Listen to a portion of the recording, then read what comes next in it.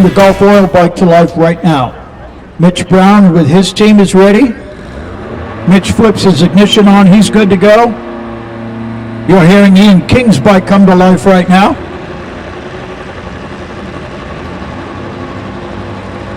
Ian King has a personal best of 566 with a tube, 246 miles an hour. He wants to beat that number. Mitch Brown on Dennis Bradley's bike has been in the low sixes, but has yet to run a 5. They're ready. This is where they're going to throw everything at it they can.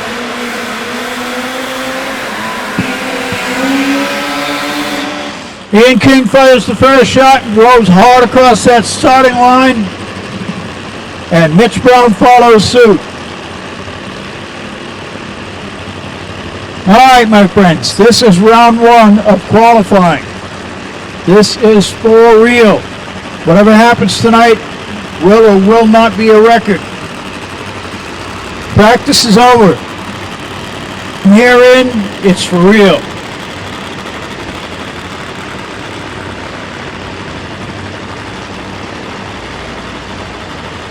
All right, Mitch Brown out of Kansas. He is in the left lane. Ian King in the right.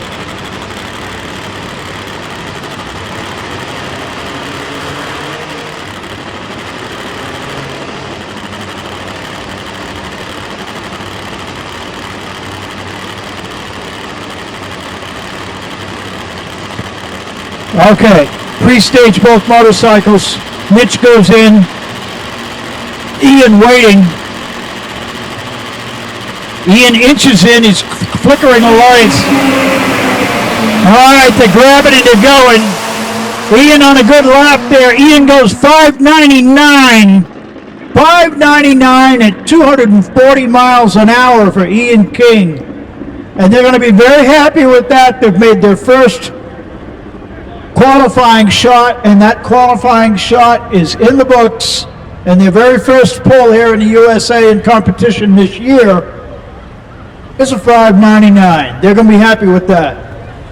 They know they can go quicker, and with that mile an hour, you can see that they've got the power to go a lot quicker. 599 at 240 for Ian King.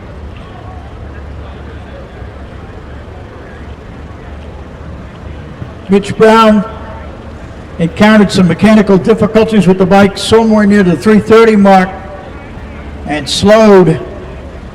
They'll be back with another effort tomorrow, I assure you. There's still 2 more rounds of qualifying. Right now, Top Fuel Motorcycle, we are continuing. You have Sam Wills out of Oklahoma City, Oklahoma. Sam is in the right lane with his creation. They are ready to fire. In the left lane is Jay Turner Racing, and that is the Bulldog. That is Jay Turner. So we have a Top Fuel Harley, a very, very capable Top Fuel Harley, going out there to give it everything they got. And they are firing. Sam's firing up first. The reason Jay hasn't fired, Sam's going to do a big, long, smoky burnout. Jay doesn't have the time to wait for that. Jay won't fire up until he's ready to run. But he'll meet Sam on the starting line when he's supposed to be there. They're going to wait until Sam is backing that bike up before Jay fires up and does his burnout. Top Fuel Harleys have a completely different ritual. They fire up, warm the tire up, and then they pull right in and stage. Top Fuel Inline 4s. Yeah, baby. Top Fuel Inline 4s, as you can see, they rail that tire, roll way out there, and then come back. Jay Turner Racing doing very well over there. The bike lit right up. Nice crisp tune-up.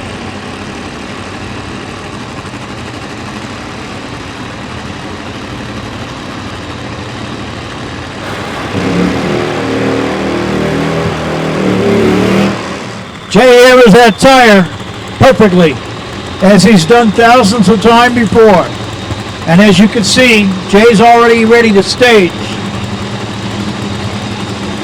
The burnout rituals are very different between the inline four and the Top Fuel bikes. Jay Turner Racing in the left lane, that motorcycle has a Pro Charger on it. That is a supercharged Top Fuel Nitro Harley. And Jay is very capable of going deep into sixes with that bike. Many would love to see him turn the first 5 for a V-twin here in the States. He's certainly capable of that. All right, Sam is pre-staged. Jay is in. Mike Dryden steps away from the bike. Sam is in. Here comes Jay. And the tree comes down. There they go. Sam's on a pretty good lap there. 4.0 at 194 in the A. Sam goes 6.0 at 240 miles an hour. Jay encountered a difficulty, shut the bike off, and we proceed on with the program from there. Not too shabby lap by Sam there. Sam is going to be very happy with that with Mike Dryden. They are the Nitro Conspiracy team. Mike Dryden, part owner in that bike with Sam, and they've been developing that motorcycle since 2013. They actually debuted the bike at the Battle of Bradenton in 2013, in November 2013, down there when we had Peter Svensson over from Europe, and Eric Tabul was down there with Eric's rocket bike. So you're going to see more of Sam this weekend. You're going to see more of all these guys this weekend. Really in for a treat. Now, coming out next, getting ready to run here in the right lane is Mr. McBride. Nope. Dave is in front of him, so Dave Van Tine will run first, then Larry.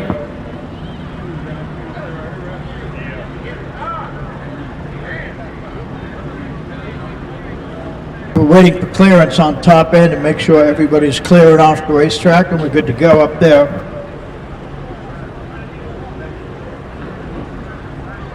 Ian King currently sitting in the number 1 spot with a 599 at 240 miles an hour. Sam Wells with a 6.0. Dave Van Tine about to stand and deliver right now.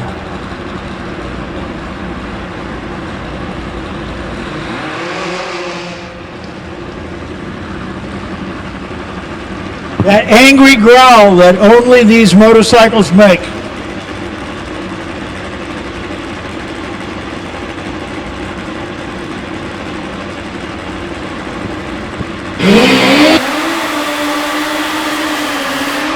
Yeah! We live for that stuff. For those of you who are joining us, you're certainly welcome, and we're glad to have you here. We are very glad to have you here. We live for this stuff.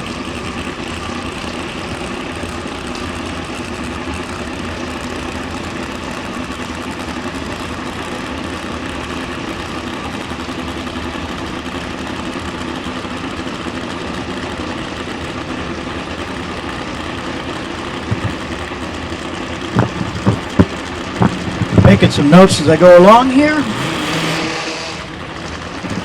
And Mr. Van Tine is now ready to put that thing in the beams and put the spurs to it. Dave Van Tine has been tutored by Larry many times, but the tutelage is over. Dave is a very good Top Fuel pilot in his own right. Excellent Top Fuel pilot. You'll see what I mean when he gets it loose. Watch him pull that front wheel up.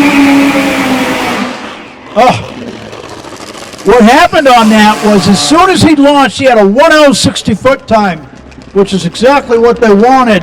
But then they went 280 at the 330 and shook the tire. They're making so much power that the tire went into intermittent traction and started hammering, which is very, very bad. Does a lot of damage to the bike when that happens. They have to be careful they don't slip a sprag. They're going to have to check the tranny. And of course, check the motor thoroughly and stuff. Shaking the tire is something they never want to do with these bikes, but it happens. They just make a ton of power, and you get that big soft slick back there with about 5 pounds of air pressure in it. And that big marshmallow, if it starts to fold itself over, which is what happens when tire shake happens. Now, my friends, Larry Spider-Man McBride is bringing his bike to bear. The current top fuel record is 5.607 at 263 miles an hour, set by Larry McBride at Rockingham. Larry ran a number last night in practice that will absolutely obliterate that record if he can repeat his performance. Last night was practice. This ain't practice. This is the real deal now. Larry knows.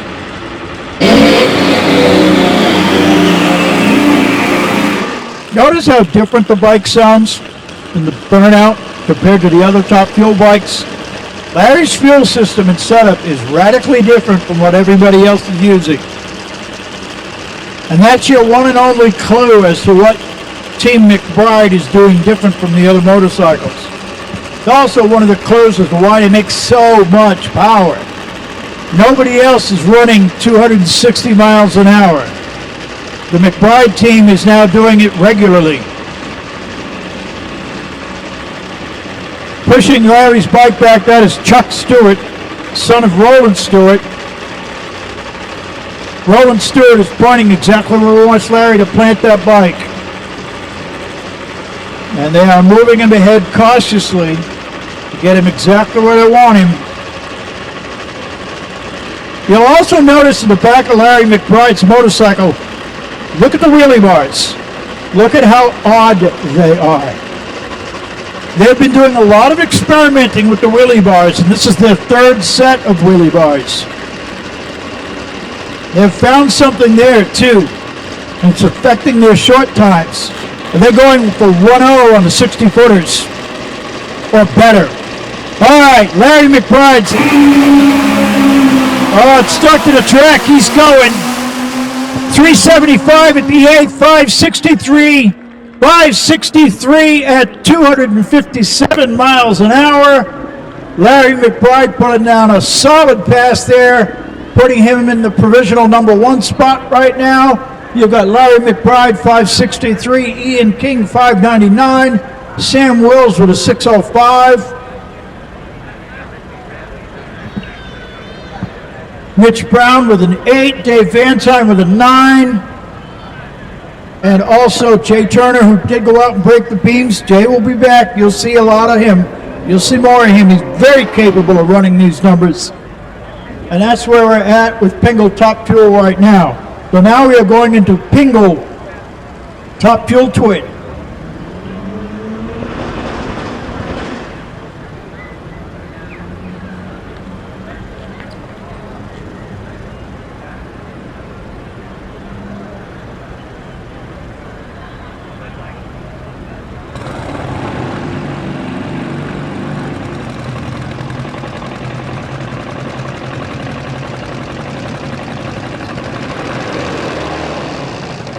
All right, Pingle Top Fuel Twin.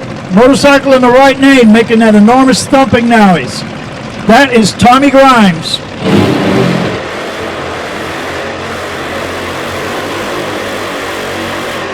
Racing Per Bankston's bike. They want to see at least an 18 out of. Attention in the pits. Hawaii Racing Pro Fuel. Lane 3, please. Valicon Pro Mod. Lane 4. Nitrous Express Pro Open, Lane 5, APE Pro Street, Lane 6, Shinko WPS Real Street, Lane 7.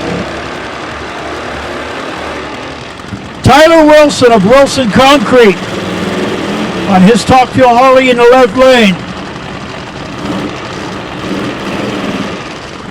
Bankston's bike is pulling up on the right. That is Tommy Grimes in the hot seat. Tyler Wilson on the left, the Wilson Creek bike. Tyler Wilson. They race building and tuning these bikes. Tyler is very fortunate. There you go, baby. There you go.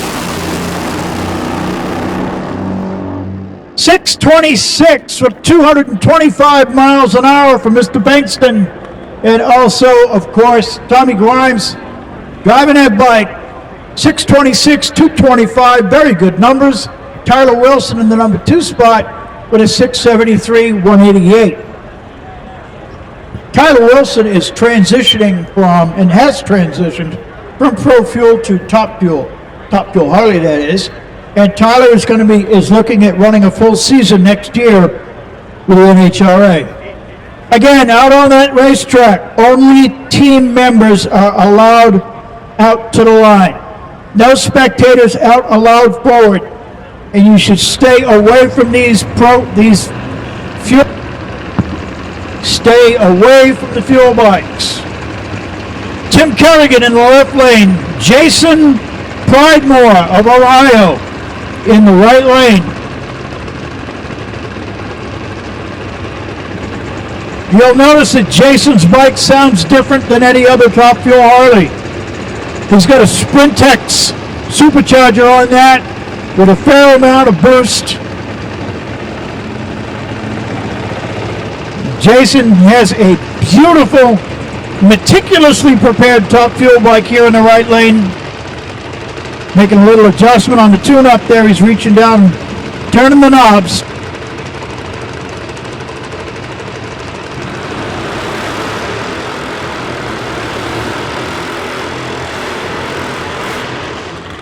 All right, both bikes, good burnouts. Solid sound from both bikes.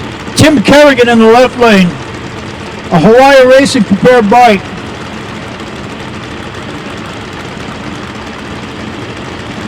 Mark Morgan helping out Tim Kerrigan over there. Jason Pridemore on the right. That very loud gunslinger bike in the right lane, that is Jason Pridemore. All right, time to turn these monsters loose here.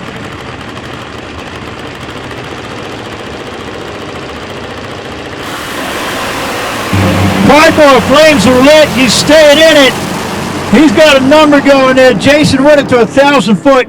His quickest pass ever, 6:17.208. 6:17.208, fantastic number for Jason. He goes to the number 1 qualifying spot here. Slipped right in under Tommy Grimes. Qualifying continued.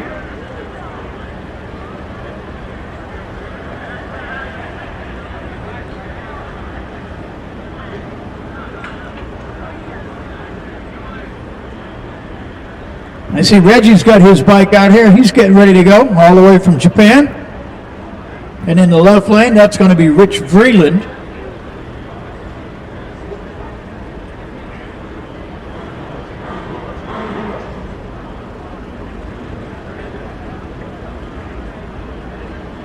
Right after Top Fuel Twin, you're going to see more fuel bikes. Hawaii Racing Pro Fuel will be next. All pro classes, I have called you all to the lanes. Hawaii Racing to lane 3. Balicon Pro Mod to lane 4. Nitrous Express Pro Open lane 5. APE Pro Street to lane 6. Shinko WPS Real Street Bikes, you should be in lane 7. All pro bikes to the lanes.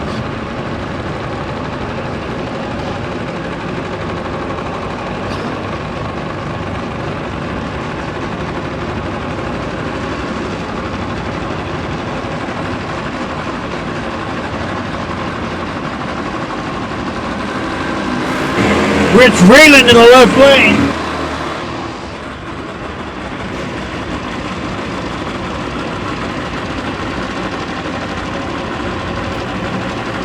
Rich Vreeland on that Top Fuel bike. That is the Jeanette Thornley Top Fuel bike.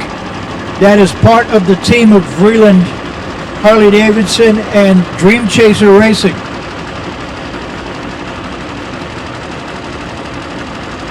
Vreeland ready to snap that throttle open. There they go.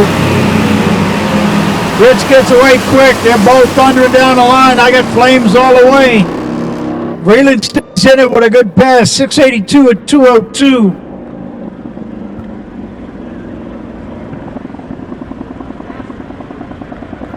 So Rich Vreeland sitting down the number 5 spot. Reggie sitting in the number 6 spot. And we continue on here. I see the champ in the left lane. I'd know those silver leathers anywhere.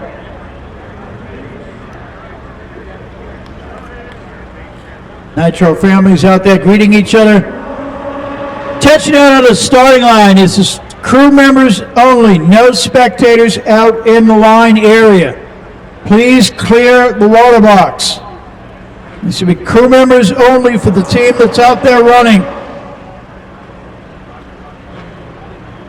Everybody else behind the wall, please.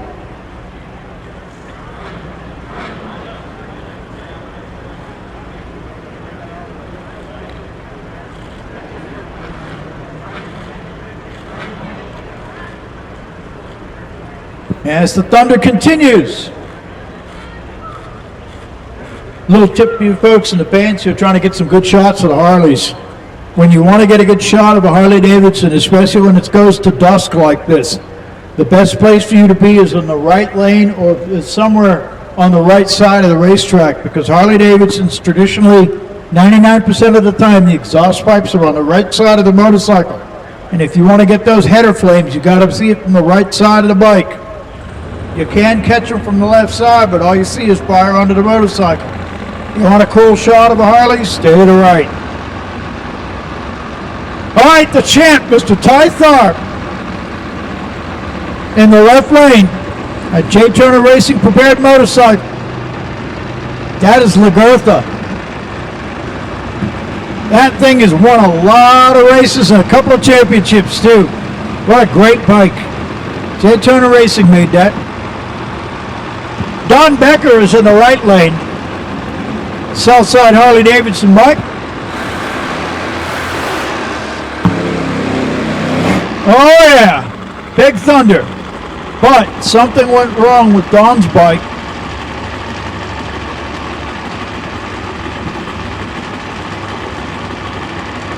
Don Becker started his burnout and was in high gear, and something went wrong and it just stopped.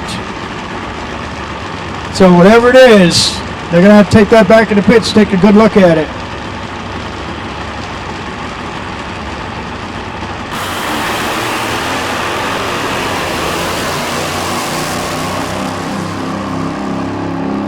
Thunder down that left side, the champ, Ty Tharp, 630, 221 miles an hour, 414 at 188 in the eighth. Ty Tharp laying down a rock solid number as well. And that looks good for him.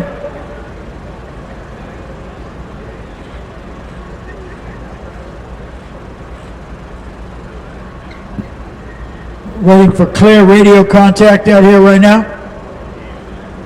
But that was our final pair of Pingel Top Fuel twins.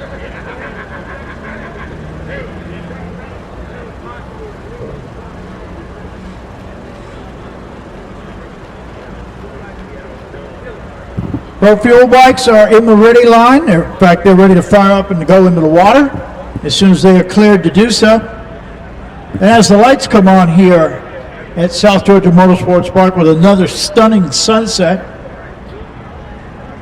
if you get chilly tonight, sure to make your way down to the souvenir stand and get yourself a hoodie or a sweatshirt. We got extra clothing right down there, and it starts to get cold out there.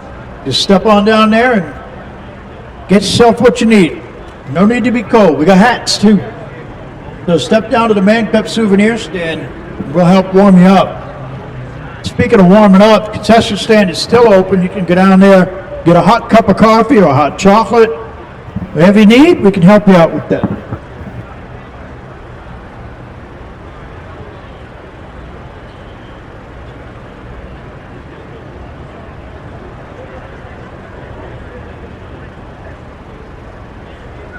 Out on the 1320, they're going to do a little bit of brief maintenance because we want to get right back to racing as fast as possible.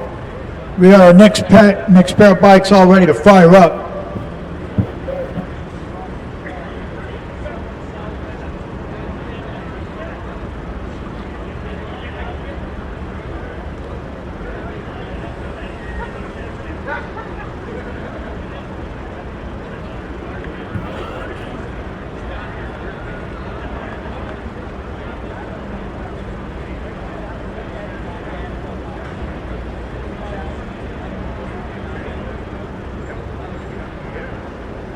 All right, our next pair up, Mike Beeland out of Martin, North Carolina, and Kurt Sexton will go at it.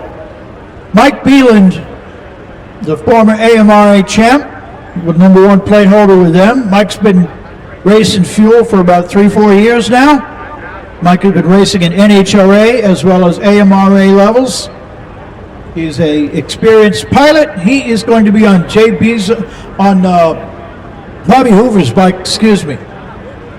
Bobby Hoover racing in the left lane with the blue Pro Fuel Harley. In the right lane, this is Kurt Sexton.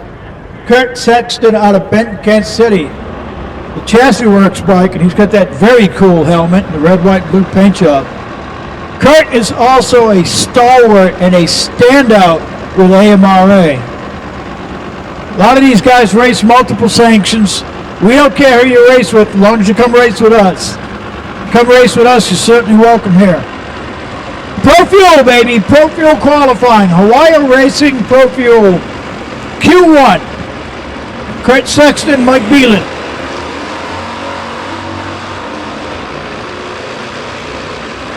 Very nice stationary sustained burnout by Beeland.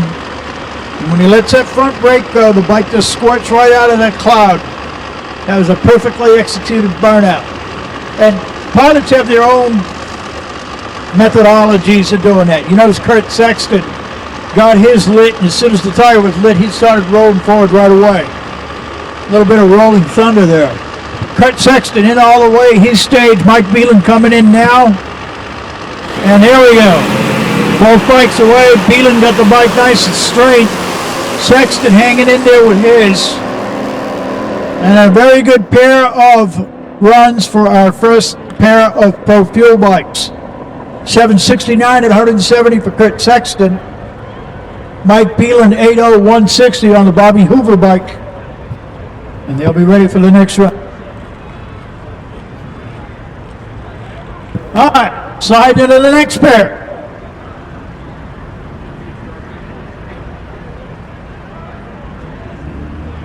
I see the Rockstone over there in the left lane. Al Miles will be on the Pro Fuel bike in the right lane. Pro Fuel Harley Davidson, ladies and gentlemen. One carburetor. 120 cubic inches, no transmission. These bikes are direct drive.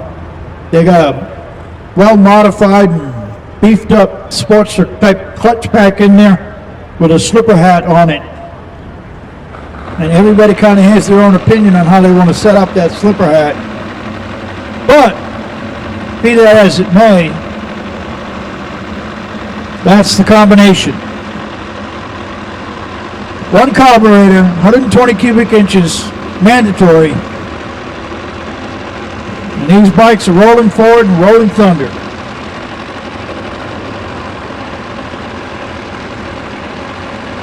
Rocky Jackson out of Louisiana, Al Miles in the left. Jackson ready to hit it. He's got that burnout in progress.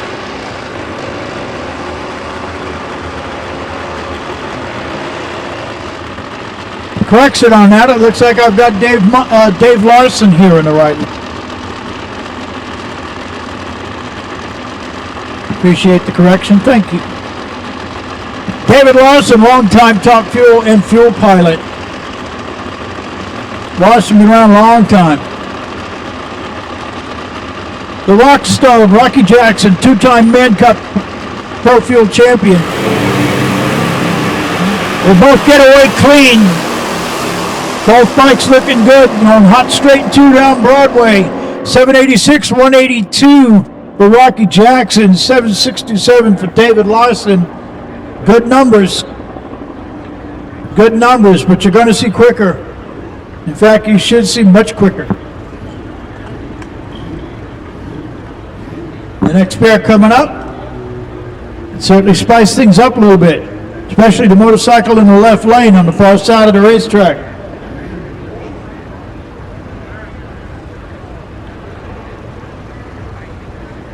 All right, our next pair coming out. In the left lane, a red bike with the yellow flames in the left lane, that is Kirby Apathy's motorcycle. Kirby Apathy is the current Pro Fuel record holder. His 685 is going to stand for a long time. Conditions have to be absolutely perfect to make a run like that. Cold, crisp air, hot, sticky racetrack, you need at least that combination to make it happen. Kirby ran that number in 2017. 685 at 183. Those are Pro Fuel world record here with Man Cup. Kirby's motorcycle is unique in that the engine that's in it is of his own creation, fully, from the block and the crank all the way up. Kirby calls out a gunfighter motor, and that's his baby. He made that monster. Of course, he had help with machining, etc. as needed, but that is his creation.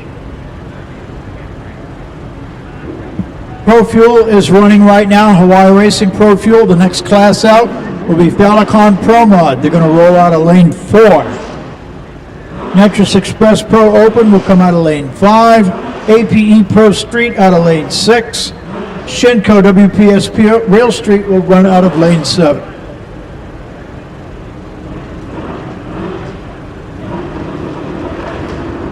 All right, grabbing the priming cans, they're going to spin them over. Here we go. You heard a fuel Harley earlier today pop, I mean really bang, right on the first turnover. Believe me, it takes some gumption now to sit next to these things and fire them up. You have to be really, really careful with them.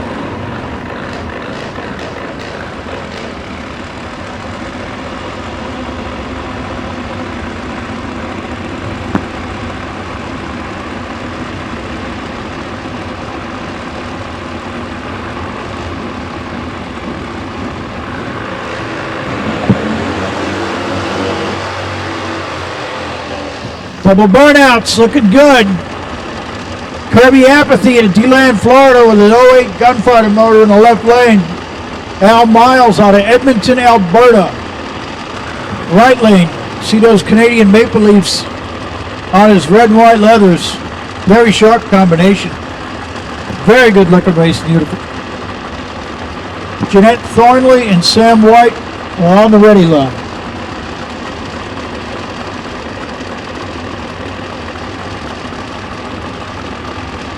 All right, cocked and loaded, here they go. Wiles gets away first. Apathy right there with him, running away from him, in fact. Kirby Apathy, 750 at 179 miles an hour for Kirby Apathy. 780, 162 for Al Miles. Apathy now sitting in the number 1 spot with a 750. Next pair of bikes queuing up to come out in the left lane.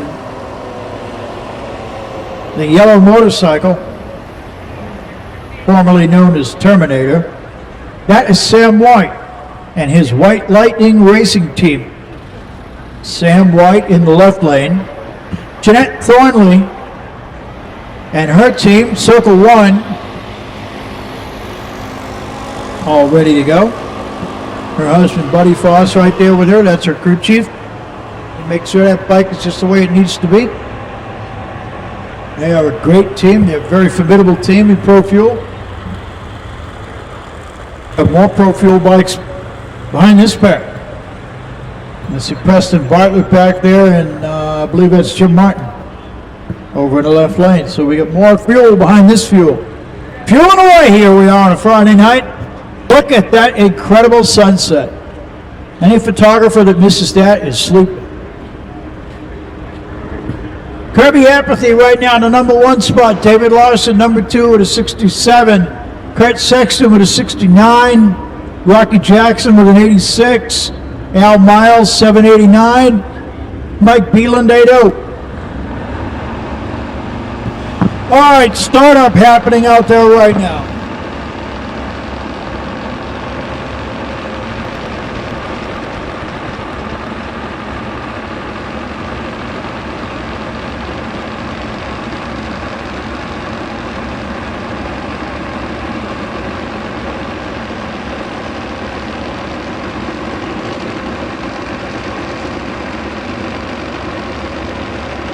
All right, Sam White out of Chapin, South Carolina on the Hawaii Racing prepared motorcycle, that yellow one on the left side. That is Sam White with his White Lightning racing team.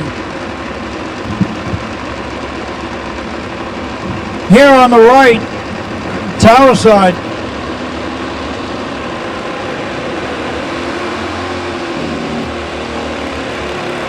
cracks that throttle open, spins that tire just right, rolls right out of it. Jeanette doing a fantastic job of racing these motorcycles. She definitely has the right stuff.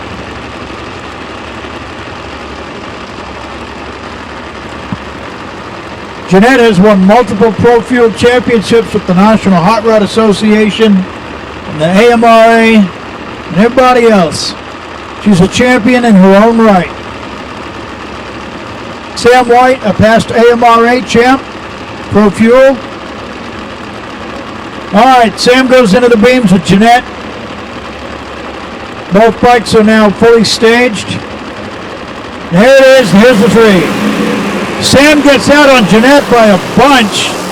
Something not right with Jeanette's bike. Sam makes a run, goes 740 right to the number one spot at 172 miles an hour. They tighten that up on the clutch. Nice run. That 740 by Sam White will put him in the number one spot. Provisionally speaking, of course. We've still got a ways to go. Preston Bartlett is getting ready to run with Jim Martin next. And I see Michael Ray behind the pack. He's also coming up.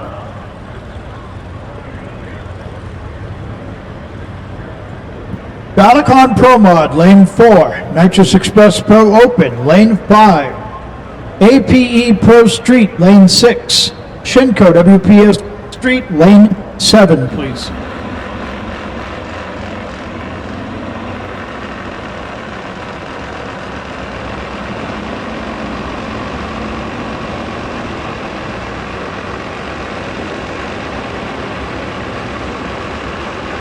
All right, Preston Bartlett stepping over there with Walter.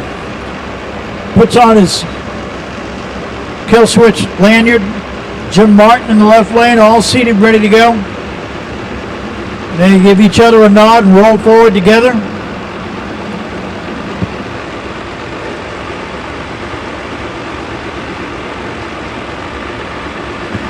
Preston Bartlett ready to snap that throttle open. Jim Martin ready to go. 2 old pros rocking that throttle. Excellent burnouts by both. They are good to go. Back in the water box, Michael Ray getting ready with the Wilson Concrete bike, normally campaigned by Tyler Wilson.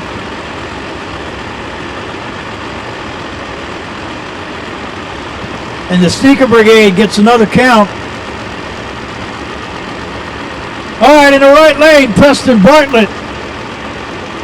Cocked and loaded. That tree is good to go. And here we go. Bartlett gets away quick. Gets out on Jim. Something came off Preston's motorcycle. And Preston goes to the top end with a 780 at 166 miles an hour. And Jim Martin 774 at 168. Sam White 740 is looking pretty solid right now. Unless Michael Ray can sneak in under that. And he is very capable. Michael Ray is one of those gifted riders who could throw a leg over almost anything and literally just go right out there and go quick. I've seen Michael Ray on pro stock motorcycles. I've seen him on bracket bikes. I've seen him on pro ET bikes. Michael is a guy who can race anything. And he does. His father, Paul Ray, former Top Fuel champion and Top Fuel racer himself, he's out there with him. The gentleman leaning over the Wilson Concrete Pro Fuel bike right now, that is Tyler Wilson. That's his bike. Michael Ray got himself a quality ride for the weekend.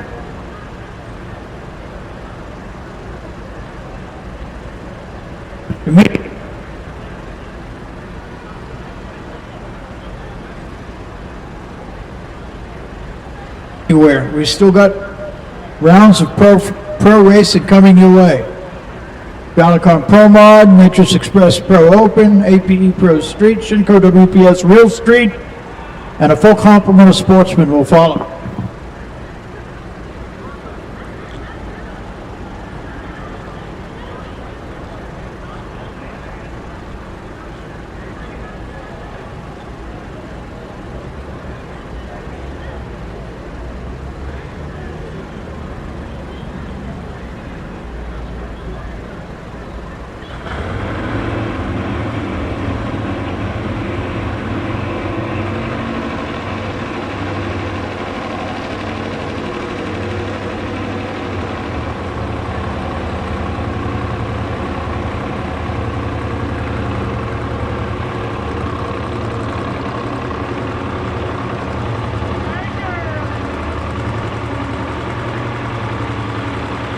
All right, Michael Ray out of Texas on the Wilson Concrete Pro Fuel bike.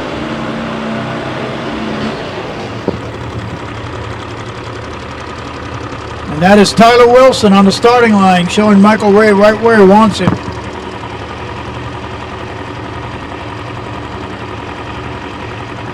What Tyler is doing is he's reaching down and taking the carbureted dump tube line off of its stance and putting it into play right now. That way they can put more fuel into the carb as it leaves. But remember, this is just a regular carburetor, it's not an injector.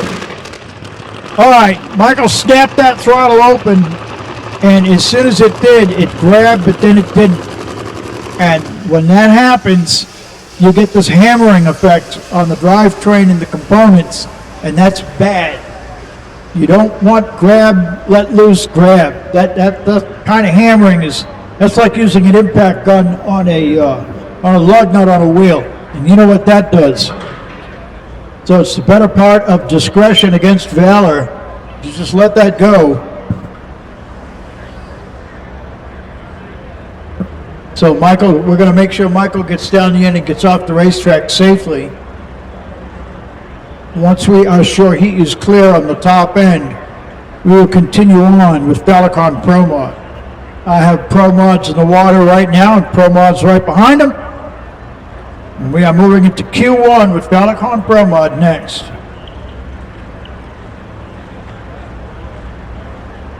Our first pair out will be T.T. Jones and Paul Gass.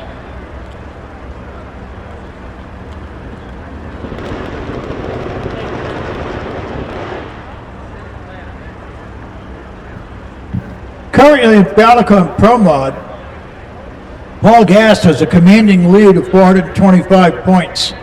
The next closest racer is Mike Chongris with 271, Jeff House with 122, Brunson Grothus with 102, Chris Garner-Jones with 98. So Paul, once he qualifies and breaks the beam on Sunday, there's no way anybody's going to pass him on that number one plate. However, Paul came to win. He didn't just come here to go racing and sell up a championship. And I'm quite certain, knowing Paul Gass as I do, that the only thing he's thinking about right now is this pass and how well he can get that bike to perform to its potential. That's what Paul wants. And he knows that if he gets that bike to perform to its potential each time, those are his best opportunities to win.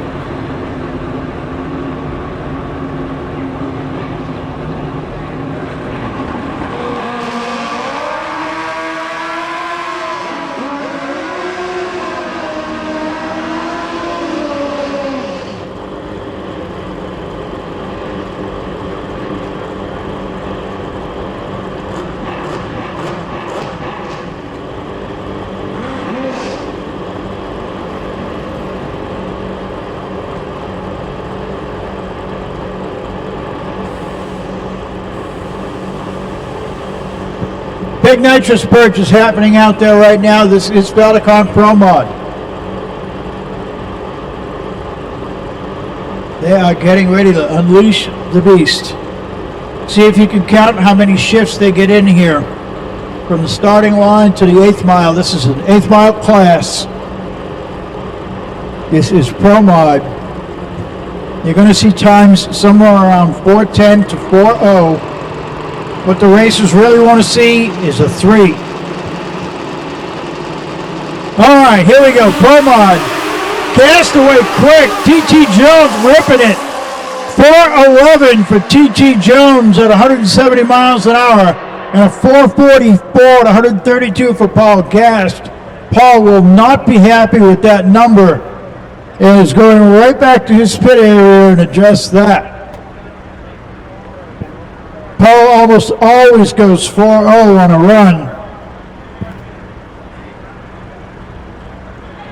But we are rocking and rolling here with Balikon Pro Mod. 460, I am giving you a heads up. You are on deck for the next call. I am not calling you now. Just giving you a heads up. 460, heads up.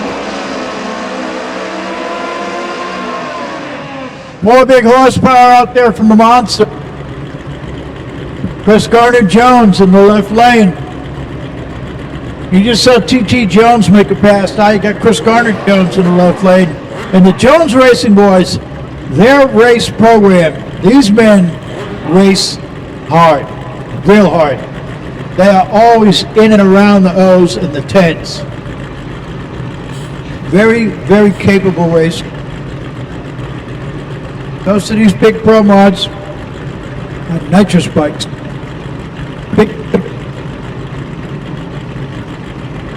They guzzle. They do that in about 4 seconds. That's a pound to a pound and a half of nitrous in 4 seconds. Yeah.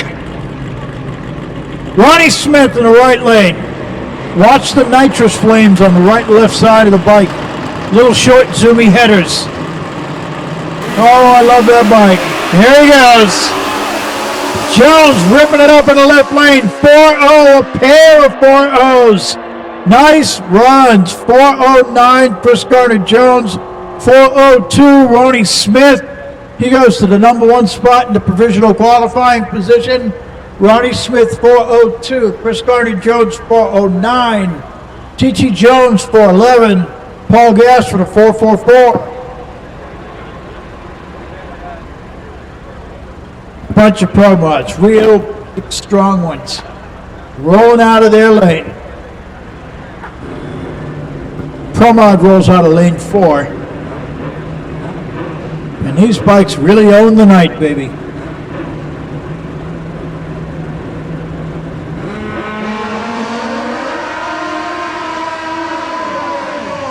Eric McKinney in the right lane, Terry Schweigert in the left. So many big names, so much talent in this class. Any one of these guys can win a race. Tough class to compete in. Eric McKinney out of Hammerville, Ohio, McKinney Motorsports. Terry Schweigert out of Abbotsford, BC. It's always cool to see our racers come down here from British Columbia, get with the program and race in these races. Very much an international race. Japan, Canada, Australia, India, Aruba. So many racers from so many countries. Thank you so much for participating here at the 43rd Annual Fuel Tech World Finals. Rocking on with the action, Eric McKinney in the right lane. McKinney fully staged. They both are. McKinney's bike does a grab and go and then let go. He gets out of it. Terry Schweigert, 418 and 167. McKinney struggled on that one. Schweigert had an 027 reaction time. Eric McKinney had an 025 reaction time. They were both leaving that line together. And then, again, Eric McKinney's bike broke traction, grabbed it, let go again. This is what they don't want to happen. Hurts the transmission, hurts the forks. And they're going to go back and check all of those items I was just talking about. And Terry Wynn of Jacksonville, Florida, is now in the left lane in the water, ready to fire up. Ashley Owens out of Decatur, Illinois. Ashley Owens out of the McKinney Motorsports camp is ready to go next.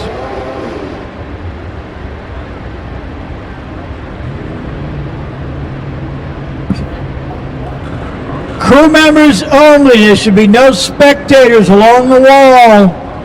They're starting to build a lot of people out there, and that ain't right. Crew members only.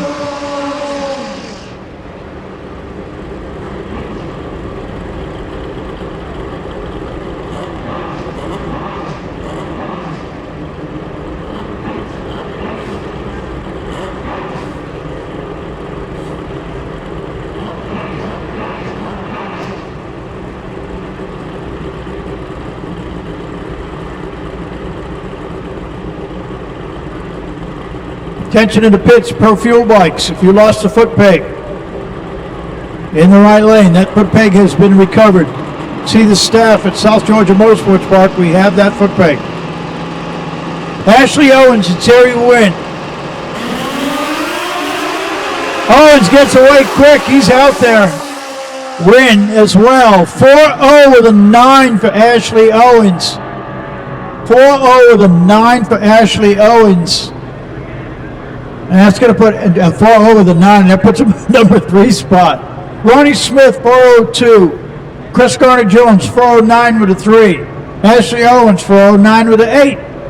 See what I mean about how tight they are and how close the racing is? That's a big old wow, baby.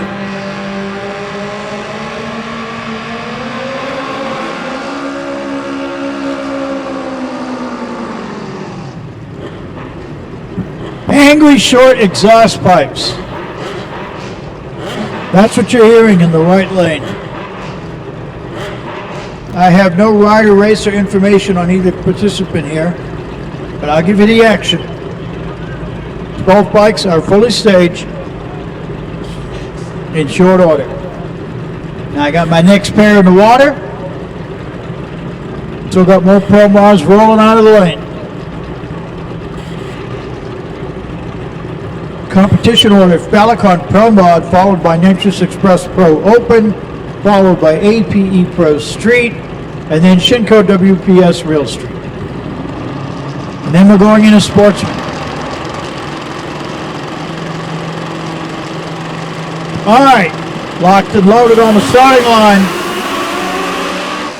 Both bikes doing the pogo thing. Grab, let go, and they both are pulling over.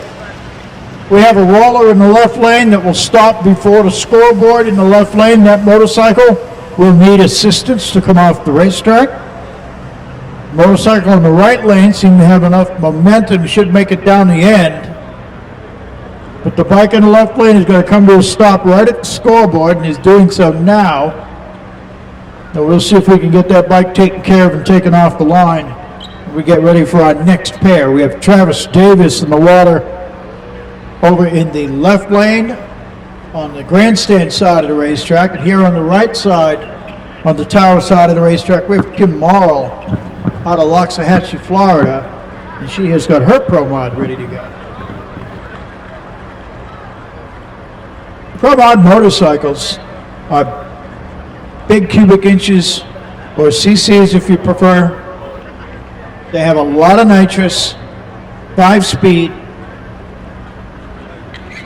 How they get 5 speeds in less than 4 seconds, you got me. I watched them make the shift points. I could see the shift lights coming on from up here in the tower. And fans who are in the grandstands on left and right side of the racetrack, if you're up looking down at the bike, you can see the shift light come on, which is good because by seeing it come on, you know the shift in the bike. It's not an auto shift thing. They stab that button and they put it in the next gear and away they go.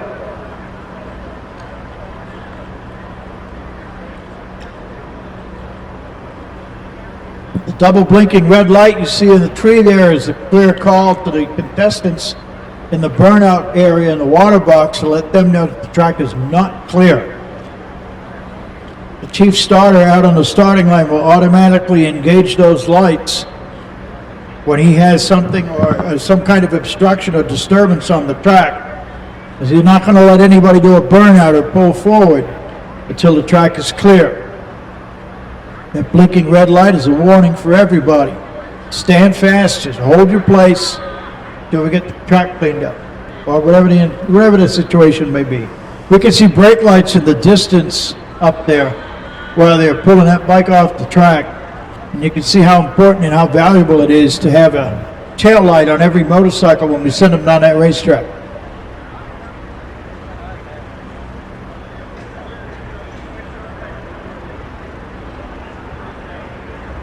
Balicon Pro Mod, which is out here now, I still have, looks like I might have at least another half a dozen bikes up there in a lane to roll forward. Once Pro Mod is done, I will call 460, but this is not your call yet. 460, I'm just putting you on standby. Be advised that once we finish running Pro Mod, I'll bring you up to lane 1. But that's not happening until Pro Mod is concluded.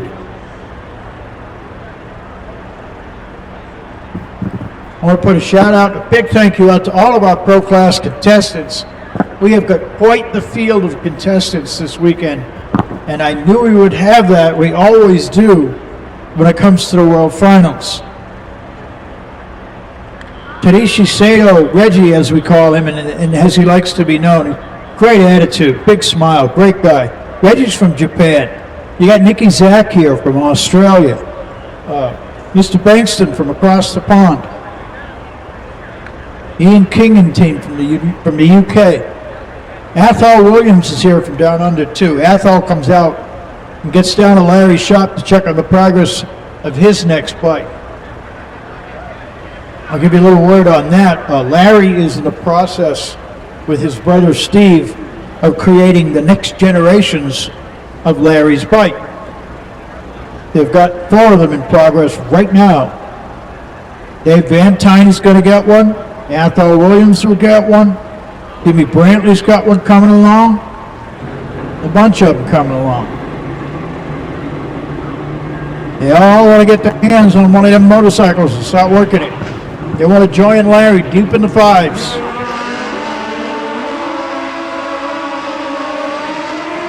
Travis Davis, very strong burnout. Mr. Davis out of Douglas, Georgia. And Kim Morrow with a perfect burnout on her bike as well.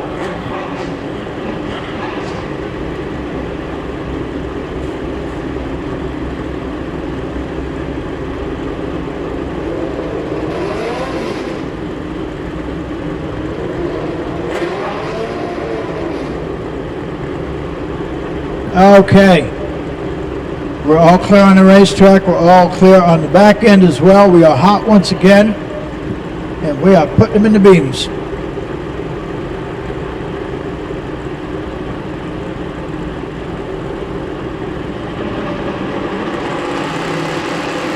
Kim Morrow, Waxahachie, Florida, right lane. Her bike does the grab and go and then shuts off. Travis Davis pulls off a good one, goes 4:01 at 179. So Travis Davis joins the upper crust here with his 4:0 with a 1. That's going to put him in the number 1 spot ahead of Ronnie Smith. Travis Davis 4:01 with a 5, goes 179 miles an hour. Kim Morrow, roller, that bike is pulling over to the side up there. We're going to need to have that bike removed from the racetrack so we can continue racing.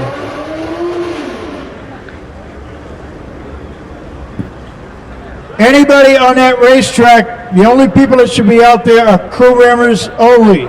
Everybody else, you must get back. You cannot hang out on the starting line. That is a racing surface, and you are out there, and that is wrong. You must step back. If you are not a team member and a crew member of a running motorcycle out there, please step back from the starting line. Get off of the race surface, please.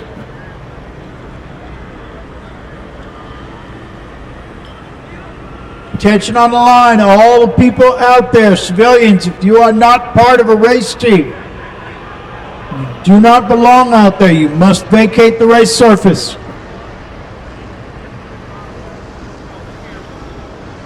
Y'all need to clear the starting line. It is a safety issue. All right, we got track staff out there with the roller. Kim has pulled over to the right wall in the right lane, and her bike is being assisted right now. The gents will push off the track. It'll be a moment or two before they get down to the first turnoff. Kim's bike came to rest at just about the 1,000-foot mark. So her bike is being gently removed from the track, and we're going to get right back to it here shortly.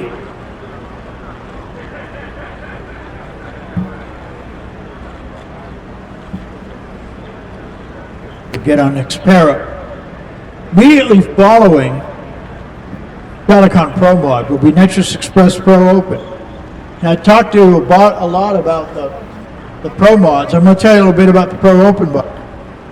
Pro Open is one of the Wild Wild West classes, and it's a class I love because there are no restrictions on the motorcycles. None.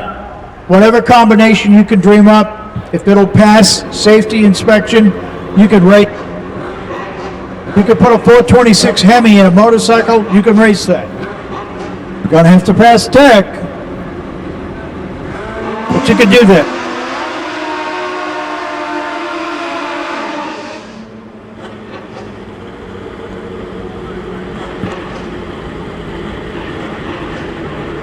Serious horsepower out there. Peloton Pro Mod bikes starting to get down there. Still got a few bikes rolling out of the lanes up there.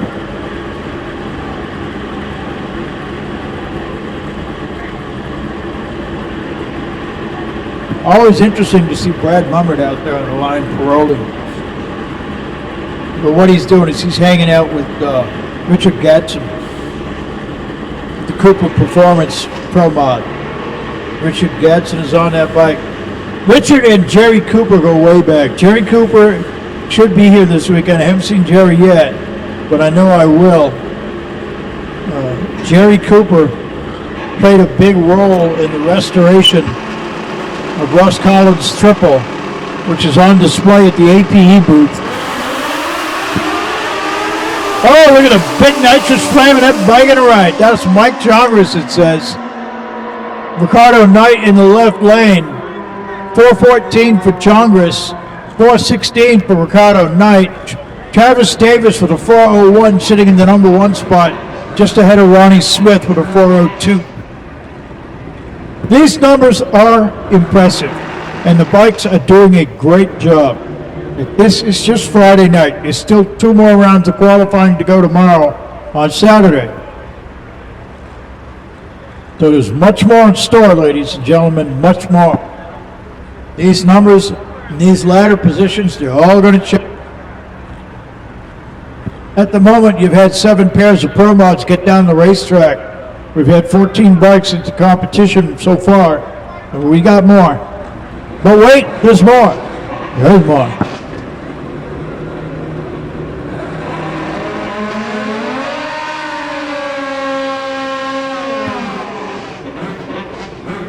All right, Connell Smith in the left lane. Richard Gadsden in the right lane. Jerry Cooper out there on the line with Richard. Here's Jerry. I knew he was here somewhere.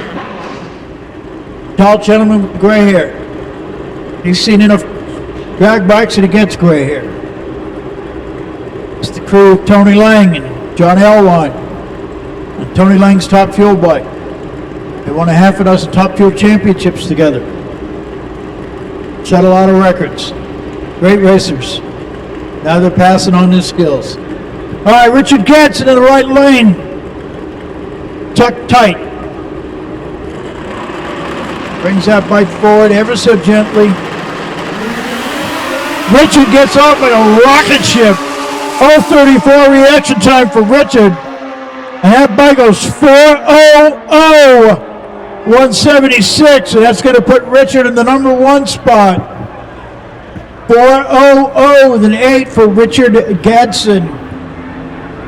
He slides into the number one spot under Travis Davis. Nice pass by Mr. Gadsden. All right, and our chief starter is put his hands up and said, everybody hang on. We're going to make sure we're clearing up there before we bring the next pair. I have a pair in the water ready to light up. I got another pair right behind them.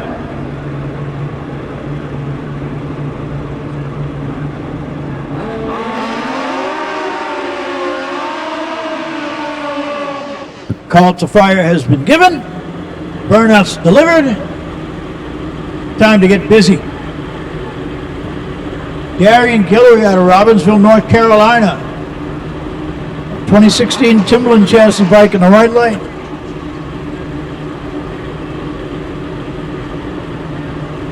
I got another pair headed for the water now. 3 more bikes rolling out of the lane.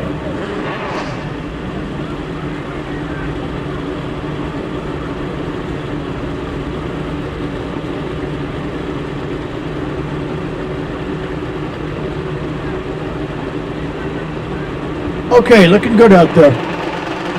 Everything is cocked and loaded now. Now let's let it fly. Darian Guillory, right lane, left lane, double red light start. 4:15 in the left lane, 4:42 for Darian Guillory. Now, this is important because when you're looking for a 16 bike ladder and you got 16 bikes, that's all well and good. But as soon as you get 18, 19 bikes, those first 16 numbers become mighty important. And right now we're sitting at 16 motorcycles in competition have gone out that racetrack. Our next pair up will be Deshaun Wheeler and Kenny Hill. And I see Growth is out there getting ready to go. Mr. Brunson, talk about your heavy hitters.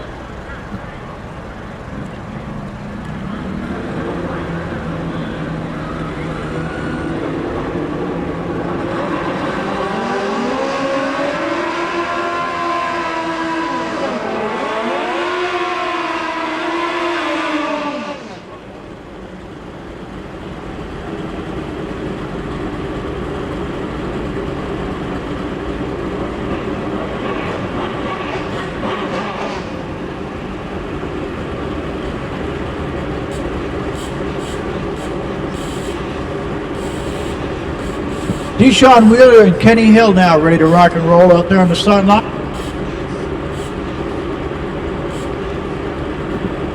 Because we are going beyond 16 bikes, we now have a bump spot, and our bump spot is a 766.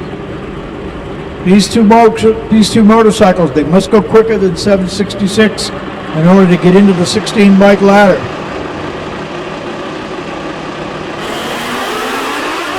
Motorcycle on the left lane loses power. Right lane rocking down there. Deshaun Wheeler. 419 with 171. Wheeler definitely going to get in the show. We have a roller in the left lane. It will come to rest shortly after the left scoreboard. It might make it. That motorcycle is rolling under its own power. Its taillight is not clearly visible. We do have a bike down there on the track in the left lane. Richard Gadsden currently sitting in the number 1 spot. The Falicon Pro Mod at the moment. We still have at least 3 more Pro Mods to roll.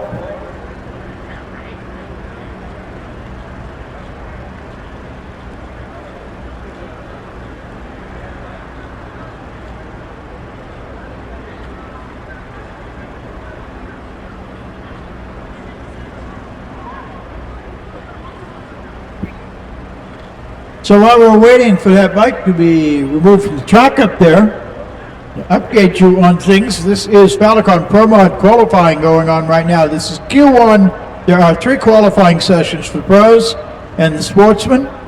Q1 is tonight, Q2 and 3 are tomorrow on Saturday, and then Sunday, of course, is eliminations. Tomorrow on Saturday, if I can flip this schedule over and take a look at it here. And sure enough, Q2 is for 12 noon, Q3 is for 4:30 tomorrow. My fans in the stands, if you're wondering when the pros are going to run again, tomorrow on Saturday, by the Saturday schedule, pro qualifying round 2 will be 12 noon, and pro qualifying round 3 will be 4:30.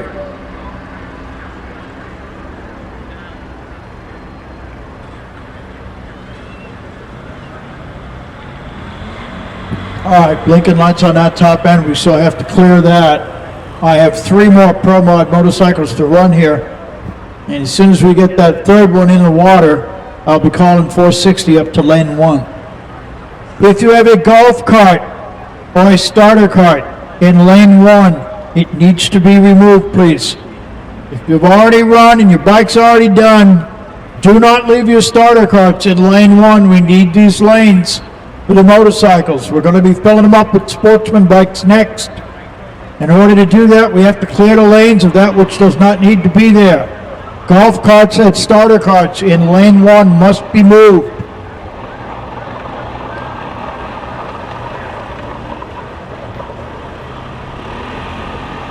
Concession stand is still open, it's still serving. If you're hungry, feed the need. Get on down to the concession stand, get yourself what you need, we'll take care of you. Sweet Teas is also still open on the opposite side of the track. They're still serving up good barbecue over there. If you're hungry, make your way to Sweet Teas if barbecue is your thing. If barbecue is not your thing, I'm going to wonder why.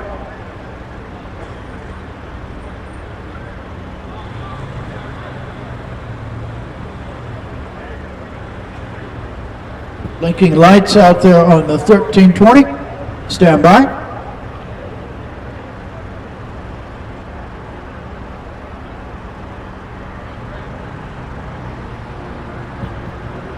Attention in the pits. Grothus Ultra 460 to lane 1, please. Grothus Ultra 460 to lane 1. First call.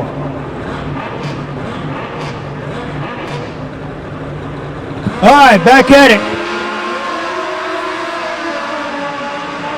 If you have a golf cart or a starter cart in lane 1, it must be removed, please. Starter carts, golf carts, pit bikes. If it's in lane 1 in the staging lanes, please remove them now. We got to bring all our sportsman bikes up and they need those lanes.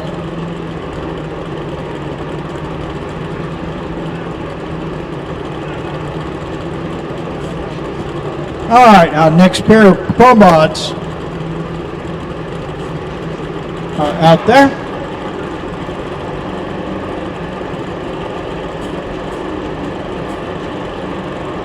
Pro Open is getting ready to roll next. They are on the ready line, and they are ready to roll right into the water. Bradley Grothus, left lane. Grothus drag bikes rocketing down that left side. 409 for Grothus. That 409 looked good. However, the motorcycle in the right lane went 417. And there was an awful lot of something with that bike, and we're going to find out what. We still have one more Pro Mod in the water ready to go. That's Mr. Perry. He is in the left lane. Last pair of Pro Mods to get on the racetrack. Pro Mod bike on the right side. You can see something coming from the bike from half track on.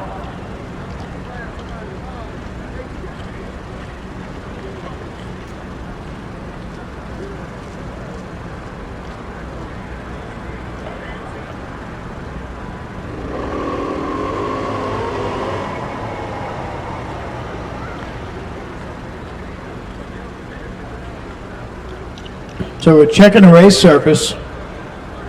Again, 460, Grothus Ultra 460 motorcycles. We need you to lane 1, please.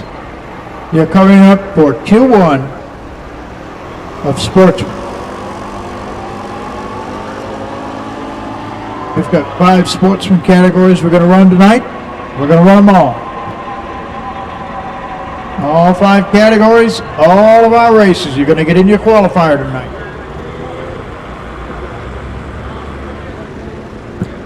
Just been informed that we're going to do 2 tonight. So, sportsman racers, you're going to be running 2 qualifiers tonight.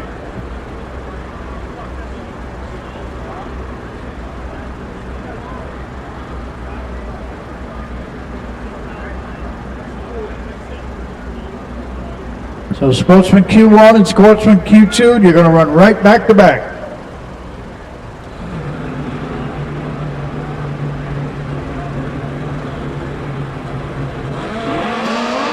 All right, next Pro Mod, our final Pro Mod. Going to make his way down that left lane. And we will get rocking and rolling with Nitrous Express Pro Open. Gene Gosselin is getting ready to put his Canadian Express in the left lane. And Rob Giard's motorcycle is going to be in the right. Starter carts, golf carts, pit bikes, anything littering lane 1, it needs to be moved.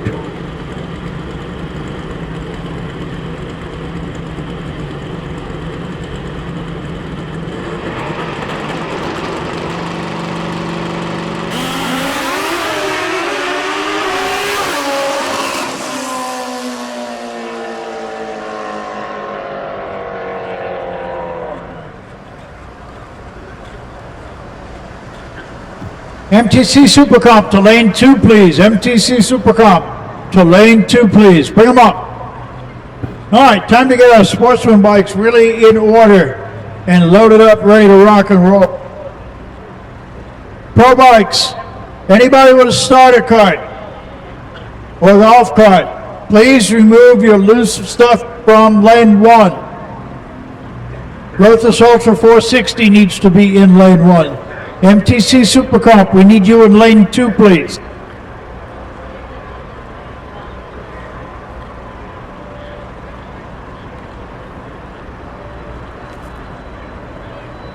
We're going through 2 rounds. 2 rounds. Sportsman classes are going to go back to back, round robin. 2 rounds of qualifying tonight.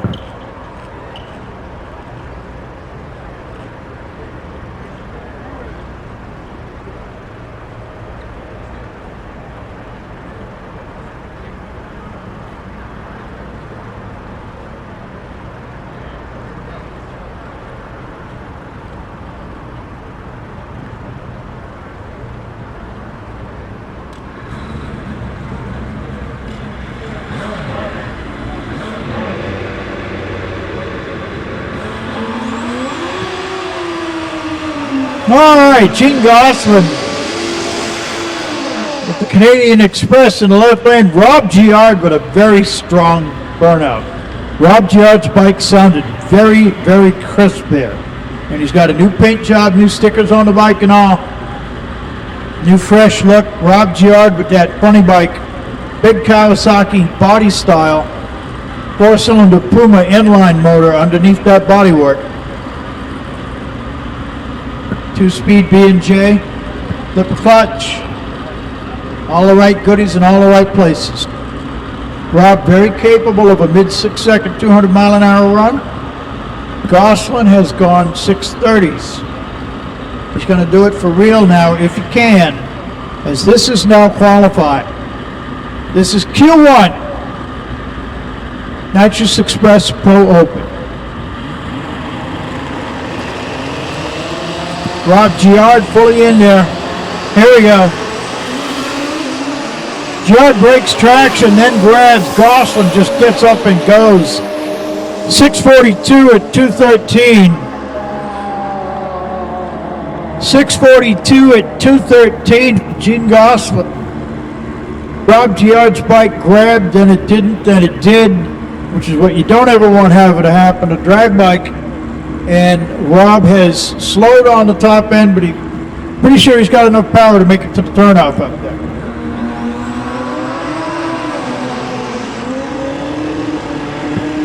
We'll continue on with Pro Open qualifying.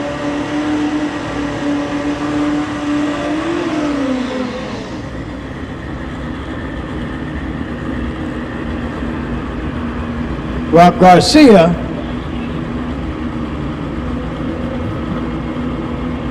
and Jason in the right lane.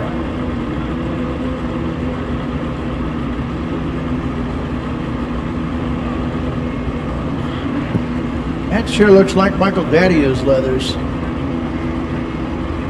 Rob Garcia definitely in the left lane.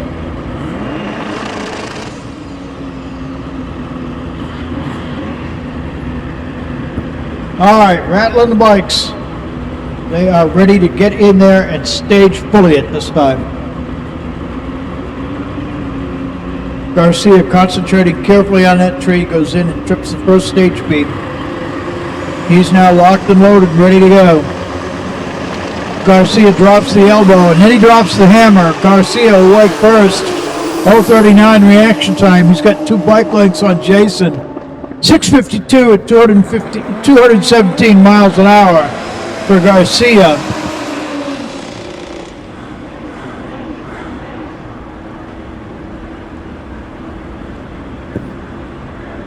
Gosselin with a 42, Garcia with a 52. The numbers are falling and looking good out there. Now, lights blinking red here.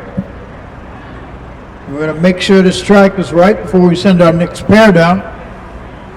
Attention in the pits, 460. You should be in lane 1 right now, Growthless Ultra.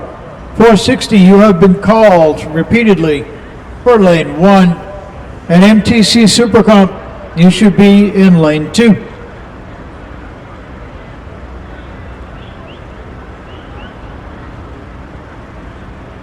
Super Eliminator, you are on standby. I am not calling you up at this time, but I am giving you a heads up to be ready to be called.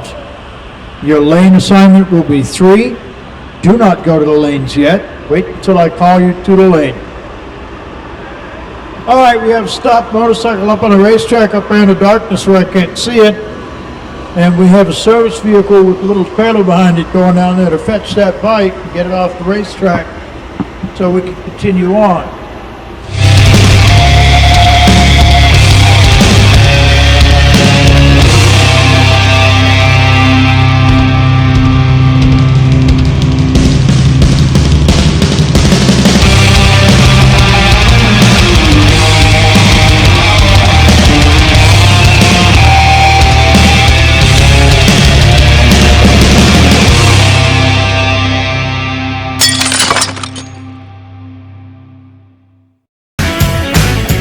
If you're ready for some barbecue, concession stand is open at the base of the tower. If you're hungry and need a cup of coffee or whatever, and a cup of coffee sounded pretty good right about now. Man Cup is still open at the registration down there, as well as the souvenir stand. Take care of all the tech cards and all the entries from tonight. Hundreds and hundreds of motorcycles.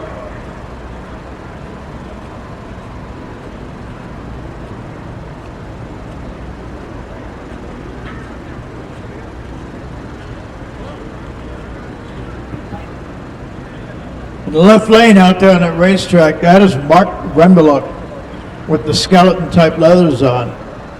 He is out there checking that race surface because he wants to go out there and throw a whole bunch of horsepower at it. Mark has gone 630s in testing this weekend, and he would desperately like to put a 30 or a 20 up on that board right now to lead the way in Nitrous Express Pro Open qualifying. This is Q1 for the class. Q2 is at noon tomorrow.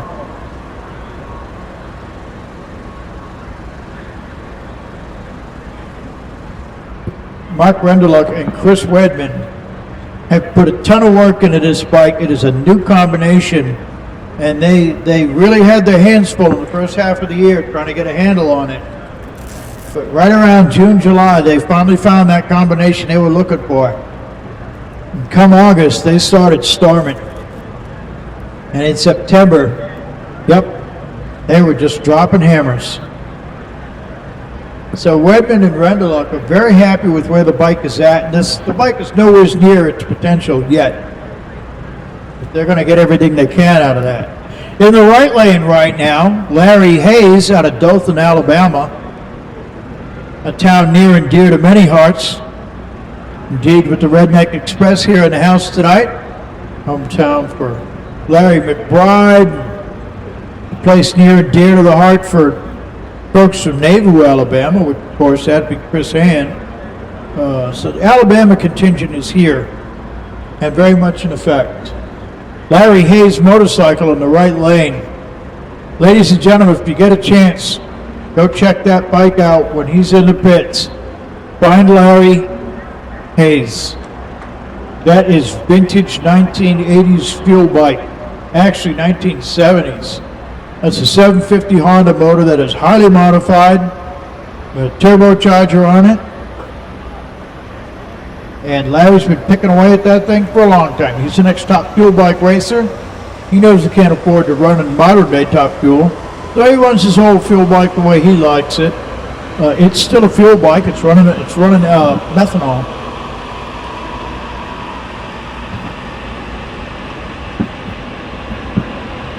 So Larry Hayes has got a really cool bike, especially if you're a Honda freak. You definitely want to check out Larry's bike and look at that old 750 Honda all hot rodded up. I'm not sure if he's got an 836 kit in it or if he went all the way and pumped it up to 1,000 cc's. Not sure. We'll find out. All right.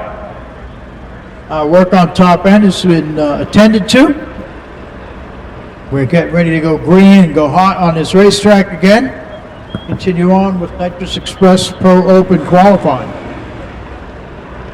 Nikki Zak, the world's fastest lady on two wheels.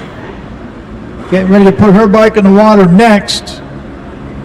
Wayne Castleberry pulling her starter forward, getting ready to start her up. But prior to that, we've got Larry Hayes in the right lane. And Mark Rendeluck in the left. If you are not crew, if you are not a team member and crew member of a bike, you need to come back from the starting line area. You should not be forward of the starting line or forward of the wall, unless you are a team. It is not a spectator area.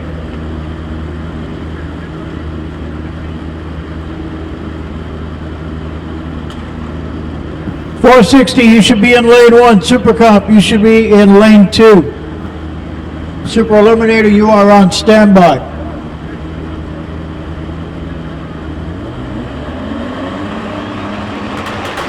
All right, Larry Hayes in the right lane. Rendeluck in the left.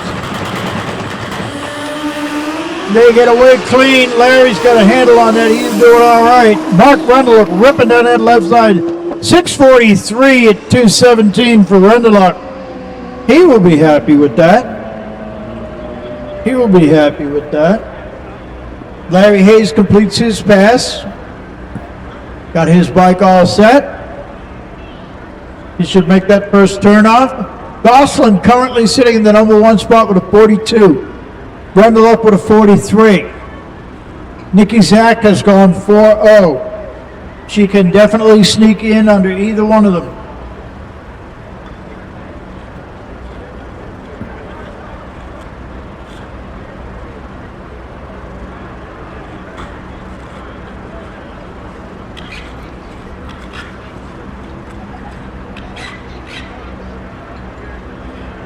All right. Get ready to rock and roll out there. Nikki Zak is in the water, ready to fire. Just waiting for the nod. Tommy Shaw is in the left lane. Almost complete with Nitrous Express Pro Open.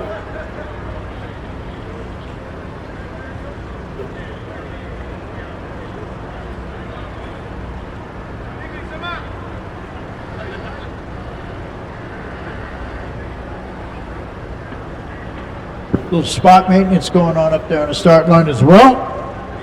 Grooming of the racetrack has been absolutely meticulous, and we very much need that with these pros. The amount of horsepower these machines make is just frightening.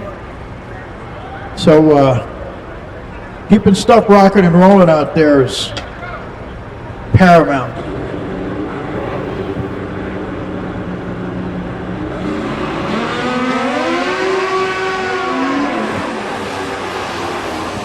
Nikki Zak with a good sweet soft burnout. Good amount of tire smoke, kind of just right.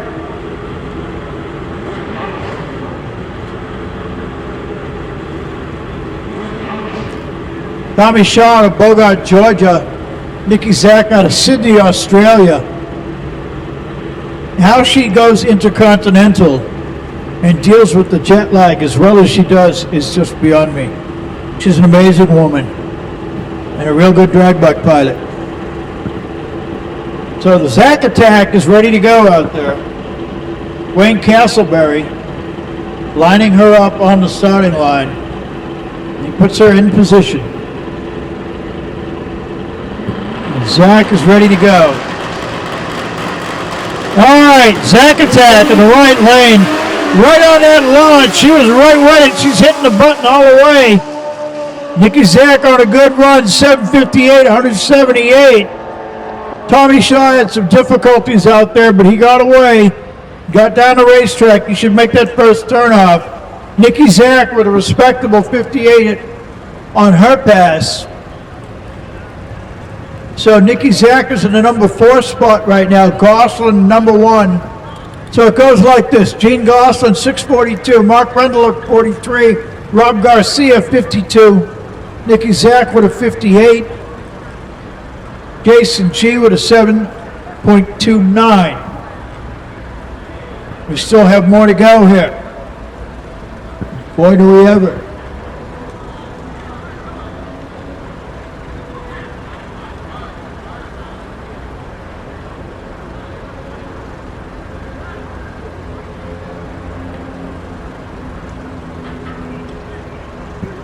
Nitrous Express Pro Open Q1 is in progress. We're getting down there. Going through the pro show.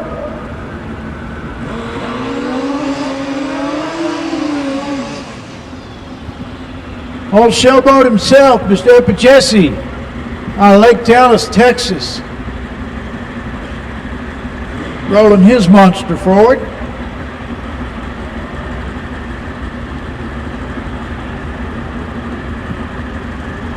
Wade Rich bringing out the big spray machine. He's getting ready to lay down a spray out there. Just fired up the compressor on the sprayer. So he's going out there with a full spray next. Pepper Jesse still to make his pass.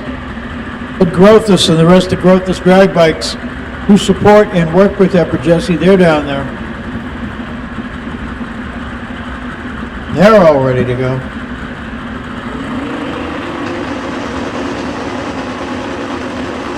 All right, Pepper Jesse. His initial launch was excellent. And all the way out there, about 200 feet out, still looked great. And then something changed. Don't know exactly what. I'm not going to spectate. His 60-footer was a 109, which is great. That's an awesome 60-footer. What happened after the 200-foot part, it's not something I'm going to speculate about, but that was the point in his run where things just kind of went south for him on that. He completed his run, and he's down the other end and off the racetrack. He's good to go. He's still doing 130 mile an hour when he crossed finish line. So Pepper Jesse's all set, and that concludes Nitrous Express Pro Open Q1. We are moving into APE Pro Street next, once the racetrack gets a little love.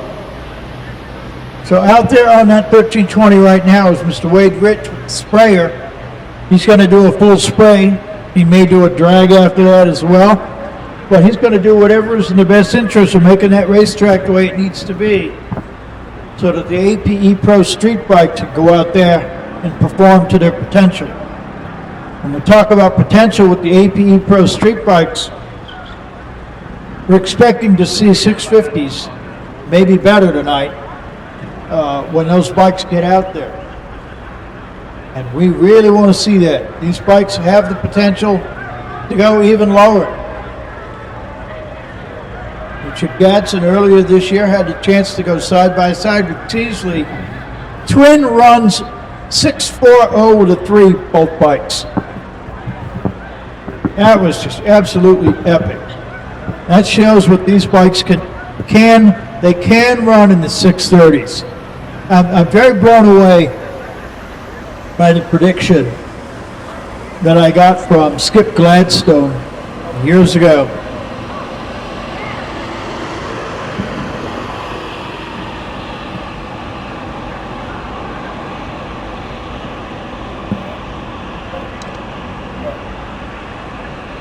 back in 2015 when I was doing a story working with the Gladstone family, back when Tink Tink was terrorizing everybody, which was their experimental Pro Street bike that wasn't a Pro Street bike. So I had to run it in Pro Open. Tink Tink was running ridiculous numbers, and I asked Skip Gladstone, I said, if you took the gloves off and you took the rules away and you could do whatever you wanted with the motorcycle, how quick and how fast could you really make a Pro Street bike go? He thought about it for a few minutes and he looked at me and said, 630s, definitely. And here we are now, a couple of years later, and they are indeed pushing the 630s. That's just nuts. A motorcycle with no wheelie bars, an extended swing arm, glorified street strip tire, and they're running top fuel times. It's just nuts. It really is. The fog you're seeing down the other end is not mosquito fog. That's traction compound. Here's a little something you don't know about traction compound and prepping a racetrack. They will use a different traction compound on the top end than what they use on the starting line because they need more grip up there. The reason they need more grip up there is when these Pro Street bikes go across the finish line, they're doing 230 miles an hour and they get this little skinny front tire and they have a glorified DOT regular bike tire in the back, but they're still running as fast as top fuel bikes. They're running 230s sometimes. You normally see them in the 220s, but they also run 230 miles an hour, and they got to stop safely. So traction on the top end can be as important, if not more important on the top end, than on the starting line. So they don't just spray the race surface. They have to pay particular attention to the shutdown area, especially when the Pro Street bikes are running, because when they shut those bikes off up there, you only got so many feet of racetrack before you end up in the woods, baby. And being able to use both brakes, front and rear, is important. Now, every good drag bike racer knows you do not grab the front brake. You very gently work it into your shutdown. But before you can do that, you got to be at a safe speed to do that. And there's nothing safe about 200 miles an hour on a motorcycle. Nothing. They have to slow down gently. Racers found out the hard way throughout the history of motorcycle drag racing that over 200 miles an hour, you do not sit up on the bike. You don't. You don't want anything in the airstream over 200 miles an hour. You stay in the bike until that bike gets down to a speed of 180s, 170s.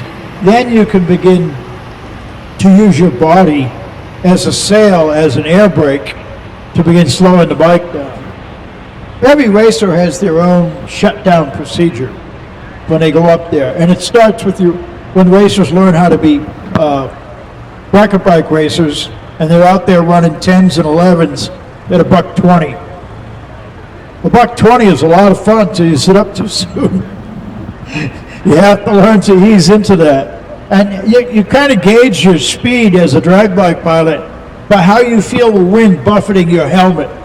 And as Richard Gadsden pointed out to me driving Brad Mummert's bike, when he started going 190 and 200 miles an hour, Richard would look at me with that look in his face, and I knew what he was telling me, 200 miles an hour on an open motorcycle, the helmets get bounced around like a ping pong ball. It's not fun.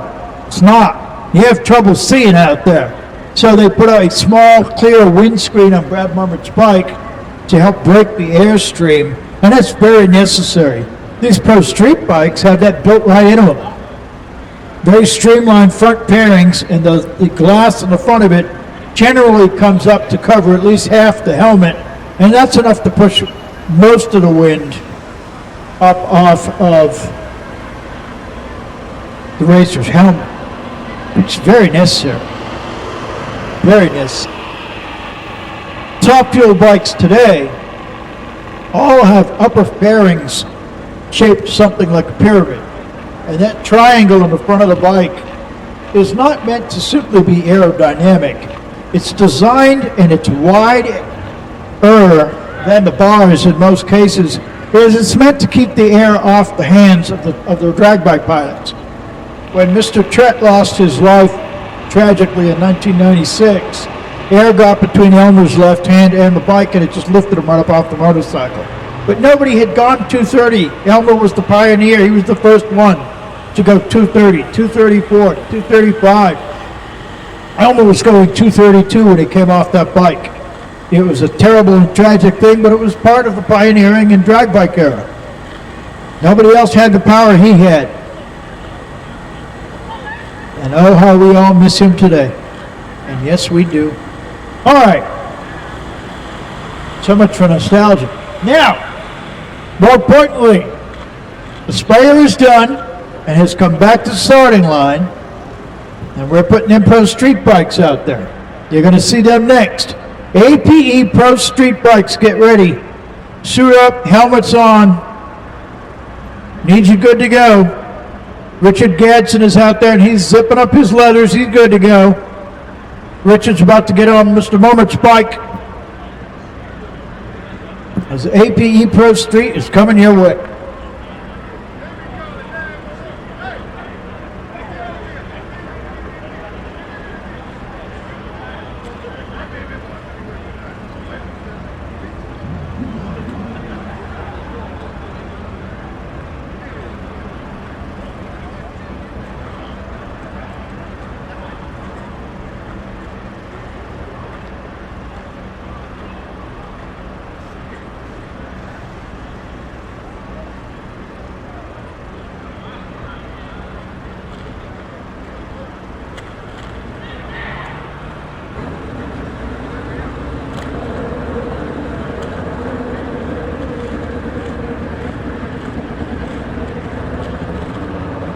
APE Pro Street, here we go.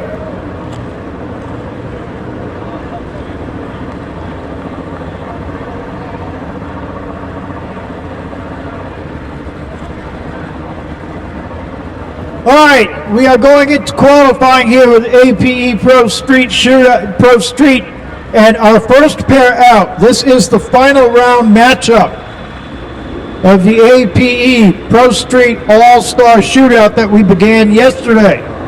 Now, this is the finals.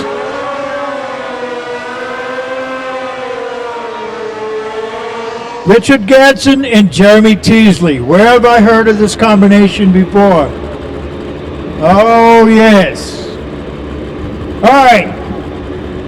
The last time these two met up in a final, they lit the scoreboards up with 6-4-0 with a 3.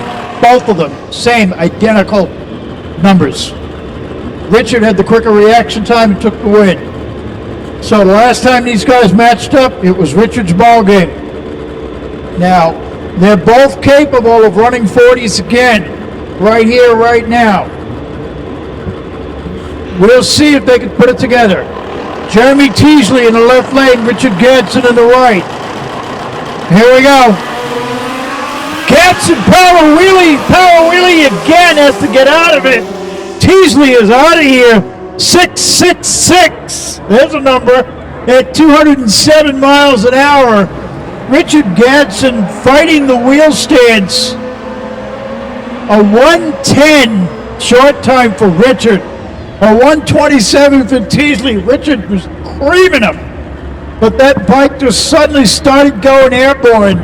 He brought it back down, got back in it, it went back up again, fighting the power wheelies all the way down the racetrack. He went straight, kept the bike safe, he did his job. Jeremy Teasley with the win in the Pro Street Shootout. Congratulations.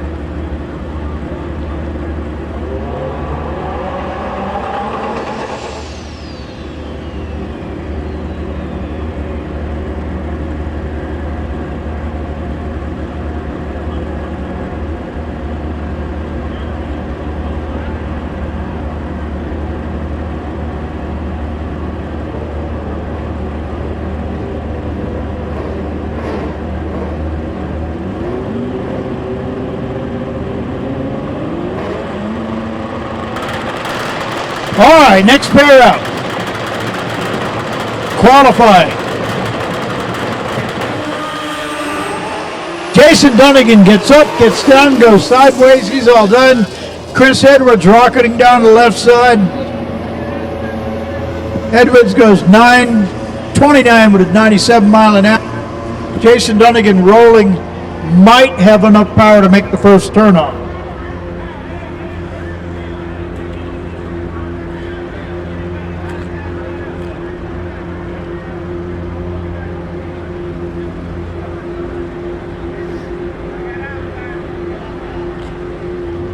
All right, so right now that's 666 for Jeremy Teasley is going to sit in the number one spot. I'm sure someone will bump that. We're waiting to clear the racetrack out there.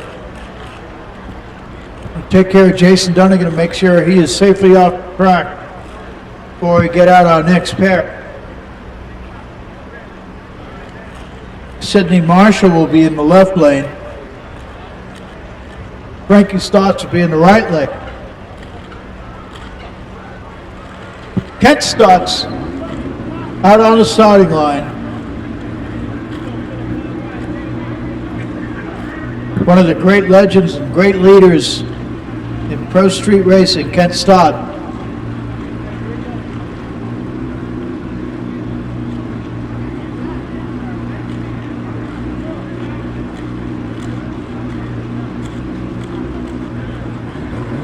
Something not right with Stott's bike. Kent and Frankie are pulling back from the line. Sidney Marshall will solo. Something not right with the Honda, so they're going to attend that. And we will move on with qualifying. Sportsman bikes in the lanes right now. I should have Growth Ultra 460 in lane 1. MTC Supercomp, you should be in lane 2. Super Eliminator, you are on standby for lane 3. Super Eliminator, you are still on standby.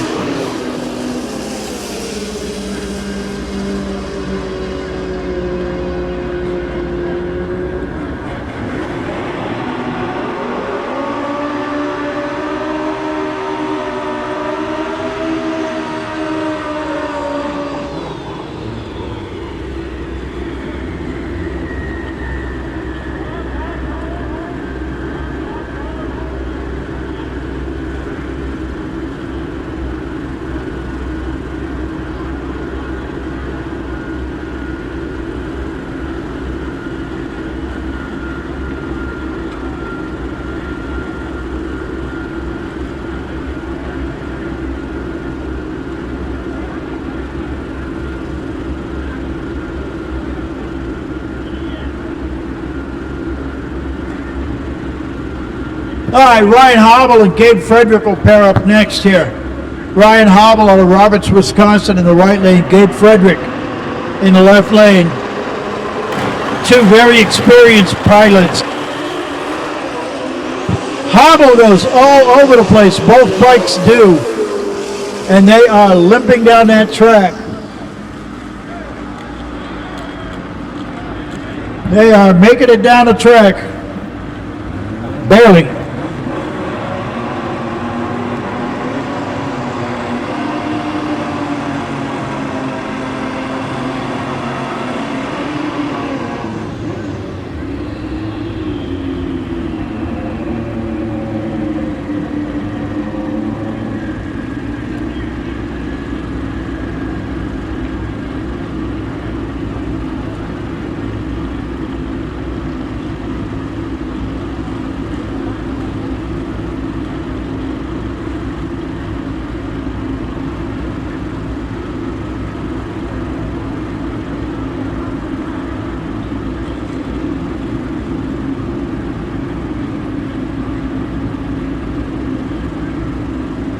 All right, getting back to it. Mike Kovacevic in the left lane. GT Tonglet. Yeah. Love seeing GT out here. Very talented at NHRA Pro Stock bike racer. Kovacevic also very talented. Tonglet grabs that racetrack and takes off like a rocket ship. And he went 742. At 193 miles an hour, a nice straight string pass by GT. I have no idea what happened with Kvekovic. The tree was there, he was there, and he just kind of rolled down the racetrack. GT sitting in the number 2 spot right now. GT is in the number 2 spot. Number 1 spot is Jeremy Teasley with a 666.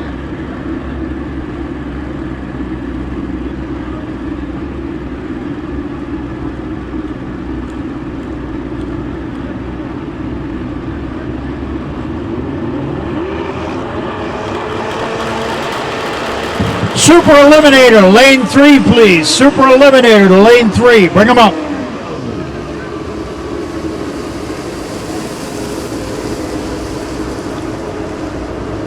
We gotta load those lanes up right and proper. They are coming up.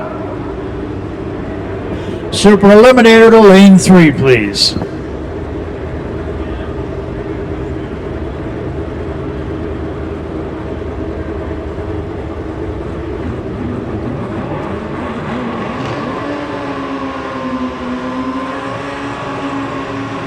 APE Pro Street qualifying continuing here. Patrick Borg, Gage Herrera. Borg will be in the left lane, Gage Herrera will be in the right.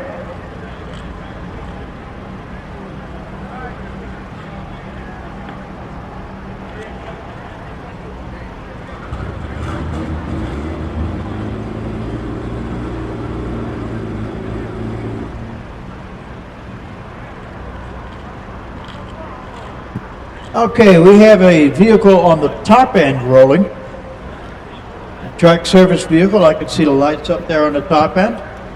Not quite sure why that's happening.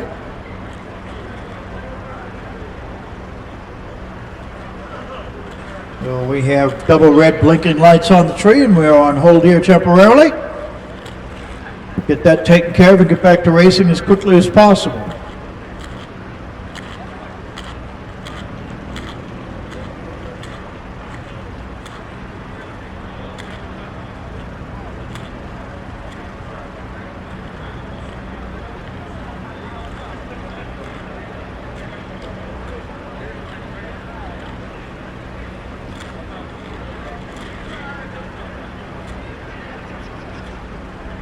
Alrighty, tighty.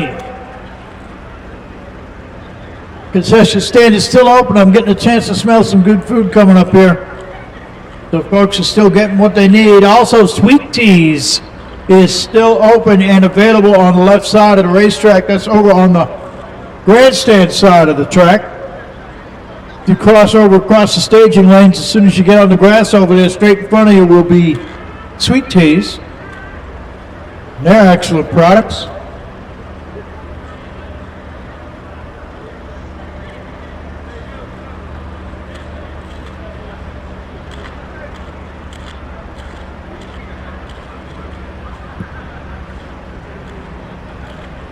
Working it out on that racetrack, we are about to go hot once again.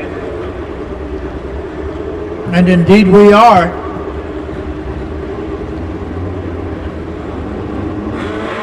All right, back at it. This is APE Pro Street qualifying.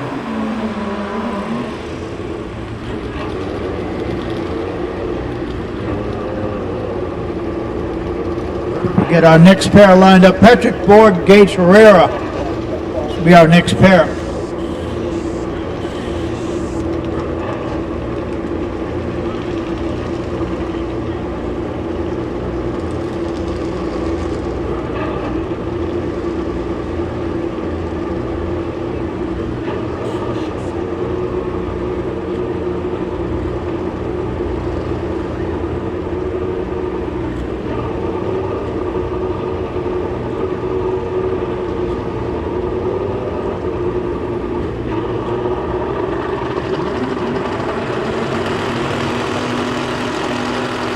All right, Gage Herrera, right lane, hooking and cooking. He gets away quick. It's a long straight pull there. 683 at 203. Great run by Gage Herrera. Nice pass. Gage Herrera looking good there. 683 puts him in the number 2 spot. Right behind Jeremy Teasley, 666. Kind of a memorable number. Kind of hard to miss that one, 666. Super Eliminator, lanes 3, please. Super Eliminator, lane 3. Bring them up. Super Eliminator bikes to lane 3, please.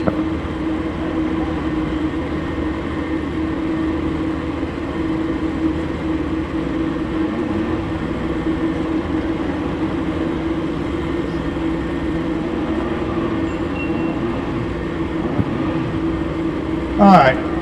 Sometimes these pro street bikes can fool you. They can be pretty quiet. Justin Shakur, left lane. Tony Pesqui. Shakur, left lane. Oh, started strong, then it had a problem, then it came back. So he is now a roller in the left lane.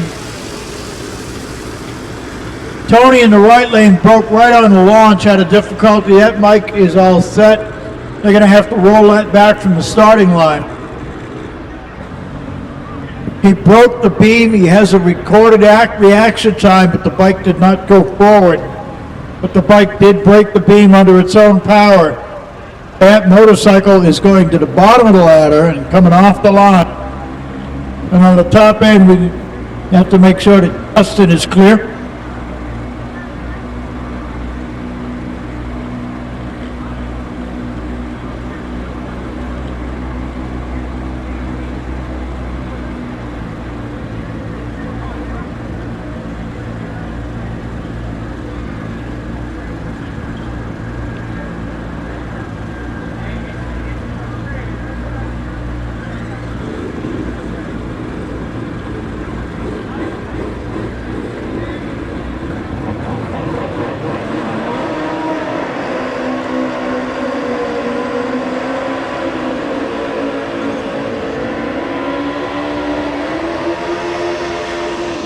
All right, next pair coming up. Rudy Sanzarata, Carlos Olivo.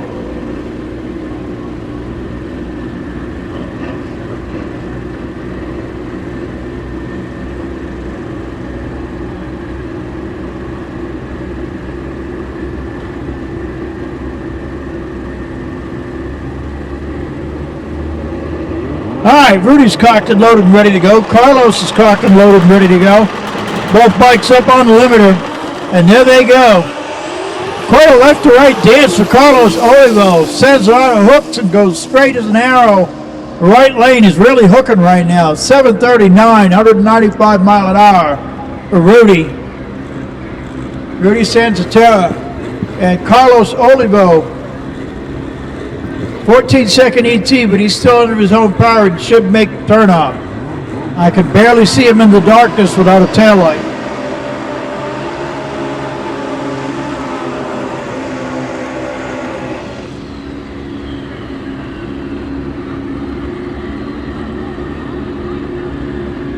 So we have a little bit of a roller on the top end, so we're putting a damper on things until we can clear the racetrack. We're going to get Carlos out of that left lane. Rudy made a very good pass. A lot of bikes are making good passes in the right lane right now.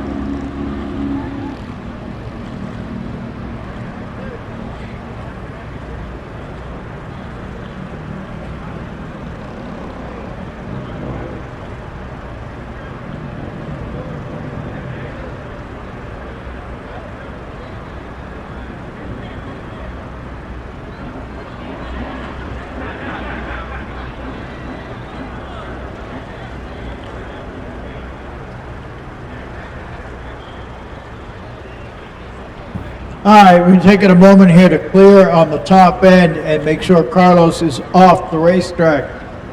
We will not bring our next pair down until that is completed. That's the holdup at the moment.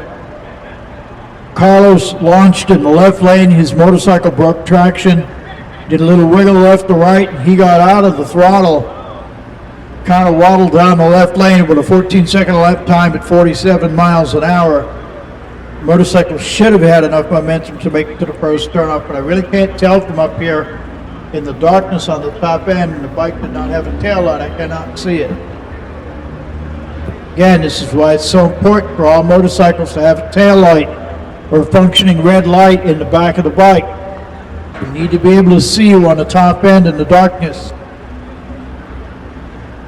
That's for everyone's safety.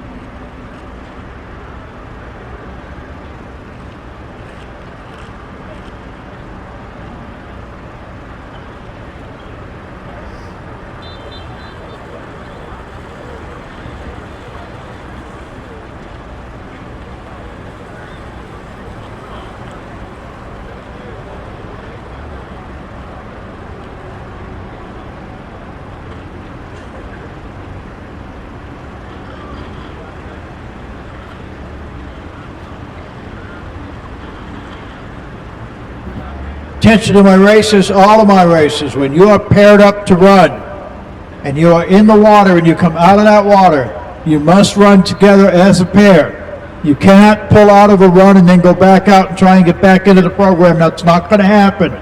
You must run as a pair. You must run when it's time for you to fire. As soon as the starting line official gives you the line to fire, you must fire your bike and make your run. If you cannot complete your run, you're done.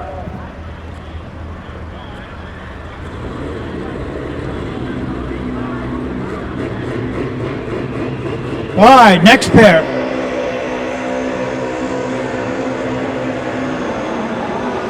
Brad Christensen in the right lane.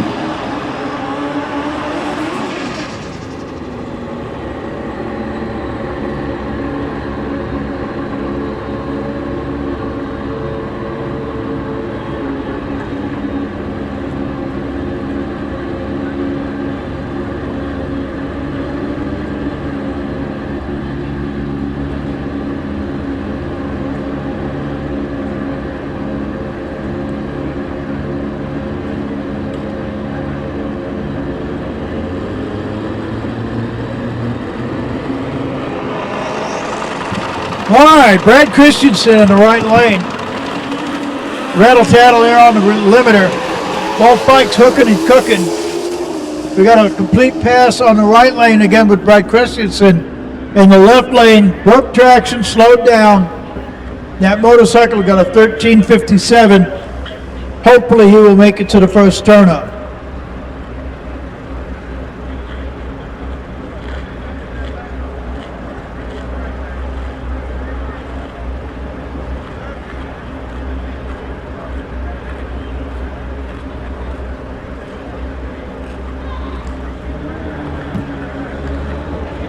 All righty. On that 13:20, we have completed our APE Pro Street qualifying. We are now rolling into Chenco WPS Real Street qualifying. Super Eliminator, you should be in lane 3, Super Eliminator.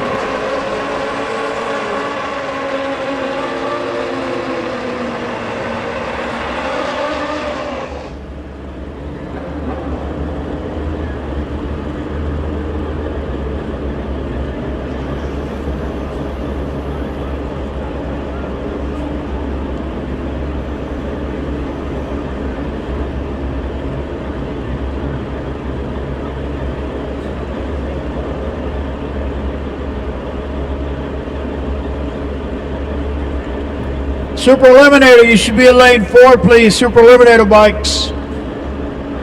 Y'all know the program. You know what we're doing. It's Sportsman qualifying, so all my Sportsman bikes, you know what you're doing. Super Eliminator is in 3, Street Fighter is in 4, Top Gas is in 5. You know the routine. Let's do it. You're going to go round robin. You are going round robin. Once we complete one, we're going to do another. All right, Alicia Malone in the right lane, 10:20. And 8:94 for Jeremy Teasley on that run in Real Street.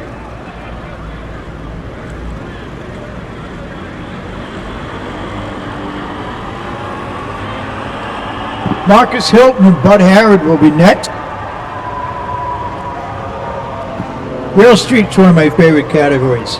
Bikes are just absolutely nuts.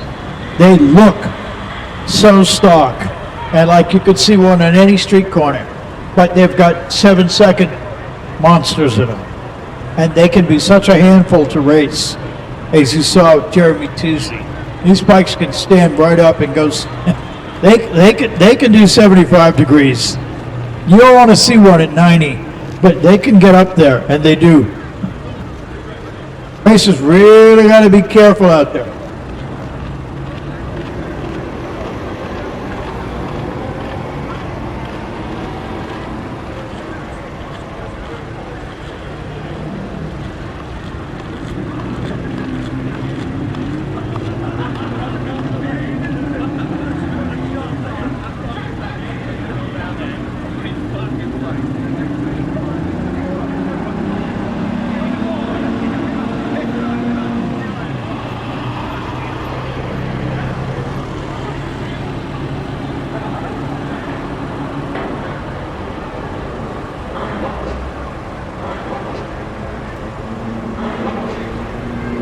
All right, we're going to need a little maintenance out on the racetrack.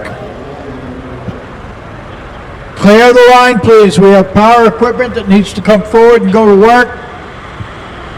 If you are not crew, if you're not a crew member on a motorcycle, you should not be out there. Wade Rich has the dragger. He's heading down the right side.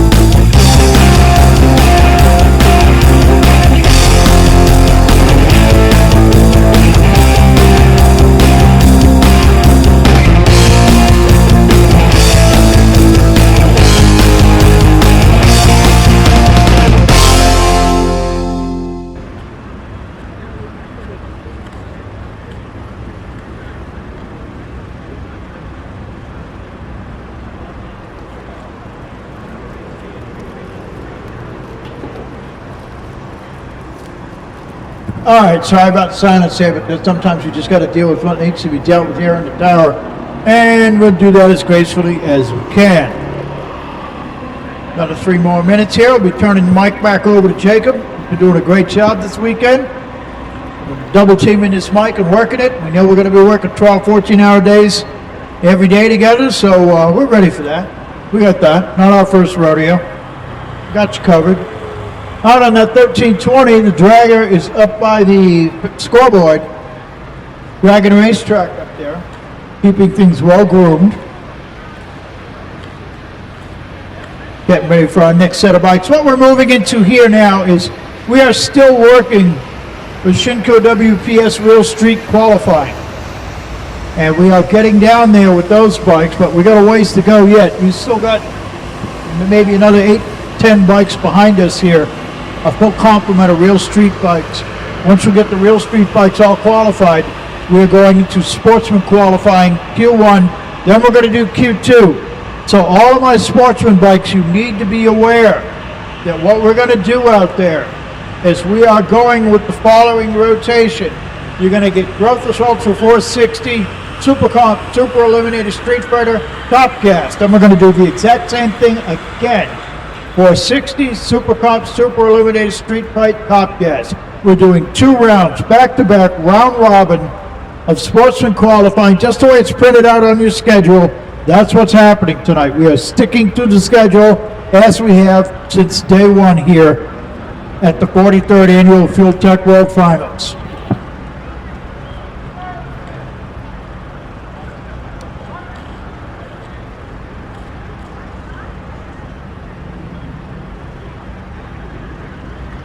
Bud Harris pulling his bike back into the water, getting ready to repeat his burnout. Marcus Hilton would do the same.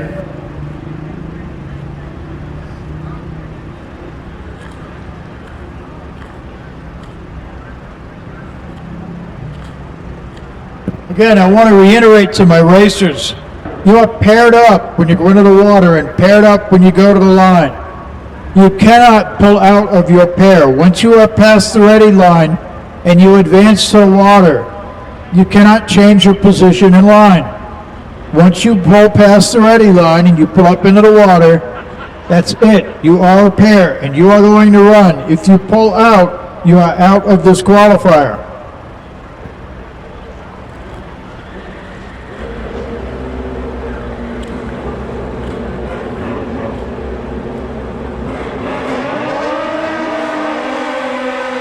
Marcus Hilton left side, Bud Harrod right. Bud Harrod out of Americus, Georgia. Americus, Georgia, where have I heard those words before? GB3, how you doing tonight? Thank you for your time this afternoon, sir. I appreciate it. Got a little skinny on the bagger bikes. We'll talk about that tomorrow. Bagger bikes are getting mighty popular. Right now, what's really popular is Shinko WPS Real Street motorcycles. We are in Q1 with those bikes right now. Bud Harrod right side, Marcus Hilton on the left. He's up on that pipe. Drops the hammer. He's away nice and clean. Oh, big flash on a Bud Harrod's bike. Big flash. Great run by Marcus Hilton. 786 at 172. And that's going to put him in a number one spot right now. Marcus Hilton, 786 at 172. Harrod's bike on the right side let out a big flash. That looks like probably the 330 cone just before the first mile an hour clock for eighth mile.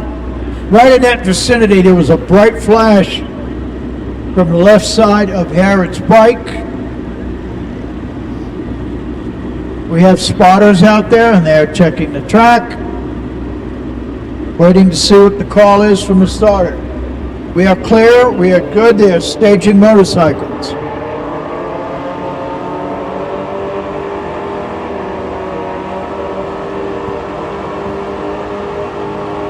Annabelle Mercier left lane. Great run there, he is really on a number. And he flamed out right at the first mile an hour clock in the left lane. Don't know what happened. He had a nice, beautiful nitrous plume going with his bike. And Annabelle's bike right at the first mile an hour clock at the 8th mile. That flame went out and there was a puff of smoke from the pipe. And Annabelle's run, that was it on that pass. So Annabelle ended up with a 9:44 on that run. And we are ready for the next pair.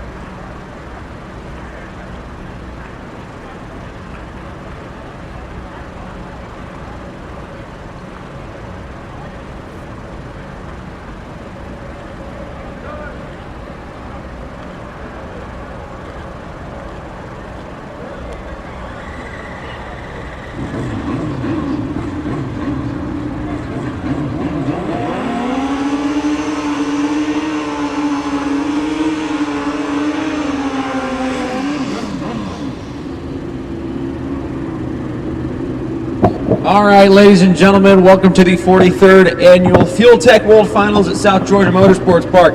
Here we are, Shinko WPS Real Street. We got Jason Herring, Strange Engineering side of the racetrack.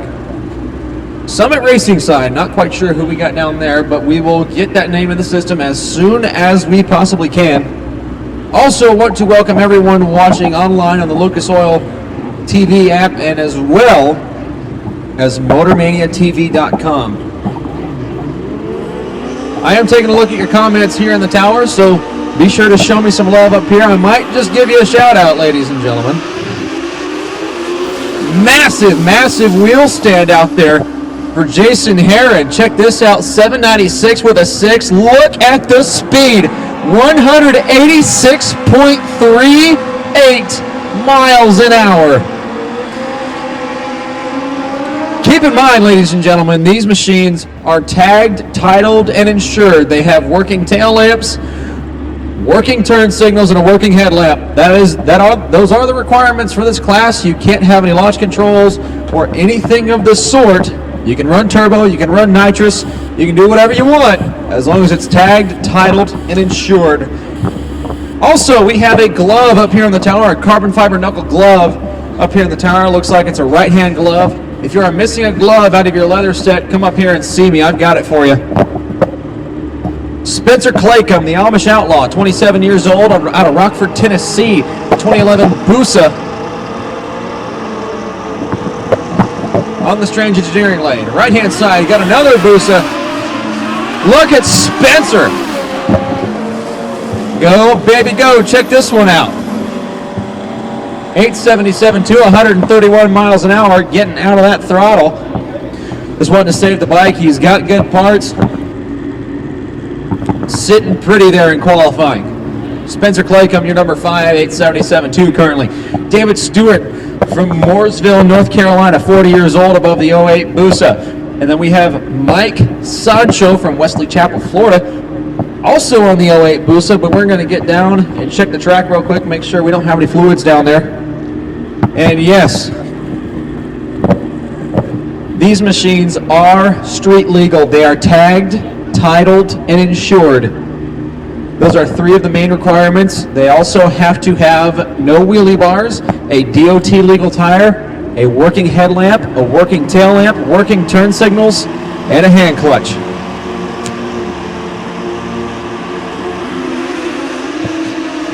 Sancho and Stewart away. Stewart a 140 light, Mike Sancho just 003 behind that. 773, 189.90 miles an hour, ladies and gentlemen. That is a new record for speed. 189.90 miles an hour from David Stewart. Incredible.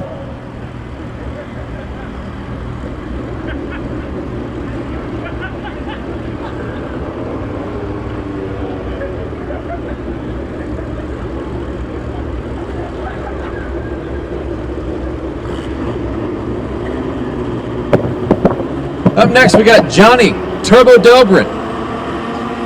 Strange side of the racetrack. Going to be the single this time around. Turbo Dobrin out of Sarasota, Florida. 50 years old on the 08 Busa. Turbo Dobrin using a turbo. Check this out. 816.4, a $181 out the back door. 148 short time, 082 reaction time.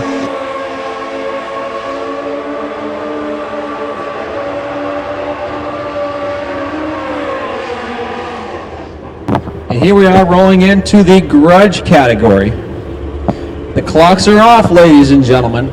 We are not going to see any times out of this. Mike Pendergrass asking if anyone runs anything other than the Suzuki Hayabusa. We do have a lot of diversity on the property, but Mike, let me tell you, the Suzuki Hayabusa is the dominant platform to go with, especially when it comes to pro street and real street drag racing. Jeremy Teasley on the left-hand side, taking on a Busa called the Setup. On the Summit Racing Equipment side, Jeremy Teasley with the automatic win because of that red light start down there. Teasley with the twinkling win lights down there.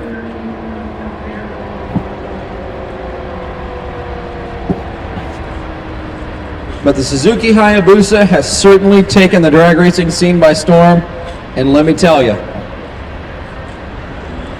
There are a lot of guys who haven't had their bikes apart in 100+ runs, and they're still turning these 640 and 650 second passes. Also, ladies and gentlemen, again, while it's quiet, I have a right-hand rider's glove, a leather right-hand glove with a carbon fiber knuckle. If you are missing that glove, come see me.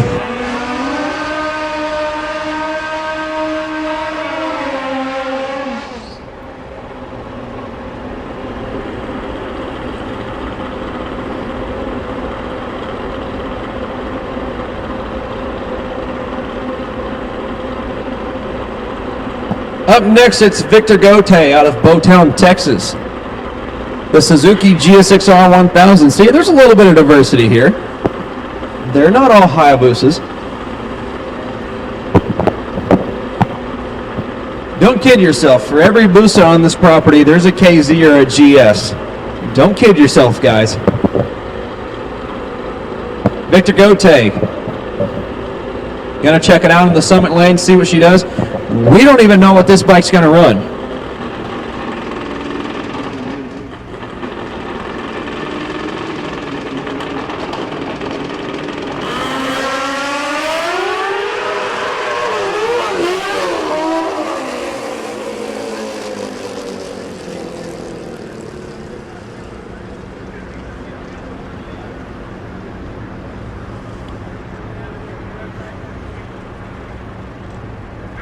Victor Gote having some issues down there, had a strong first gear.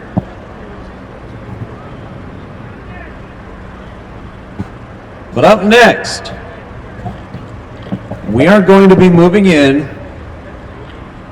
to one of our favorite classes in the world.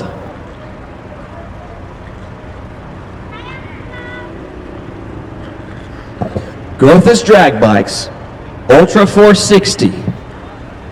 First round of qualifying.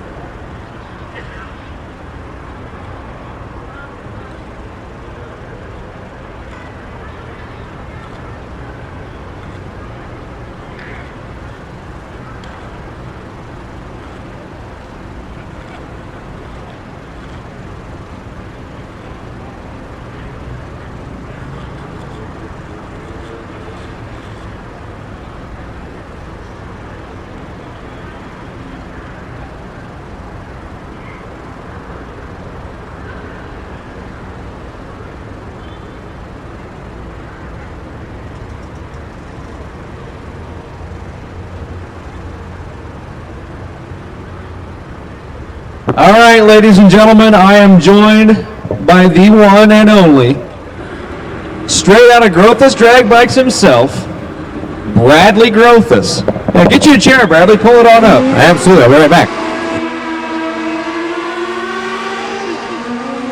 Matt Smith, out of Tennessee, 57 years old, on the Summit Racing Equipment side of the track. Now, you'll have to confirm this for me. Is that the Matt Smith, as in Matt and Angie Smith? It is not, although they had a great run, obviously, last weekend out in California. Obviously, didn't quite get the job done for the championship chase, but certainly made things exciting. This one is a Matt Smith who has had a hiatus for the last few years and is making kind of a triumphant return here.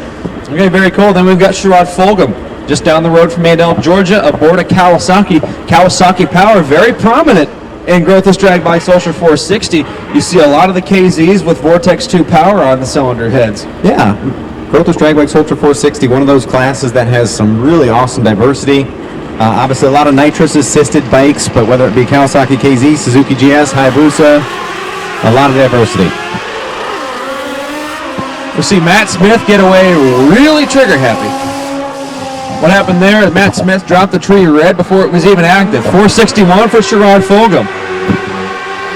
Sherrod making a real nice first hit here for Q1. Definitely, obviously, takes him right to the top of the ladder. Yeah, you got to give credit to that short time, a 110 short time. That's pretty peppy for the 460 class. Yeah, it is. You'll see, as I just mentioned a couple minutes ago about the diversity, a few different ways of trying to get to that number. Some guys will be 117, some guys will be 108. It's all about how you can best get to that number most comfortably for your setup. Now here comes Jerry Scott out of Decatur, Alabama. 46 years old, against Joe Lemons on the Strange Lane. The Strange Lane, for those of you at home, will be your near side. The Summit Racing Lane is your far side. Joe Lemons from Fayetteville, North Carolina, aboard some Suzuki GS Power.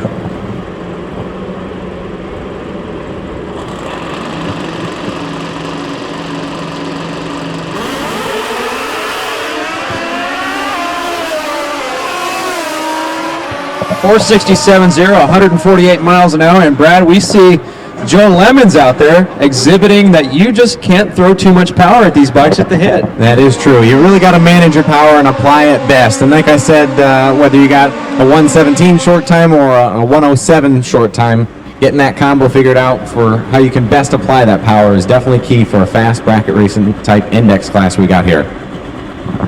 Now here we have Broderick Jackson from Decatur, Georgia, and John Schwartz from Lancaster, New York. Yeah, a couple 460 veterans here, guys that have been racing it for a couple of years. Broderick, always tough as nails. John, I believe Calvin Blandon's bike here, racing out of the FBG camp. Now, what a lot of people don't understand is that a 468th mile will actually stick you at a 690 or 680 quarter mile. That's how fast these bikes are, and they don't make about the 800 or 900, maybe 1,000 horsepower these Pro Mods do. They still make close to 6.5, 550 to 650 horsepower. Still very respectable. Yeah, these bikes aren't anything to mess around with. Definitely a very fast index class. One that you don't typically see folks starting out in, but one that you work up to.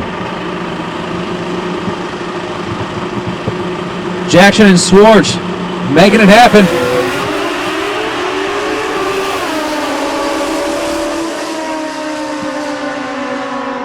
Butch Schwartz making a real nice look right there. 459.0 was 112 to the 60. Broderick going to need to pick it up a little bit. Goes 463.3 at 151.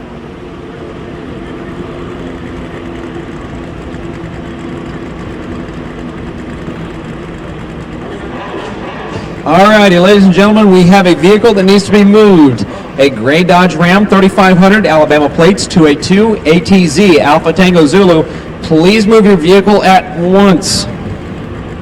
Here we have Mike Murphy out of Lewisburg, Tennessee. 1,800 cubic centimeters of Suzuki power. And then that is the one and only Charlie Ferrer from Hendersonville, Tennessee. 54 years old, coming out of retirement on the Rome Weeks bike. That is something special. Hey, when we talk about a triumphant return with Matt Smith, our very first pair out, likewise here with Charlie.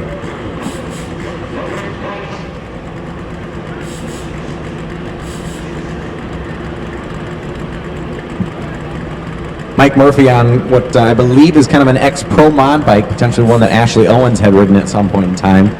As you said, 1,800 cc's, that's a big motor for him. Oh yeah, especially being the 460 class, you see a little bit of everything, including the big Suzukis, just like this one. Check out Mike Murphy, a 112 short time, 462.6, 149.55. Charlie Ferrer breaks out by just that much, 00300.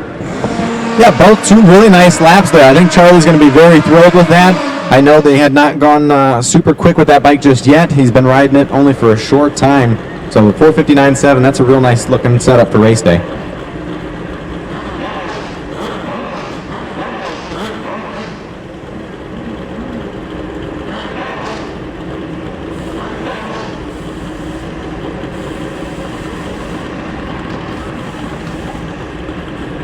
Mike Arrington from Glen Height, Texas, the 02 Busa chassis, Summit Racing side of the racetrack, and Blake Harvey from Montgomery, Texas, only 24 years old on one of your chassis.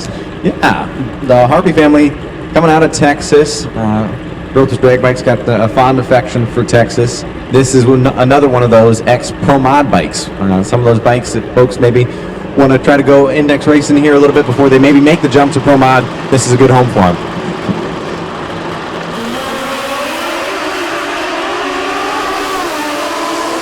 Hey, notice how long that growth this chassis is. Check it out, 468.9, 146 miles an hour. I believe that's about an 80 or 81 inch chassis. It is real lengthy for Yeah. a class like this. Honestly, in my opinion, it's a little bit too long for a class like this. We think the ideal 460 chassis is probably about 77, 78 inches to where you can keep the rear tire fully loaded for the majority of the run. But when we're talking X-Pro Mod bikes, it's tough to shorten those things up when they're fully done, and that is what it is.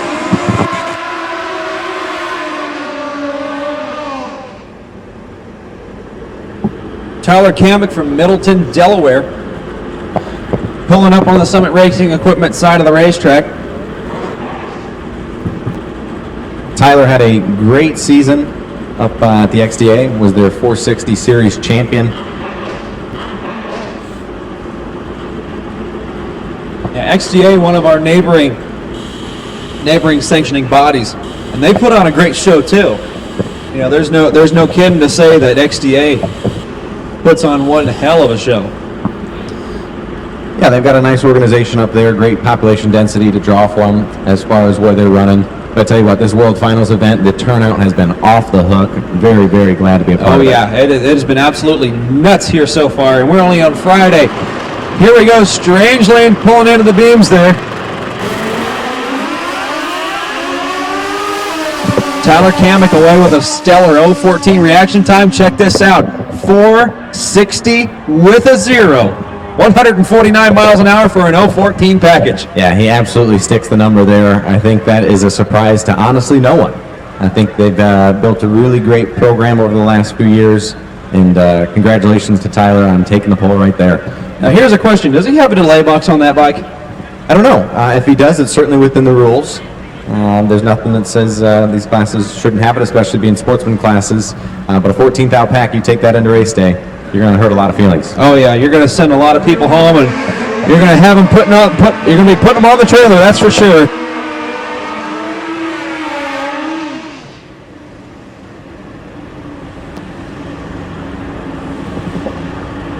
On the Summit Racing side, again, that's the far side for those watching at home. The near side for those on the pit side, David Tebert from Grand Forks, North Dakota. He's a welder. 2015 Hayabusa chassis, got 1,755 centimeters in the frame rails. Then we have Kurt Griggs, a real North Carolina native, also a big Suzuki over there. Yeah, David and Zona Knox making a long pull all the way from North Dakota for this event. David's typically got at least a couple bikes that he's running out of that camp. I know this bike has one of our new generation beadlock rear wheels, really cool custom color. Turned out really awesome. Well, speaking of growthless drag bikes and the custom Legacy Series wheels, you guys do some straight up badass work. Well, thank you. We definitely take pride in what we do. We would never manufacture anything that we ourselves wouldn't run, and that's one of the things that we really enjoy about being a manufacturer and a race team both at the same time. Yeah, the attention to detail that GDB has is amazing. 474 for David Tebert, 149. Kurt Griggs gets out there and pops one. 852, 48 miles an hour is what he goes through at a 113 short time. That's getting down there. You see the 120 that David Tebert posted. A lot of times in classes like Star Power Top Gas, a 120 is a really respectable time. Around 113 is about the max you'll see, especially out of the big built bikes in Star Racing Top Gas. These are motor numbers 60 foot wise at sea level. But you throw nitrous into the combination, that's where you get those 311, 310, 308, 306, maybe even faster 330 numbers at. Yeah, I think it's kind of generally a target going 3 flat at the 330 should put you real close to the number. But as you were talking, our attention to detail with what we do at Growthless Drag Bikes, it's something we take a lot of pride in, and that comes at a cost. And I think the customers out there who enjoy that attention to detail realize that. Now, that's certainly not going to be the whole share of the market, and that's something that we've realized over the last few years, but we definitely produce a high quality product, one that we believe is unmatched, especially in many regards to our chassis, and those who enjoy that type of stuff certainly come to us. Absolutely. If you need just about anything when it comes to chassis work or front wheels, maybe smaller products such as launch and shift button purchase, air shifter inflators and things like that, Growthless Drag Bikes can hook you up on that. Now, clue me in here if I'm wrong. I've always kind of speculated this, but I've never really had an answer. Pro Metal Fab Racing, back in about 2008, 2009, folded its tent, and all of that product went somewhere. I think it was some kind of auction that it had gone to. It's either that or you guys had acquired the product along with PMFR itself. But that's essentially where PMFR went, is to you guys, is what I'm assuming. Yeah, absolutely. So it was a little bit later than that, 2008, 2009. Precision Metal Fab was purchased in hopes of bringing a new style motorcycle to NHRA Pro Stock. There was a trust fund that had purchased it. Well, after a few years and a little bit of unsuccessful running, not based upon prior ownership, based upon this trust fund, things had really gone downhill, and we had flown to Florida multiple times where PMFR was housed at that time and met with organizational leadership, and ultimately everything did go to auction. And we acquired much of the drag racing product line, the IP, and certainly the name. So we've kept a lot of that product alive for those who enjoy the PMFR product line and have those parts and pieces on their bike to still fill that need for the market. But a lot of our stuff that we truly take a bunch of pride in producing is our Grothus Drag Bikes product line. Now, if you take a look, let me see if I can't find one down here. There's got to be one running around somewhere. You see a lot of the RC comp wheels still on these bikes. Those are gorgeous front wheels, gorgeous 2 or 3 piece front wheels. You see the Aurora down there, and a few others. And if you look around, you see the nice 5-spoke Legacy Series wheels from Grothus Drag Bikes. You can't miss them from a mile away. Yeah, RC obviously has been a staple within the industry for a long, long time. It's a very well-known name, a massive company. They've done much more reach into the Harley market and things along those lines. Just a market that's truly larger than motorcycle drag racing. And we, as motorcycle drag racers, you won't see RC out here. You'll see Grothus Drag Bikes out here. You won't see RC sponsoring a class. You'll see Grothus Drag Bike sponsoring a class. So we try to do as much as we can for the industry, as much as we can for many of the great customers that we have out there. And you had mentioned some of the more popular products. We're sportsman racers at heart. You'll see plenty of sportsman bikes in our camp. You'll see professional class bikes in our camp. We try to have products available for any bike that's out there. So, including practice trees. Including practice trees, absolutely.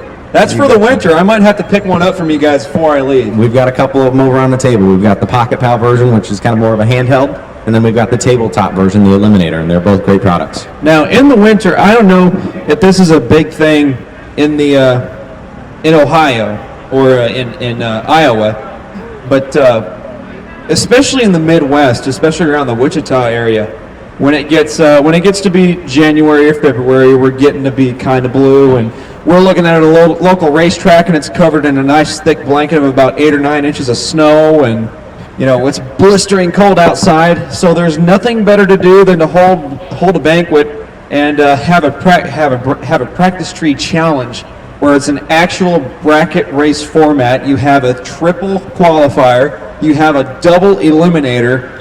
It gets pretty serious. It's $75 to enter. Those races will pay thousands of dollars, just like we have here this weekend. And my Uncle Tom Clemmy and my Uncle Joe Clemmy are known to go to those events and take home some nice cash. Oh, yeah.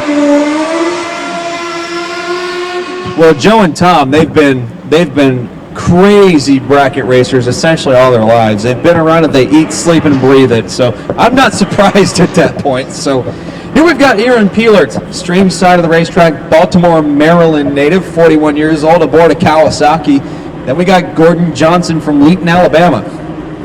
Yeah, Aaron was one of the semi-finalists of the Grothus Drag Bikes Ultra 460 Challenge held early today. We're going to have the final for that coming up here. And Gordon Johnson from Alabama, he is an absolute burnout king.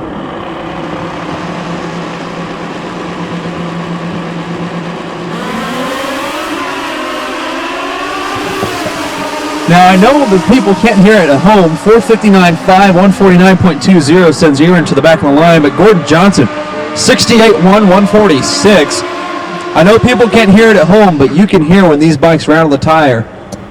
Yes, you can. And that was Aaron's bike there, going 110.60, 297. So, as I said earlier, that 3 flat is kind of the target, roughly. And when you're under that, typically it's tough to hit the number, and Aaron can't hit it there because of it. So, Gordon's mile an hour, a little bit low at 146. He was 303 to the 330. Just didn't quite have the beans to get to the number. Here's Jeff Lundy from Beach Park, Illinois, 57 years old. Hayabusa Power. Also have Hayabusa Power over on the Strange Lane.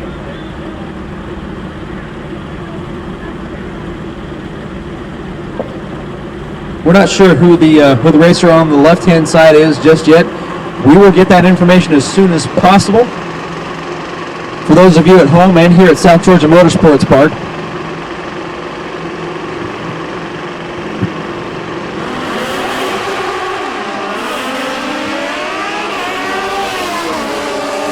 Jeff Lundy, 576, 140 miles an hour. Now, the competition doesn't start when the green light drops. It starts as soon as you light that pre-stage bulb. You can get into the other guy's head real quick. Yeah, you absolutely can. And there's obviously rules in place to keep things fair. Once all 3 bulbs are lit, and you got 7 seconds to light that 4th and final stage bulb. I truly am a firm believer of high competitiveness and doing all that you can that you believe will give you whatever advantage you feel necessary. So as long as it's within the rules, I love it. Johnny Bond out of Peoria, Illinois. Kawasaki Power and the Frame Rails. Summit Racing Equipment site. And then Tony Mullen, a tough customer no matter where you meet him. Bradenton, Florida native. Yes, he is. A couple ex-NHRA Pro Stock motorcycle racers finding their home here in Groth's Drag Bikes Ultra 460 with the Man Cup. You gotta love it.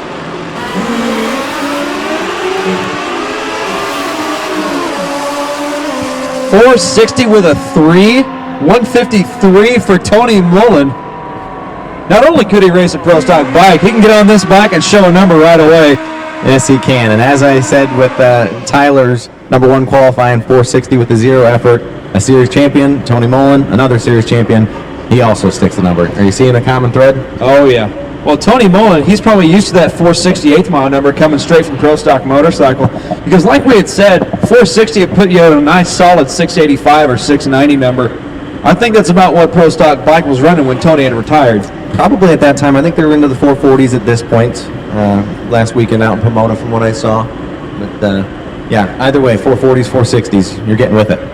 Durwood Rawlings from Prince Frederick, Maryland, 57 years old on Kawasaki Power, and Randy Butler from Gallatin, Tennessee, 58 years old on Suzuki Power. And that Kawasaki would be running on 3 cylinders, my friend. Yeah, it was missing something there. 462.9, a $147 from Randy Butler. Gonna stick him up in a nice high spot on the ladder.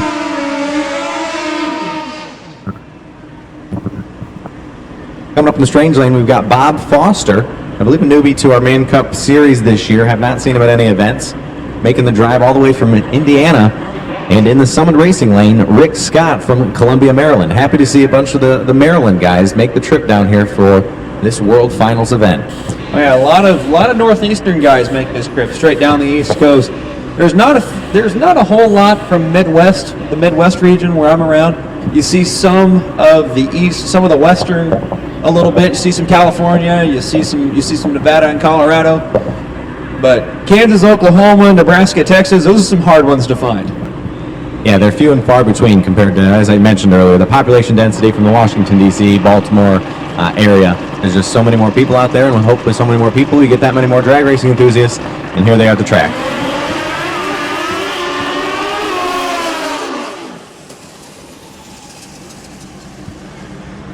They both go a little silent, a little early there. Rick Scott in the Summit Racing Lane goes 468 at only 127, and Bob Foster was off to a slow start with a 117.60, goes 576 at only 87 miles an hour. Yeah, Rick Scott got out there to 330, and just shortly after that, he had dropped the nose of the bike. You saw that front wheel come down hard. You know he had his hands full down there keeping that bike in control. Yeah, sometimes laps like that where things don't go necessarily as planned, they're tougher to ride compared to when you're on a nice, smooth 460 lap, to be honest. Now, is this Ricky Gadsden's first time on a 460 bike? No, he has raced a little bit up in the Northeast as far as competition goes, and I believe he was testing a little bit on this bike. Doesn't race it often, but does race it. Yeah, Ricky Gadsden, going to be posted up in the Summit Racing side of the racetrack. Kenny Cornell from Manassas, Virginia. 41 years old, on the Strange Lane. tell you what, every time it seems that I walk away and come back, Ricky Gadsden's on just another different bike. Oh yeah, Ricky Gadsden's one of those guys. You can stick him on just about anything and he can ride it. I saw him sitting on Larry McBride's Top Fueler earlier. I'm sure he wants to ride on that thing. Oh, kaboom! 459.7, 146.48 from Ricky Gadsden. Bradley, close into what that little bang means out there. I'm guessing that was some sort of a nitrous backfire. Fortunately, he did appear to get over to the left-hand side of the lane. We certainly do appreciate riders taking that step in the event that they believe something has gone wrong. And the SGMP crew click quick to check it out whenever they see a nitrous backfire, being a track that comes from a very, very eclodious background when it comes to nitrous and turbo cars.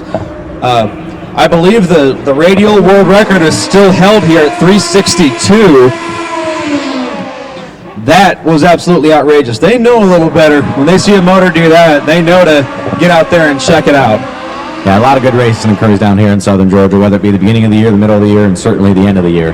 When a lot of the tracks up north have closed down for the season, you'll find massive events like this. Oh, yeah. Chester Lee out of Spring Hill, Tennessee.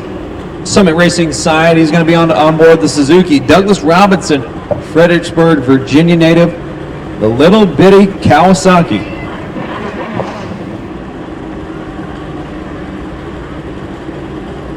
It's listed as a 1400, but that seems like an off number. I bet it's a 1500. I bet it's a 1500 kit. I'm not certain. I think he races up in the Northeast as well. It might be a ZX14 based setup. That could be too. That could be too.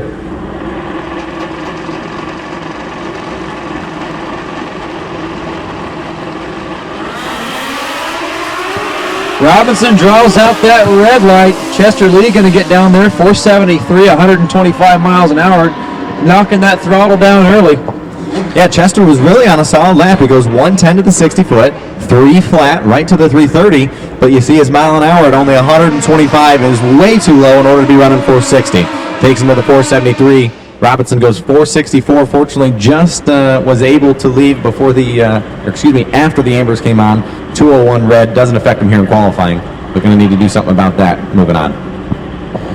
Now, I saw a shirt on the man we love to call Pops down here at South Georgia Motorsports Park. It says House of the Flying Cars. Why do you think that is? I would say that's a little hint to Stevie Fast and the non-wheelie bar cars that are down here racing late into the year. Oh yeah, these guys, they quite literally fly. Smoking Joe Rodney, Clarksville, Tennessee native. Old school Z1 power in the frame rail, Summit side. And then we got Deshaun Wheeler from Louisville, Kentucky, 2012 Blusa chassis. Couple beautiful laps. They're both exactly 3 flat to the 330. Smoking Joe Rodney goes just under the number, 459.4. But Deshaun Wheeler, he sticks it 460 with a 2. 040 package, that'll get you ahead. Now, here's something I want to clue you in on, Bradley. I'm sure you see that number at the bottom right of the screen, right there below the timing.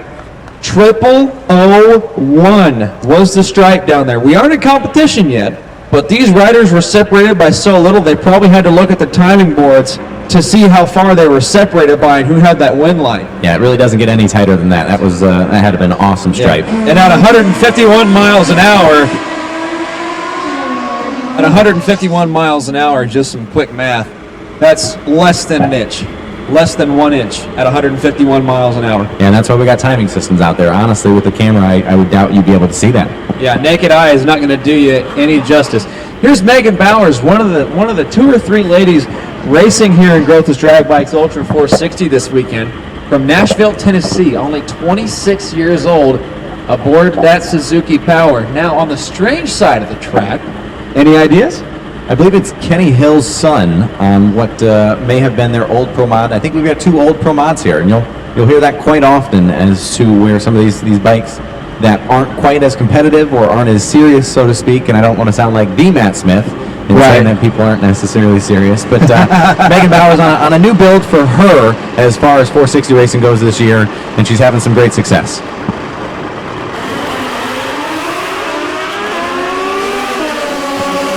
How about Megan Bowers, 460 with a 5? Yeah, beautiful lap there. Goes 153 miles an hour. As I told you, they've really started getting a handle on that thing about halfway through this season, and they're showing it. We got Rock Sanders out of Columbus, Mississippi. Strange side of the track. And then Wes Hawkins out of Catalina, Virginia. We're going to hold them up real quick and check things out for just a moment. Now, Brad, here's another thing. These bikes are going 150 miles an hour in the 8th mile. You got to think about this. Here's some perspective for you. You're sitting at a dead stop, and in 4.5 seconds, you're going 150 miles an hour.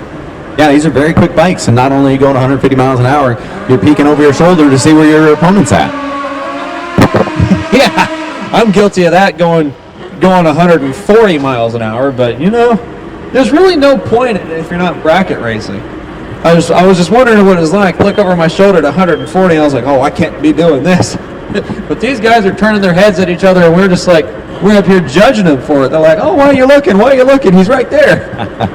Yeah, when this class really started getting traction, so to speak, pun intended, a few years ago, as to getting bikes to really kind of participate, some of the initial thoughts was that, wow, that's really fast and maybe too fast to be turning over and trying to judge the stripe. But fortunately, there really has not been any major accidents or anything that's been detrimental to the success of this class. Right, and you have to look at this as pro mod bracket racing. That's all it is.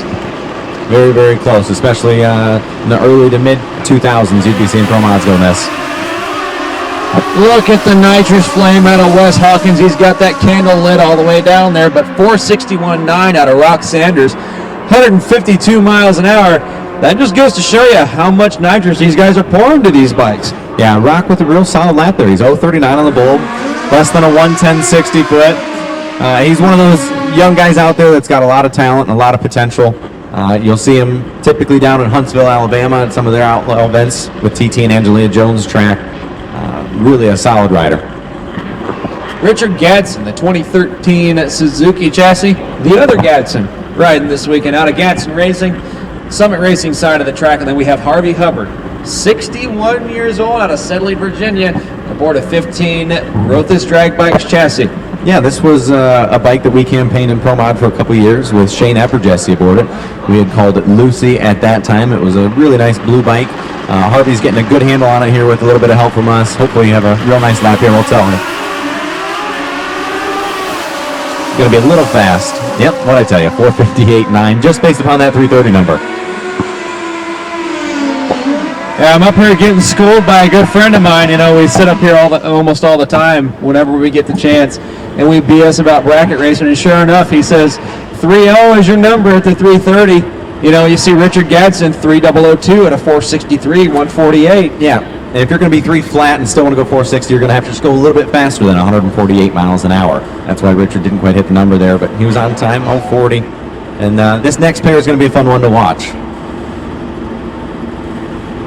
And I say that because we've got 2 Grothuses on the line. In the Strange lane, my oldest brother Brunson, and in the Summit Racing lane, my other brother, a couple years older, Brody. So it's the Growthus Festival right now here at South Georgia Motorsports Park. Looks like Brunson has a little issue down there. 475 for 150 miles an hour. Is doing a little pogo motion off the starting line. Yeah, both their short times are off, honestly, and so too are their reaction times. We'll have to go back and try to pull some data and see what the issue was there, a ways away from the number. Alrighty, rolling into the water. We have Rob Honeycutt out of Hughesville, Maryland, 50 years old. Quite the veteran of drag racing, actually. Yeah, Rob likes dipping his toe in a lot of different waters for drag racing. He's got an awesome Pro Nitrous car that he races in the PDRA. He's obviously got this bike. He's got another bike that he races in Top Sportsman, or ET, up in the Northeast. So Rob has a deep burning passion.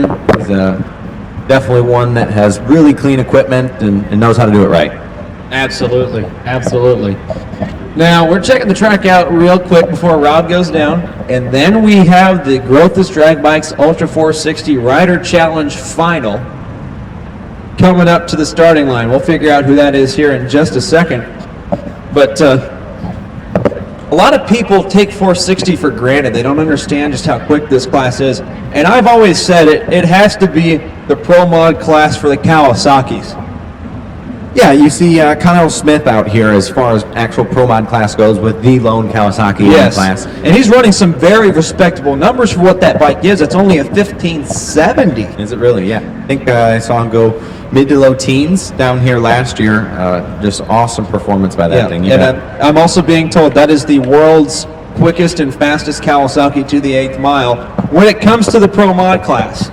That is very impressive how Connell is getting that bike to work, and coming from and growing up around the Kawasaki's, the old KZs are all I know. You should know that for a fact. You came down and bought that high compression 1500 motor from my dad. Yep, absolutely. Had a nice time down there that afternoon with you guys. That should be in the frame rails of a bike that I'm hoping next year. We've got plenty of projects going on around our shop. And oftentimes those of our race team do get pushed aside in order to fulfill a lot of customers' needs. And I'm 100% okay with that. We obviously do this as racers to enjoy it, but there is a business aspect as well that we enjoy fulfilling.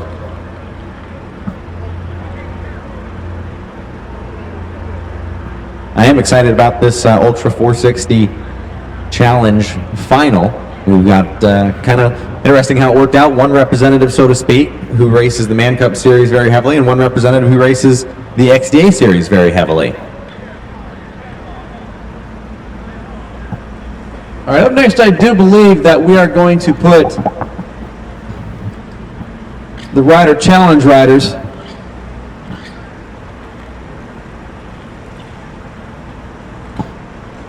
Got some issues here starting Rob Honeycutt's bike. Additional starter cart being brought up. And here's the problem. A lot of these bikes require external starters. Now here's the impressive thing. Mark Grindelock has a push button start 630 bracket bike. That is something to talk about, but these high compression motors like this, since he's got a turbo motor, he has to kind of turn the compression down a little bit. But with these motors, good luck. Yeah, not an easy thing to do. Rob Honeycutt, a jack of all trades, racing on 2 and 4 wheels. Yeah, started seeing some success late this season with his Pro Nitrous car. And it's not for lack of effort, certainly throughout the year. Just was fighting some issues, I believe, with his converter. One of the events, I know he had some wheelie bar issues, but getting a lot of things ironed out, and very excited to see what the 2020 season will bring on that front. But I'm excited to see what this first lap of his for Q1 will bring on this front. Yeah, and I remember now, I had called a run for Rob Honeycutt here in the PDRA in 2016 at Tulsa Raceway Park. I was having a ball that day. I was getting kicked out from the photographer lines because I'd snuck behind there, and then I talked to security. I said, hey, I want to go up and announce. He's like, well, are you going to sneak past us again? Nope. 473, 145 for Rob Honeycutt. Going to go back and kind of get that one figured out. I'm sure they'll be looking at the data there. Yeah, a little off pace really from the start. You see the 1:16.60, 3:07 to half track. That bike definitely has more potential and a lot more capability, and without a doubt, I think Rob Honeycutt will figure it out. Very capable program he's got, and now here comes the Growthis Drag Bikes Ultra 460 Rider Challenge Final. And between these two, it's going to be Destiny Spurlock from Richmond, Virginia. Suzuki power in the frame rails. Nice, shiny Rick Ward Vortex 2 head on that motorcycle there. Yeah, Destiny, I believe this is actually her first year on a 460 bike, riding for Larry Marks. Now that's impressive. First year riding, and she's in the final round of the Rider Challenge. Yeah, I tell you what, I went to an XCA event in Richmond earlier this year, and was obviously watching this class be contested there, and I was very, very impressed with what she was able to do there from the water box, honestly, all the way to the end of the track. I think you can kind of separate some of your better riders right when they roll into the water box based upon their burnout, based upon their procedures, and she's got a good one. Now you see Mike Chongris aboard the Suzuki GS Power as well. Got a different cylinder head on board. Looks like he's sporting the old ported, polished, and stretched out GS head. You can make them work in this class. That's one of the exciting things, is that maybe you don't have to have a bunch of high dollar stuff in order to go 460 racing. There's a lot of different combinations you can make happen. I have seen one of those cylinder heads worked over. Good friend of mine, Philip Snare, had one on his bike. 1640 was the bore. He worked over a stock head. It ran 798. All motor, no power additives. That is awesome. Mike Chongris in the beams. Destiny Spurlock staging it up. Here come the lights. Destiny with the starting line advantage. She goes 041 to Chongris's 060. It's a double breakout victory. Yeah, and you'll see that when Chongris is almost 20 thou behind from the start, he's going to go further under the number, trying to chase and get closer to the number. Yeah. Destiny goes 458.8 for the win over Chongris's 453.6. That's what happens when you get two racers with a whole lot in the bag on the back end, and they know, hey, I'm going to take the stripe, or I'm going to let this guy take the stripe. Somebody feeds it to him, and there you go. You got a double breakout victory. Yeah, kudos to Destiny on getting the bulb there. That certainly was to her advantage. Anytime you could do that, you All knew it right, could happen. here we go with MTC Super Comp. John Way Whirlman from Aruba, and Francis Koch from San Nicolas, 46 years old. I tell you what, after those 2 laps by the Grothus boys, I think I'm going to head back to the trailer, see what I can help with. And what do you say we do this again here next round? Absolutely, Bradley. Thanks for coming up and joining me, man. It's always a pleasure to have you up here, and you make this an absolute blast. Thanks for coming here all the way from Davenport to give us a show. Always happy to. All right, Bradley, thank you very much, sir. Here we are in MTC Super Comp, and we are going to move on with round 1 of sportsman qualifying. These are some of the toughest, roughest bracket racers you will see here this weekend at South Georgia Motorsports Park. This class is usually one of the absolute toughest. Summit Racing side has a huge reaction time advantage, a .150 advantage over Janway Whirlman. 878 to 153 miles an hour. Whirlman goes 875 3, 158.80 all the way down the strange lane. Now let me tell you, Team Aruba is here in a shocking force. Gyro Pace, also from Aruba, 42 years old, aboard the Gen 1 Busa. Angelo Ross, also from Aruba, on the Suzuki Hayabusa.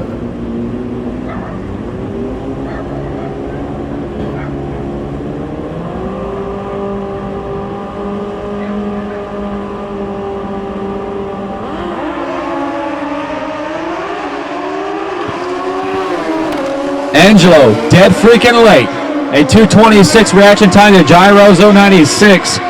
896, 150.36 for Angelo down there. A 902, 145.02 on the strange lane for Gyro Pace. Lemony Gio from Aruba. The 07 Gixxer 1000. Strange side of the track. Francis Koch on the Summit Racing side from Aruba.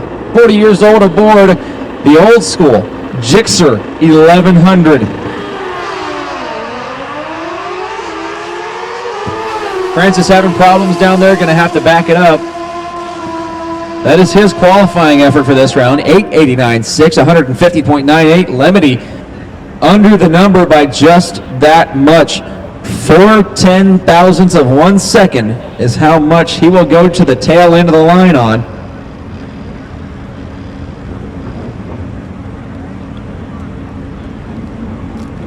Oh man.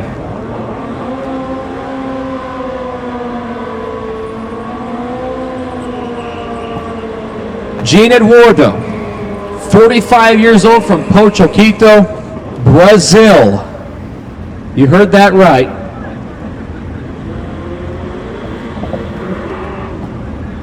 Let me fact check myself on here. Pochoquito.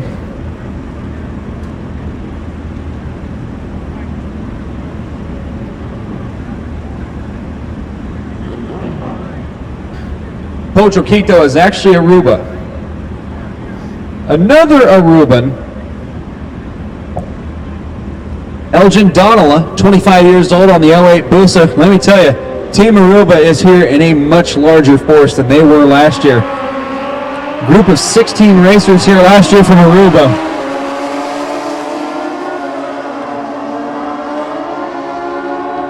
.899.7, 156 miles an hour for Eugene.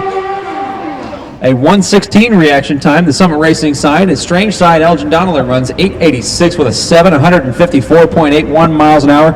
0007. The stripe down there. Edmar Garment from Aruba, Summit Racing side, aboard the Busa, Gen 1 Busa. Willie Hebert, Strange side from Luling, Louisiana. The 89. It's going to be the 2009 Suzuki GSXR 1000. Strange side of the track. About an 894 with a 9, 150.98 for Willie Hebert. Strange side of the track. That'll stick him on the number 1 spot for just right now. Here's Murray Lonsberry from Woodstock, Ontario. 69 years old aboard the 2006 Kawasaki ZX-14R. Nathan Wall from Smyrna, Tennessee. 20 years old aboard the Suzuki Hayabusa down there. Summit Racing side of the track.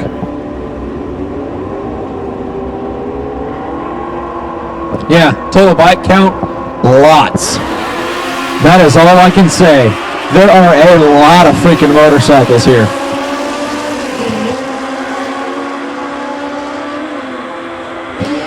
About an 893.6 from Murray Lonsberry, dead freaking late, a 123 reaction time. 893.6, a buck 51.90. Nathan Wall going 897, 127 off the gas down there. Tony Noble from Central Louisiana, 49 years old on the Summit Racing lane, and Richard Crows from Aruba, 40 years old on the Strange lane, the Suzuki Hayabusa. Gen 1 on the right side, Gen 2 on the left.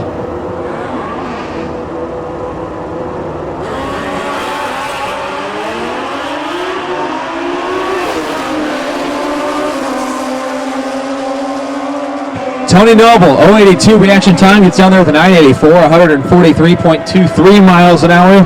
Richard Crows on the Strange side, 943.8, 143.55. The trap speed down there. Here is Austin Bridge, Summit Racing side, Beagleton, Virginia, 20 years old, the 05 Gixxer 1000. Charlie Bishop from Fairhope, Alabama, the 1978 Kawasaki Z1R base drag bike. Absolutely freaking gorgeous slick and bar bike down there. On the Strange lane.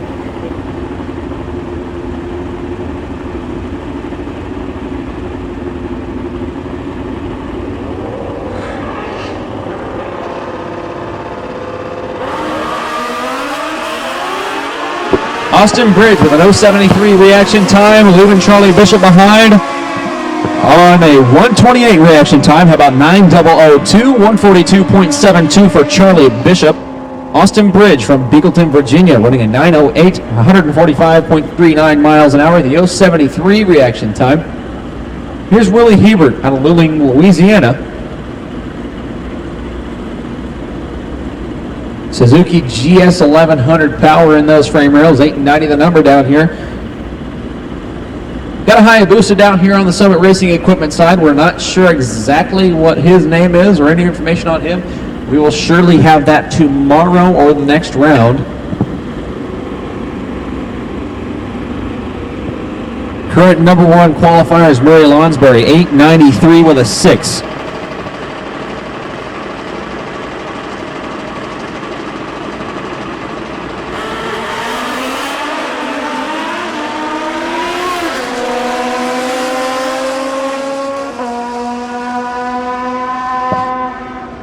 .642 to 153.33 miles an hour down there on the Strange side. On the right hand side, couple of issues down there for bike number 310. We'll be sure that he gets off the track before we do anything else here at South Georgia Motorsports Park. But let's go down the qualifying order real quick as it stands. 15 bikes ran. Murray Lonsberry, your number 1, 893.6. Willie Hebert, your number 2, 894.9. Angelo Ross, 896.8. Nathan Wall, 897.8. Eugene Eduardo 8:99 with a 7, and then Charlie Bishop wrapping up the top 6.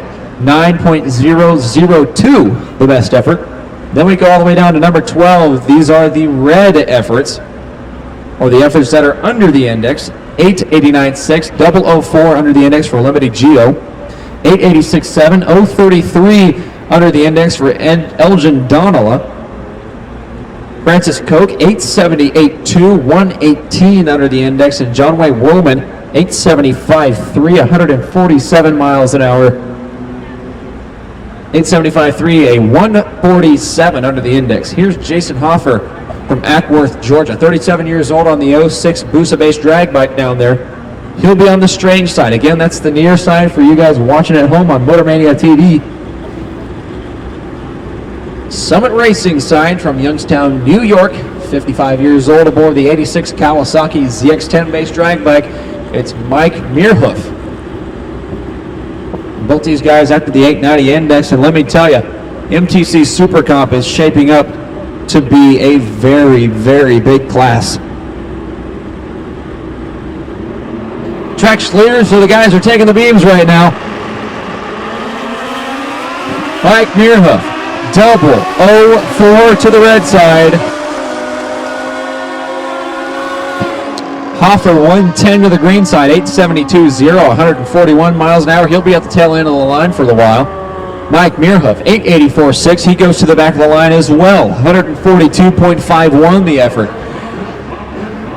Summit Racing side, we have a Kawasaki ZX-14R. We don't have any name on file for that racer, but we will make sure that we get that done. And we have the racer we know and love as Peanut. 52 years old, aboard the 1200cc Kawasaki.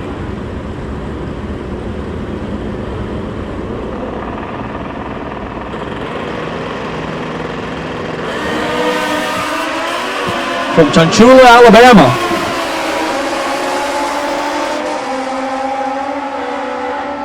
.856.8, 151.10 miles an hour. Way too fast for Peanut. He's going to go to the tail end of the longest line in drag racing.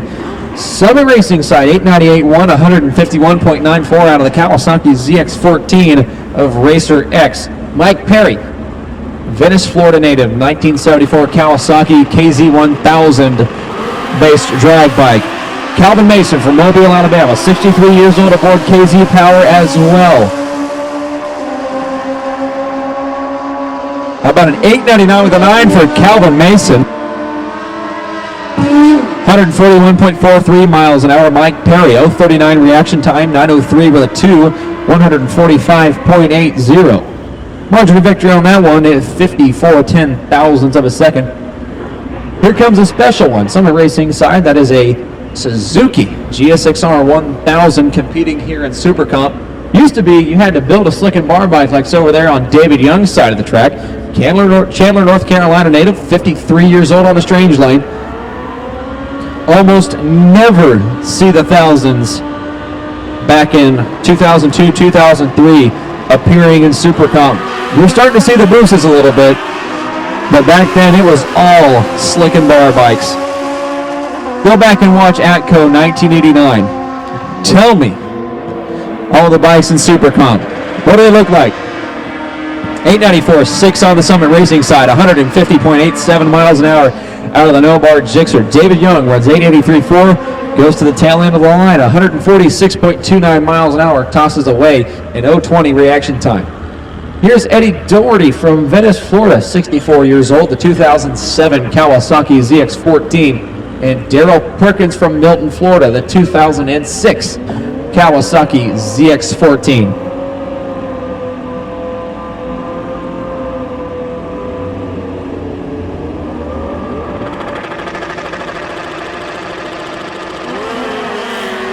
.076 light for Daryl Perkins on the Summit Racing side. Eddie Doherty out there trying to chase him down after that 171 reaction time. A 912, 152 miles an hour for Eddie Doherty. Daryl Perkins runs 932, 101 miles an hour. Going to get out there and shut it down. Not feeling too good about the run. Here goes Rodney Gant. Pulling up to the line now. Gorgeous car tire Kawasaki. based off of the ZX7 body style. Now, if you look closely at Rodney Gant's machine, you'll see a little silver box sitting on top of the handlebars. That's a delay box. That is what does the magic for these guys here in MTC Super Cup. Here's Jeffrey Nugent from Alafahide. Is that Alafahey? Is it Alafahey, Georgia?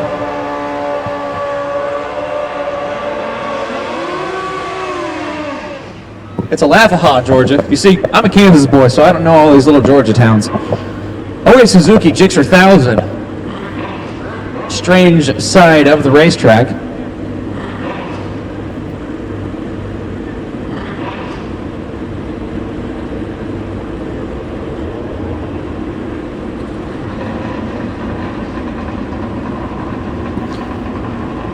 Two Georgia natives racing in their home state here in MTC Super Cup.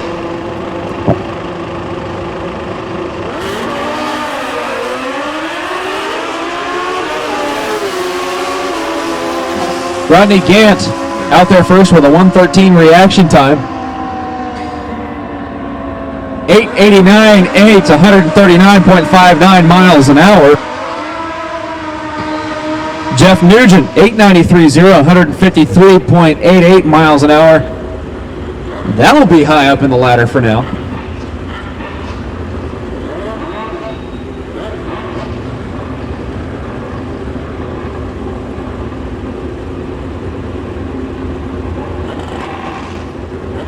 Here's John Spooky Markham from Bowling Green, Kentucky, 50 years old, the 2018 National Hot Rod Association Sportsman Motorcycle Champion. Going in deep, see what he can do here. 0:33 reaction time for Spooky. Summit Racing sign goes 0:54. Looks like he's going to get to the stripe first. 8:67.9, 149.05. Way too fast for that 890 index, folks. The key is to get as close to the 890 number as you can without going under that number. Spooky Markham going 896.0, 145.31, true to his fashion, always super, super close to that number. Here's Dustin Lee from Morristown, Tennessee, the 08 Suzuki Hayabusa. He's one of those guys that you can put him on anything, he could probably stick it in the winner's circle. Donnie Huffman from Lakeland, Florida, 57 years old, aboard the 05 Harley-Davidson V-Rod Destroyer, factory-built drag bike. These bikes, too, much like the KZ1000 base drag bikes, are becoming a lost art. You don't see them too often anymore.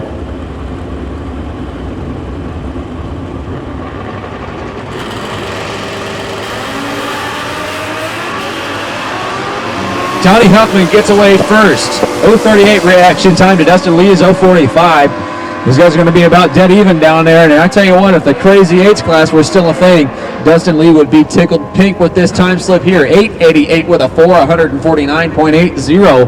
The time slip down there on the Summit Racing Lane. Donnie Huffman going to be high up in the ladder this time too. 8:94 with a 0, 148.61 the speed after an 0:38 reaction time. Here comes Jason Angela from Aruba. 42 years old on the Suzuki GSXR 1000. Ronnie Johnson aboard that beautiful old school lay-down chassis from Mobile, Alabama, the 1974 Kawasaki Z1 base drag bike. Gorgeous, 884.3, 146.42. He's at the back of the line for now. Ronnie Johnson going to be at the end of the line for just a few minutes. 13:16.77 miles an hour for Jason Angela. Getting down there, not really liking what it does.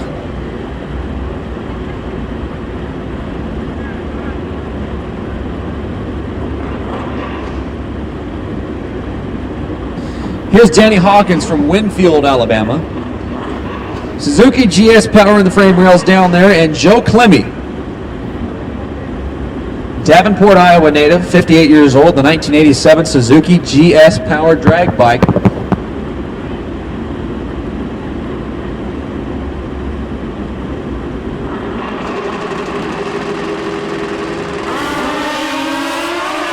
Racers separated by 004 off the starting line. Danny gets a little close to the barrier wall there. 881.9, 149 miles an hour. Joe Clemmy going to be at the back for now. Danny Hawkins, 976, 119 miles an hour after saying hello to the barrier wall. Summit Racing Equipment side of the racetrack. Up next, we have Nicholas Bowling III from Holmes Beach, Florida.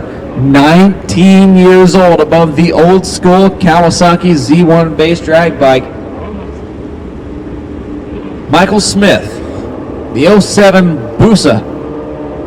Strange Engineering side of the racetrack. After that 890 number. The racers separated by 030 on the Christmas tree. 887 with a 145.81 miles an hour for Nicholas Bowling III.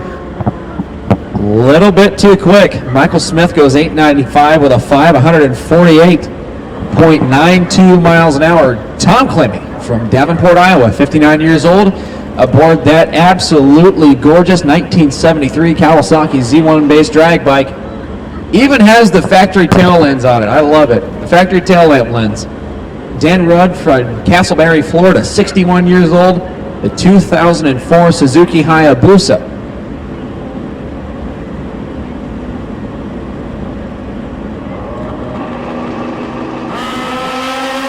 Double 06 reaction time for Tom Clemmy.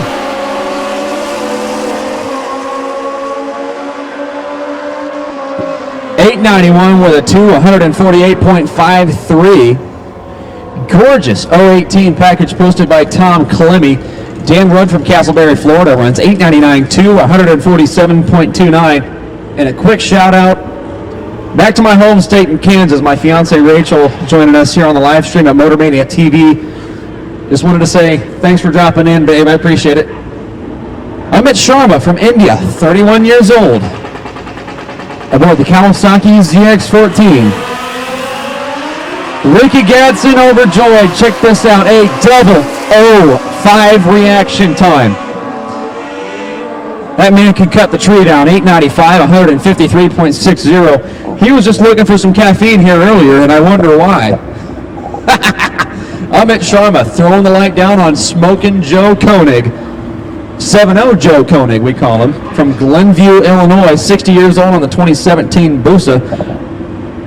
867 to 149.07 miles an hour out of 7-0 Joe. Here's Elmer Cromer from Nokomis, Florida, the 2013 Busa.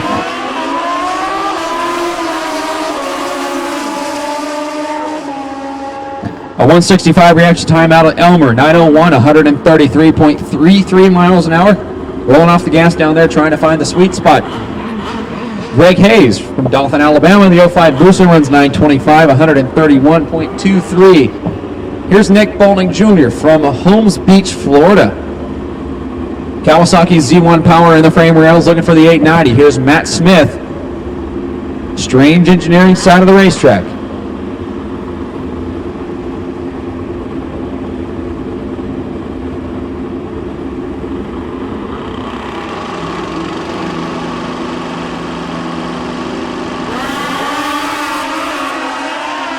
Oh, 35 to the red side for Nick Bowling Jr.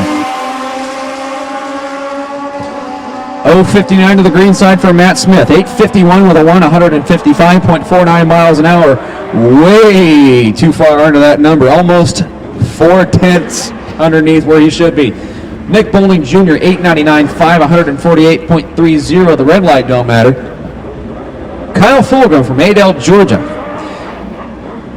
34 years old. Aboard some Kawasaki Z1 power there. Summit Racing Equipment side of the racetrack. Jaeger Cheng from Aruba. The 2007 Suzuki GSXR 1100. Strange Engineering side of the racetrack. Again, for those watching at home, just to make sure you guys know, the Strange Engineering lane is the left side or the near side for you guys. And the far side would be the Summit Racing lane.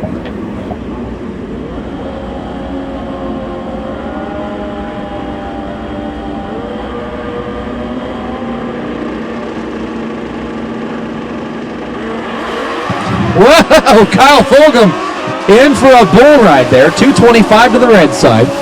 Adel, Georgia native, a little trigger happy there.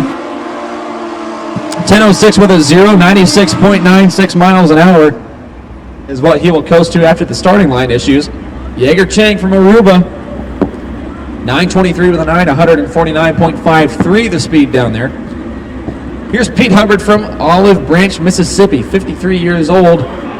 890 the index here, ladies and gentlemen. Here's David Fletcher, Strange Engineering side from Plant City, Florida. I wonder what they sell there. 66 years old, the 1984 Kawasaki-based drag bike. Olive Branch, Mississippi, also known for strawberries. Don't forget about it. 019 to the green side for Hubbard. David Fletcher, trigger happy again. 253 to the red side, runs an 893 with a 9, 143.34 miles an hour. Impressive to say the least. 909 with a 4, 144.53 for Pete Hubbard, trying to get that bike tuned up and lined out. James Hampton on the Strange Lane, Harlem, Georgia native, 56 years old, aboard some KZ Power. Summit Racing side from Citra, Florida, it is Scott DeLong. See, this is what Super Comp Racing used to be. All the slick and bar bikes getting together and battling it out on their delay boxes. Kind of hard to use a delay box on a Pro Tree. If you can red light every time, you can do it. 044 to the green side for Scott DeLong. James Hampton a little late at 097. Quarter mile time of 8:75.8. 149.28 miles an hour for Scott DeLong. 9.012. 152.68 for James Hampton. Just a little late, but we're going to check out the racetrack just to make sure they didn't lay anything down out there. So, ladies and gentlemen, now's a great time to pay the bills. We are in MTC Super Comp, first round of qualifying. Just to make sure my bracket racers know, as soon as we finish up with this round, we're calling you right back up for another.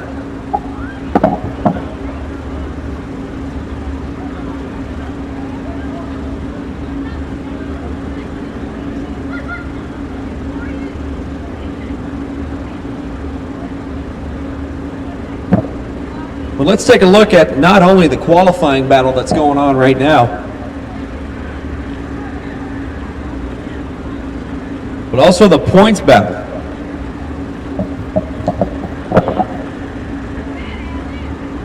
Spencer Claycomb leading Super Comp at 231 points. David Fletcher following him close at 212. Dalton Markham, 197 points. Dusty Brazel in the number 4 position in points right now, 193 points, and Brian Dale trailing Dusty very close at 180. There are only 4 markers separating Dalton Markham and Dusty Brazel. Spencer Claycomb and David Fletcher separated by about a round.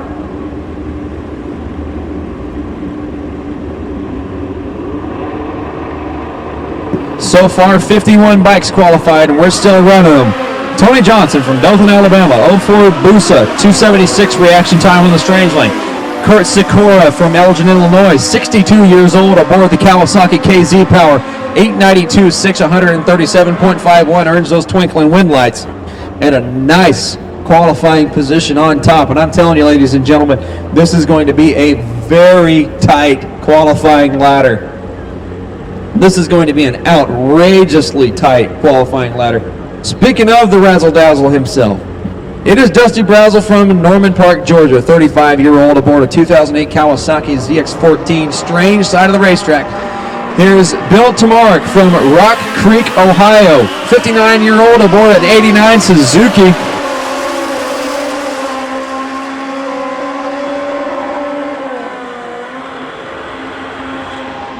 How about Dusty Brazel for an 898.6, 150.51, a 104 reaction time. All these guys are getting out here and just shaking down their bikes for the first time this weekend. 910 with a 9, a 294 reaction time, 134.43 mile an hour trap speed out of Bill Tomarek. Here comes Carlo Testa from Akron, Ohio, 40 years old, aboard a Gen 2 Hayabusa. Summit Racing side of the track is Joey Brandgard, 25 years old, aboard the 2013 BMW S1000RR. Watch how fast this BMW goes in the quarter mile. This is outrageous. 889 with a 151.85 miles an hour out of a box stock motor. Now, that, my friends, is impressive. Carlo Testa, Akron, Ohio, runs 892.7, 149.58. A lot of these guys are running the 892 and 894 numbers, so that tells me right away, after this first round, we are going to have a crazy tight ladder. Mike Konopacki, the pride of Ontario. Kawasaki ZX-10 base drag bike, strange lane of the racetrack. John Krasalici from Clearwater, Florida, the 1978 KZ Power drag bike. Krasalici straps a light on Konopacki, not something I can say too often. They're separated by double 024, and check this out. Krasalici goes 890 with a 143 miles an hour for a double 06 package in qualifying. Mike Konopacki posts an 026 reaction time, 887.3, 149.60 miles an hour. The breakout times go to the back of the ladder, so he's going to be starting from the bottom and working his way up so far in Q1. Corey Washington from Palm City, Florida, the 87 Suzuki Power drag bike. Ricardo Marte from San Juan, Puerto Rico. 009 light from Washington.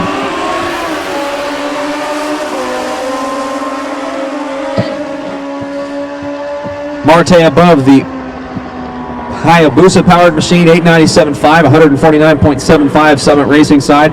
Corey Washington, 009, 891.3 for an 021 package posted here in qualifying. Here's Dwayne Leachman from Wildwood, Florida, 49 years old, above the 2007 Kawasaki ZX-14. Summit Racing side, it is Jason Herron from Lexington, South Carolina, 40 years old, above the old school Suzuki GS Power drag bike.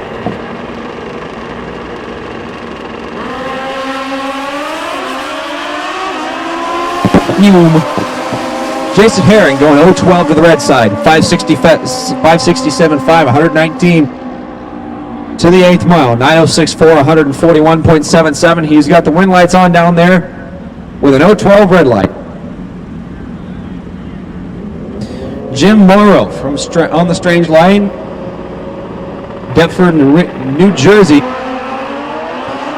The 07 Hayabusa, 025 to the green side. Angel Lopez from Yaca, Florida. I'm assuming that's how you say that. 896.2, 157.87 for Angel. Jim Morrow runs 885 with a 149.15. That will stick him at the end of the ladder as well. Here is Luis Reyes, also from San Juan, Puerto Rico, and yes, I really did say that. The 2005 Suzuki Hayabusa. Eric Connor from Mackworth, Georgia. Strange lane of the racetrack aboard the 2012 Kawasaki ZX-14.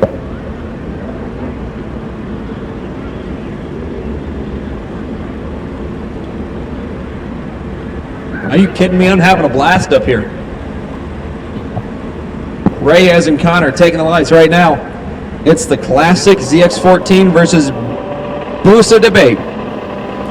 But in the bracket race, your guess is as good as mine.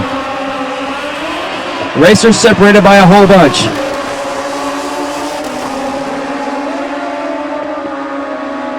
$889.5, 153.60 for Luis Reyes. Gonna be tickled pink with that time slip. 930 with a 144.18 miles an hour for Eric Connor. Here's Rick Eaton from Venice, Florida. Suzuki GS powered drag bike. We're gonna make sure we got everything off the track there. Angel Zambrana from Orlando, Florida. 58 years old, aboard the 2008 Suzuki Hayabusa.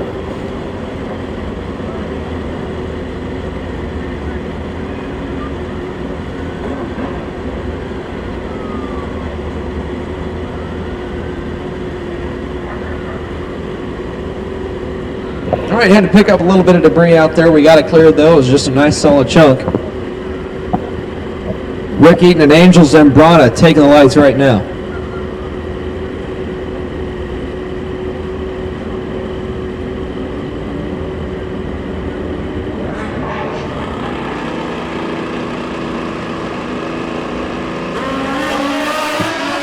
Rick Eaton, 0.62 reaction time. Angel gets out there and spins the tire on that Busa. 8.69.1, 149.41 for Rick Eaton. Way too fast. 10.30 with a 3, 151.80 for Angel down there. Here comes Chucky Hoover from St. Petersburg, Florida. 40 years old aboard the 2012 Kawasaki ZX-14. Straight side of the racetrack, it's Wade Smith from Dudley, Georgia, the 2007 Suzuki Hayabusa, the last of its kind. That was the last year for the first generation Busa.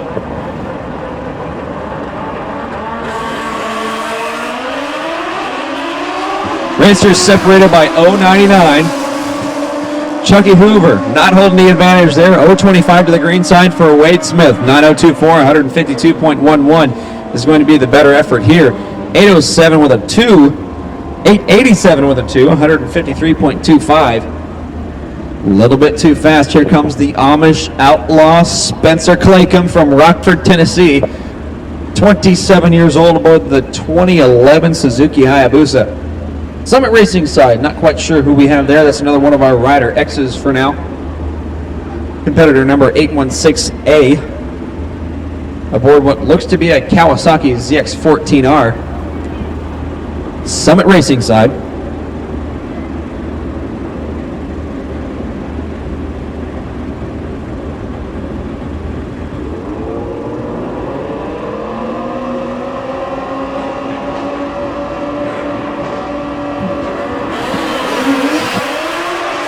Clay coming away first with the 0.29 reaction time. 8.84 with a 7, 148.58 will actually be the better run out of these two. 8.82 with a 3, 146.56 is way too quick for that 8.90 index. And let me tell you, ladies and gentlemen, MTC Super Comp is going to be one hell of a show. That's all I can say. We have how many entrants so far? So far we have a 64 bike field. 2 more plus 1. Impressive. So impressive. 0.23 to the green side, strange lane. Greg Highsmith from Cincinnati, Ohio, 63 years old, above the 01 Suzuki, 8.86 with an 8, 146.97.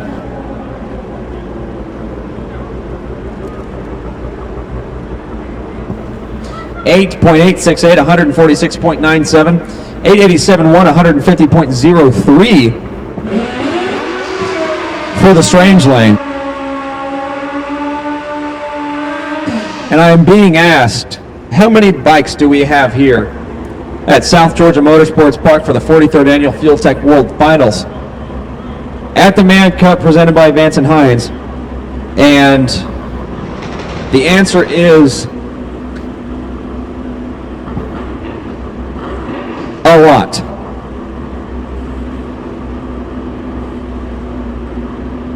A metric lot. There's another word I could use to explain the amount of motorcycles here. Those people that know me will know exactly what I want to say following the word metric. But that's how many bikes we have here. Alabaster, Alabama native Charles Posky, 53 years old, above the Busa powered drag bike there.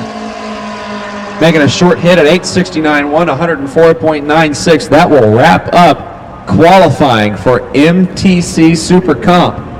Finally! Holy cow! 68 entrants so far. And now, ladies and gentlemen, we move into the very special class we know and love as Super Eliminator. Now, a lot of my veterans are going to know what happens here in this class, and I absolutely love it for this reason. Here is where we see the 2-cycle monsters come to life. Like this machine right here on the right-hand lane of David Boyd from Georgetown, Texas. The 1972 Kawasaki H2750. Summit Racing side. Strange Lane, and it's John Leffert, also from Georgetown, Texas. 31 years old, 72 Kawasaki H2750.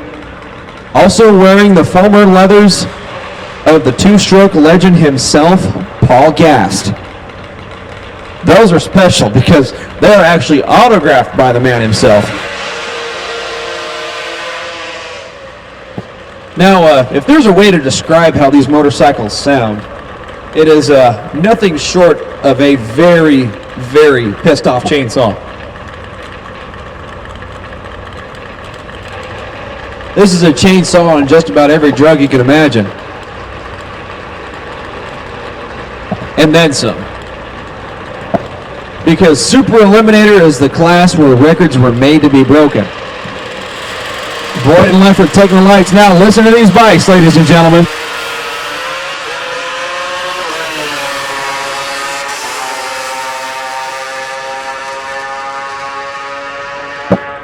David Boyd, 875 to 146 miles an hour.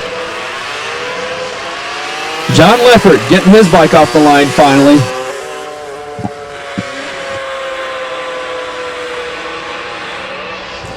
Two more Kawasaki H2750s rolling up to you right now. Steve Chandler from Edgewater, Maryland. 72 H2. Summit Racing side. John Molyneux, Painesville, Ohio. I wouldn't want to get hit there. Strange Engineering side of the racetrack, the 1978 H2. The H2750, the ever popular platform here in Super Eliminator.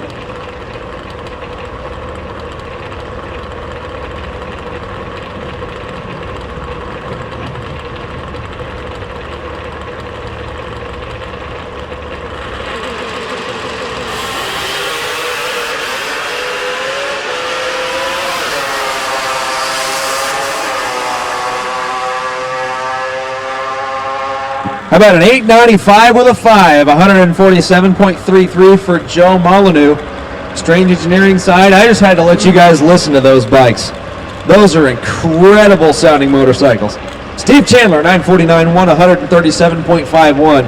And if you guys at home could experience this firsthand, you'd know just how loud these bikes are. They are insanely loud. Rick Steiner, Rochester Hills, Michigan native, 59 years old. The BMW S1000 RR powered machine goes sideways. Whoa! David Rutkauskas, the Waterbury, Connecticut native, 72 Kawasaki H2 triple, 1077 with a 4, 116.24 miles an hour. Rick Steiner runs 1032, 142 miles an hour after a wild launch. Here comes Frank Loney from Dalzell, South Carolina. The 19 PZ 1100. And Scott Pellin from Wheeling, West Virginia, 67 years old, above the 74 Kawasaki H2. And it looks like we have maybe found something on the racetrack, so we're going to take a look at it real quick and make sure that we got everything out of there, and we do. Now watch what Scott does here. Kick starts that motorcycle. Man, there is nothing like that. Kickstarting a two-stroke, there is nothing like it, trust me.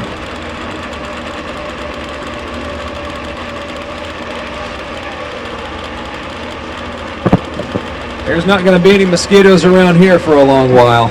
I know that for a fact.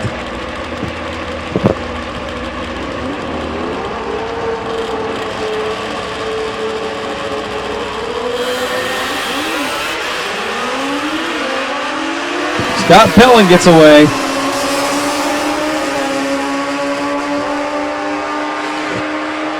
.994 with a 134.66 miles an hour for Scotty down there. Frank Loney runs 967, 154 miles an hour on the four-cylinder Kawasaki. Summit Racing side, don't know who that is just yet. We'll be sure to get that in. Tim Ford from Knoxville, Tennessee. 56 years old on the 2012 Suzuki Hayabusa.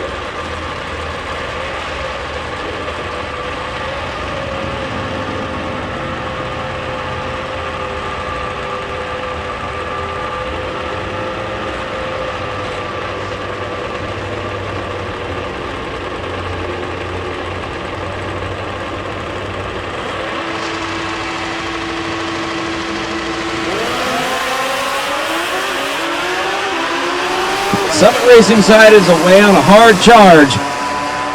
Check out this little H2 down there. 8.938. 144.75 miles an hour on the Summit Racing side of the racetrack. Tim Ford, Strange side of the racetrack, runs 9139, 145.93. David Derrick from Vicksburg, Michigan, the 1972 Kawasaki H2, Summit Racing side. Chris Raziel from Greensboro, North Carolina says he's just 60 plus. The 2011 Harley Davidson 1200 V-Rod.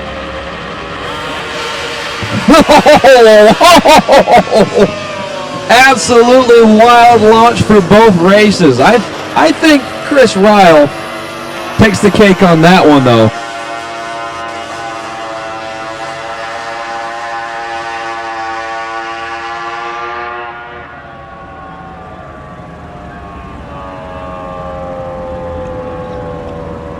Quite the turnout.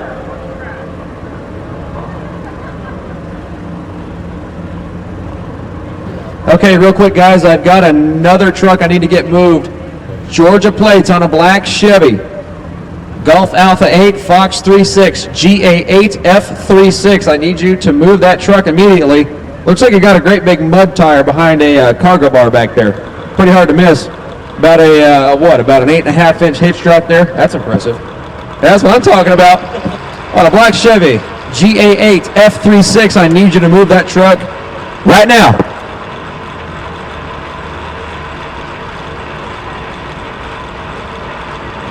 Now, ladies and gentlemen, if you do not have a seat at home or here at South Georgia Motorsports Park, you might want to grab one.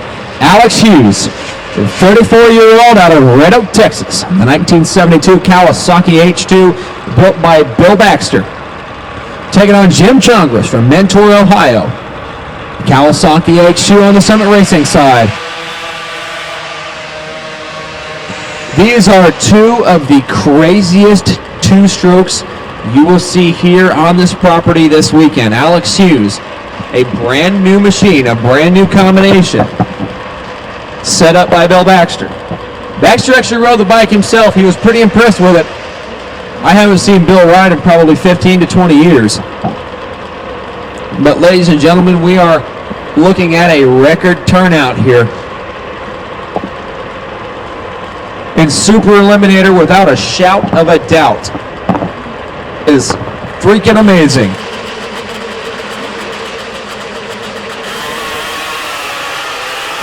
Alex Hughes not going to get a time slip on this run. Jim Chongris,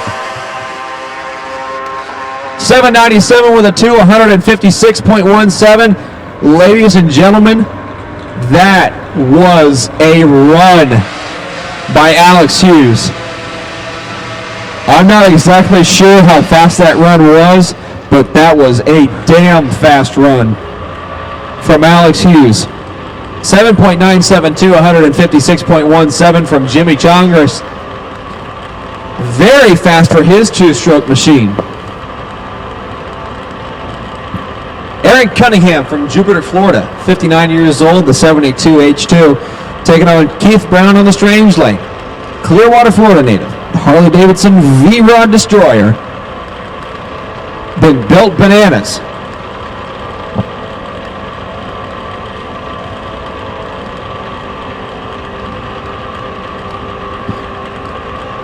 Aaron Cunningham going to take the single on this one.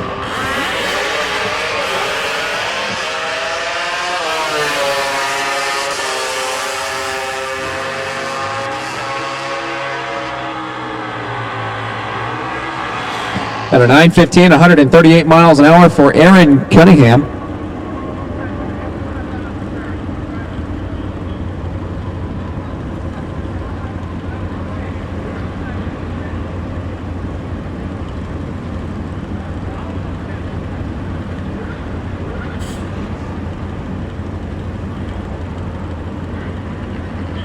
Here's Keith Brown from Clearwater, Florida, the Harley-Davidson V-Rod. Strange lane of the racetrack. That gorgeous Harley-Davidson V-Rod. I'm not really a Harley guy, but that bike, that's definitely some eye candy down there.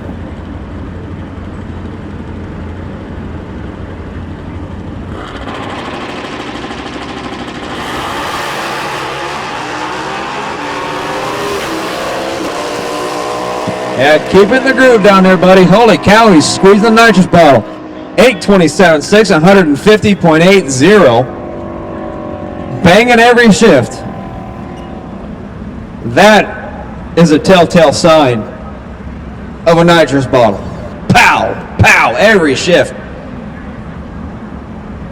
Now, ladies and gentlemen, re-roll into Wiseco Pistons Street Fighter. The 950 index class. Jean-Pierre Zimmerman, 19 years old, aboard a brand spanking new Suzuki GSX-R 1000 from Team Aruba. One of the multitude. Yeah, Matt Damon is in fact eye candy, between you and me. Joshua Lemons from Pembroke, Georgia, the 06 Busa, strange lane of the racetrack.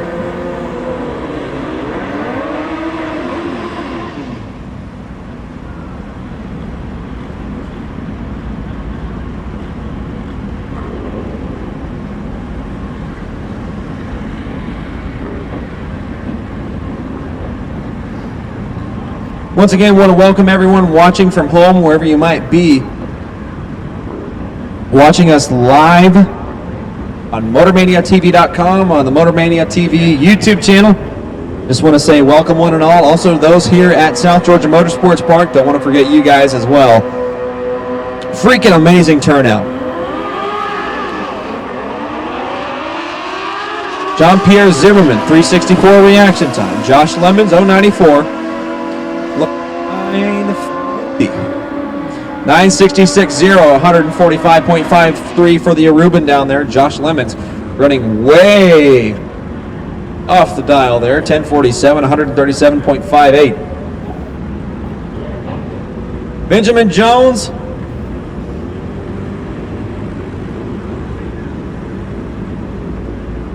I'll say Rye Pierre.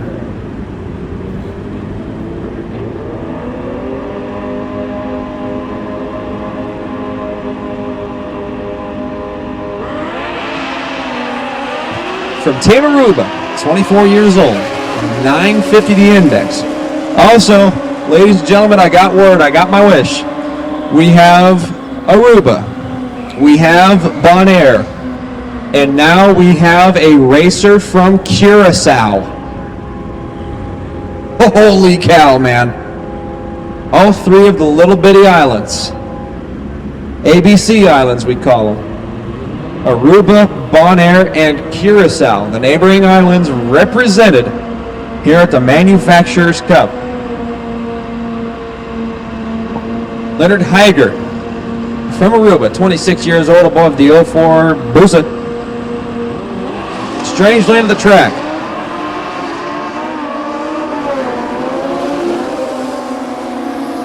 On board a turbo Busa down there, runs 993 with an 8, 134.83 miles an hour. Leonard Hager from Aruba runs 1069, 141.11 miles an hour.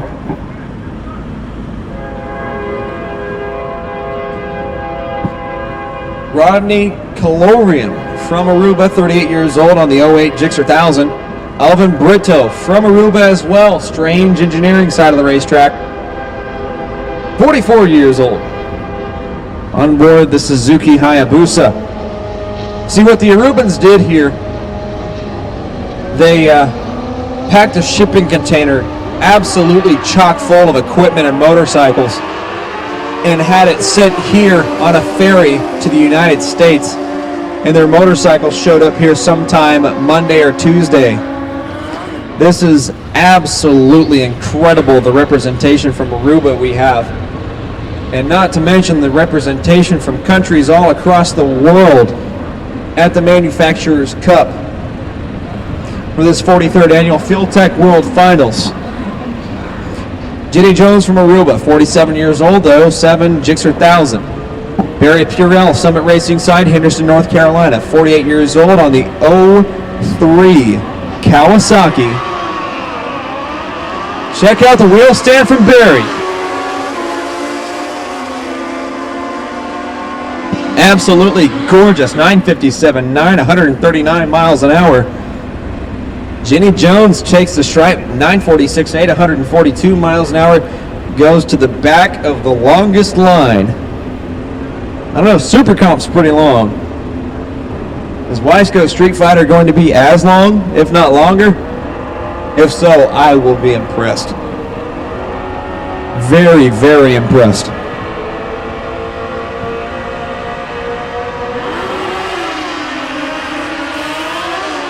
Gerald Jansen from Curacao.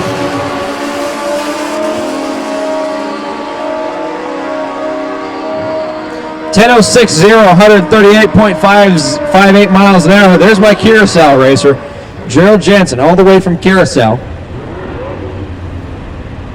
Rahin Donata from Aruba, 10.68, 137.48 miles an hour from Aruba.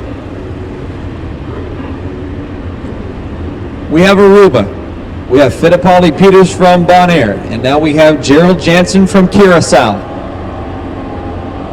This is flat shocking. Richard Owens from Aruba, 40 years old. 170 reaction time for Richard. Ryan Johnson from St. Petersburg, Florida, 37 years old. The 06 GSX-R 1000 runs 948.6, 144.94 miles an hour. Richard Owens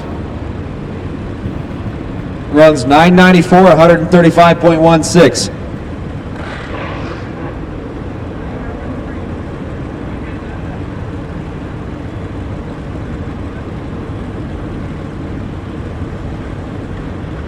So moving on with the program here, we've got Beto Crows from Aruba, 33 years old on the Suzuki Hayabusa. Nicholas Noble from Central Louisiana, 18 years old, racing the first gen Busa.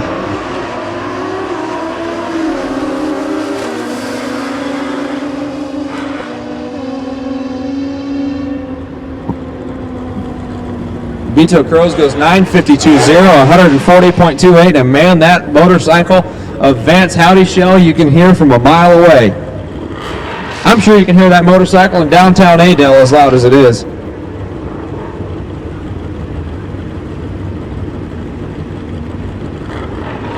Howdy Shell from Vero Beach, Florida. The Buell EBR on the Summit Racing side. Crosby Blair from Georgetown, Tennessee. The 2014 Buell EBR on the Strange Lane. Two of the Buell EBRs taking it on.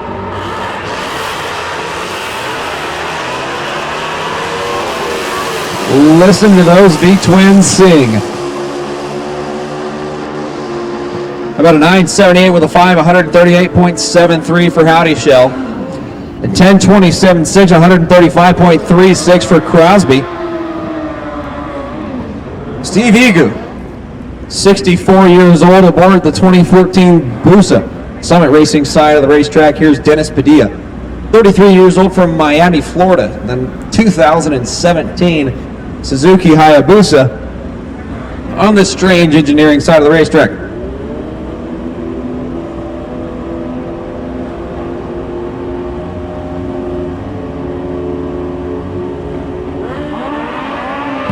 Once again, guys, if you're listening at home or watching at home, welcome. Thanks for joining us here at the 43rd Annual Fuel Tech World Finals at South Georgia Motorsports Park. Thanks to Dunnigan Racing and McKinney Motorsports for putting on the Motormania TV live stream. 996.5, 145.05 miles an hour for Steve Egu down there. Stacy Smith from Lozella, Georgia, 64 years old on the 2007 Suzuki Hayabusa. Summit Racing side, we have another one from Team Aruba aboard an old school Suzuki GSX-R 1100.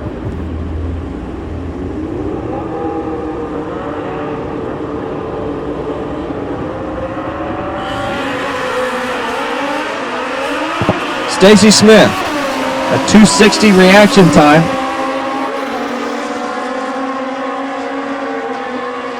.982 with a 0, 149 miles an hour, way too fast. 1069.4, 127.65 for the Summit Racing lane will be the better qualifying effort there. Marty White from Grove City, Ohio, 48 years old on the 94 Suzuki Katana. How many times can you say that there's a Suzuki Katana bracket racing? Jeremy Teasley got this thing to go about 860 earlier. I was melted into a puddle on the floor. Let me just say that much right now because I've never seen a Katana move that fast. Here's Brad Floyd from Cottonwood, Alabama. The 04 Busa. 175 reaction time for Brad Floyd. 142 reaction time for Marty White.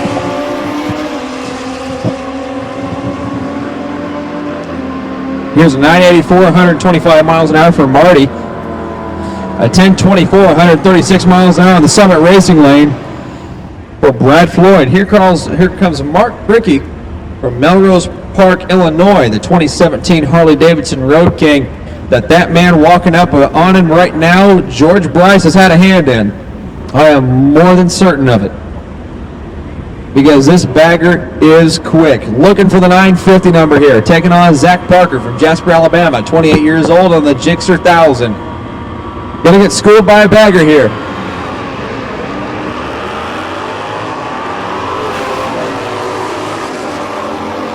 That Harley is fast. Holy cow, that bike is fast. 985, 137.90 miles an hour from Mark. Zach Parker posted 965, 146.05 miles an hour. That bagger is plumb nuts. That is absolutely crazy. John Markham. We know him as Spooky. Bowling Green, Kentucky native, the 07 Busa. Mike Nierhoff, the Youngstown, New York native, the 09 Kawasaki, ZX14.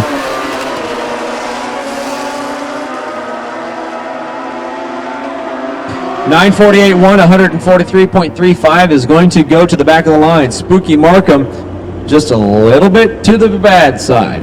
.958.7, 142.42 for Mike Nierhoff. That'll be a better qualifying effort. Here's Jeremy Burt on the Strange Engineering lane. Good looking Suzuki GSX-R 1000. Summit Racing side, no information on that racer yet. We will be sure to get that name in here as soon as we can. 004 to the red side for the Summit Racing side. Jeremy Burt having problems off the starting line.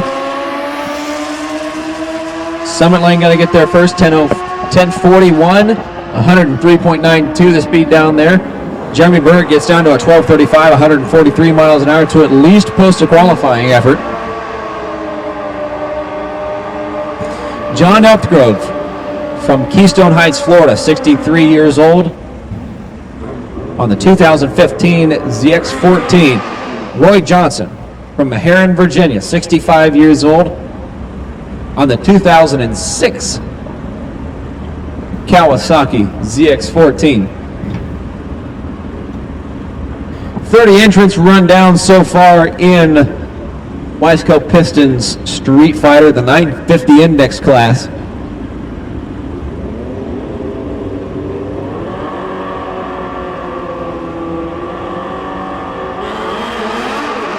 About 1:35 reaction time for Upgrove, Keystone Heights, Florida native. Roy Johnson, 024 to the green side.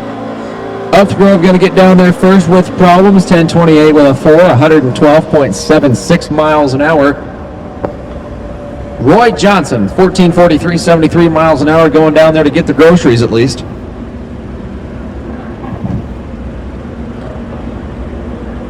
Fittipaldi Peters from Bonaire all three of the ABC islands being represented here in Street Fighter. Aruba, Bonaire, and Curacao. How about that? 2013 Busa is what Fittipaldi is on.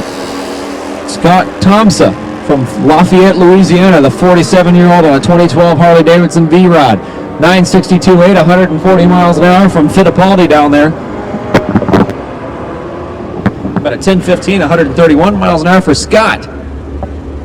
Michael Smith from Macon, Georgia, 33-year-old on the 07 Busa. Here comes Jason Bruschi from Ypsilanti, Michigan. The 2017 Harley-Davidson Road King. George Bryce taking a look at this one also.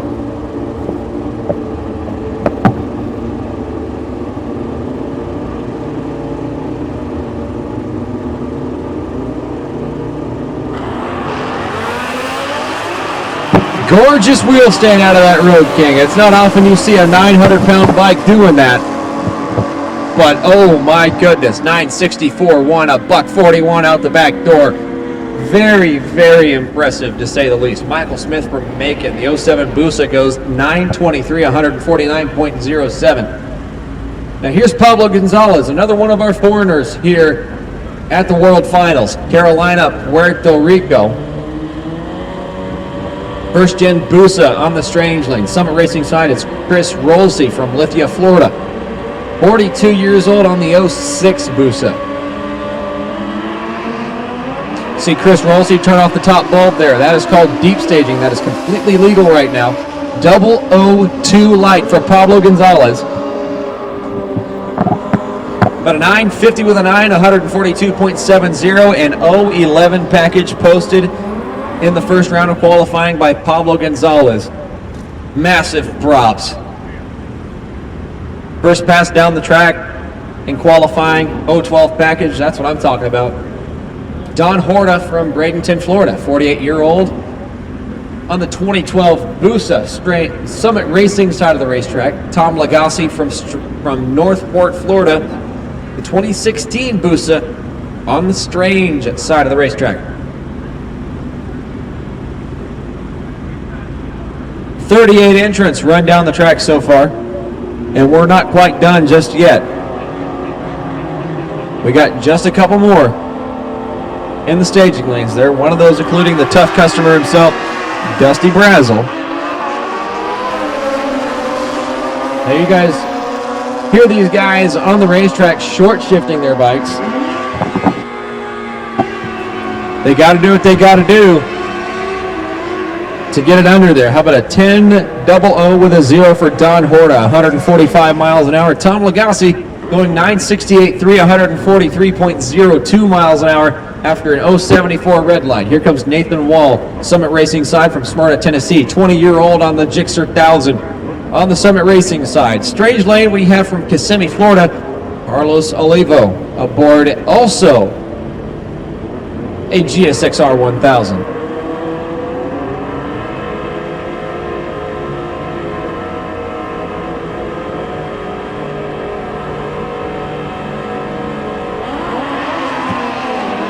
.076 reaction time for Nathan Wall, and check out the wheel stand from Carlos Olivo. He had to dump that throttle quicker than the next week was coming up. 947.5, 118.37 miles an hour from Nathan Wall. Got down there and set the cruise control at the 8th mile, only actually shaved mile an hour off. That's impressive. Sonu Sandeep Soki from India. Summit Racing side aboard the Ricky Gadsden Racing School Kawasaki ZX14 and Jarvie Wesselman. From Aruba, 35-year-old. These guys are separated by 004, and these reaction times begin with .25 apiece. 945.9, 149.65 miles an hour for Sonu Sandeep Soki. Just a touch under the index there. Jarvie Whirlman from Aruba runs 8:53 with a 3. 159 miles an hour. Here comes Dusty Brazel. the short shifting Magic Man from Norman Park, Georgia. 35-year-old aboard the 2008 Kawasaki ZX-14.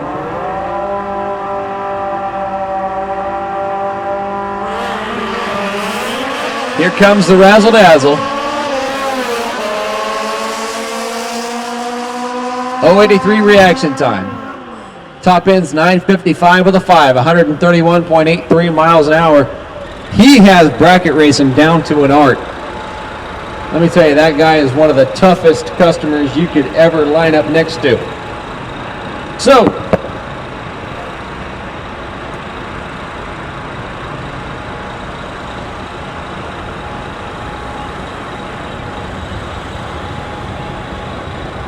okay, attention in the pits. Grothis Ultra 460 and MTC Super Comp. I need you guys up to the staging lanes pronto. Once again, I need Grothis Ultra 460 and MTC Super Comp back to the lanes. And right after this, ladies and gentlemen, it is the world's quickest quarter-mile index class. Star Power Top Gas going to be rolling up to you here in just a matter of moments. Wade Rich out there working the magic. And let me tell you, there is nothing, and I mean nothing, more incredibly competitive than this class right here. It's tight. Star Racing Top Gas is tight. But let me tell you, these guys have got a whole lot of cojones. Running 8:20 in that quarter mile. So, I'm going to hand this back off to my good friend Tom McCarthy here in the tower while we work our magic up here. Yep, Star Racing Top Gas is up next, and we have called all of the other index classes back to the lanes for their Q2. Once again, that is Grothis Drag Bikes Ultra 460, MTC Super Comp. Those are the only two that we have called back so far, Super Eliminator and Street Fighter. Keep your ears open, ladies and gentlemen.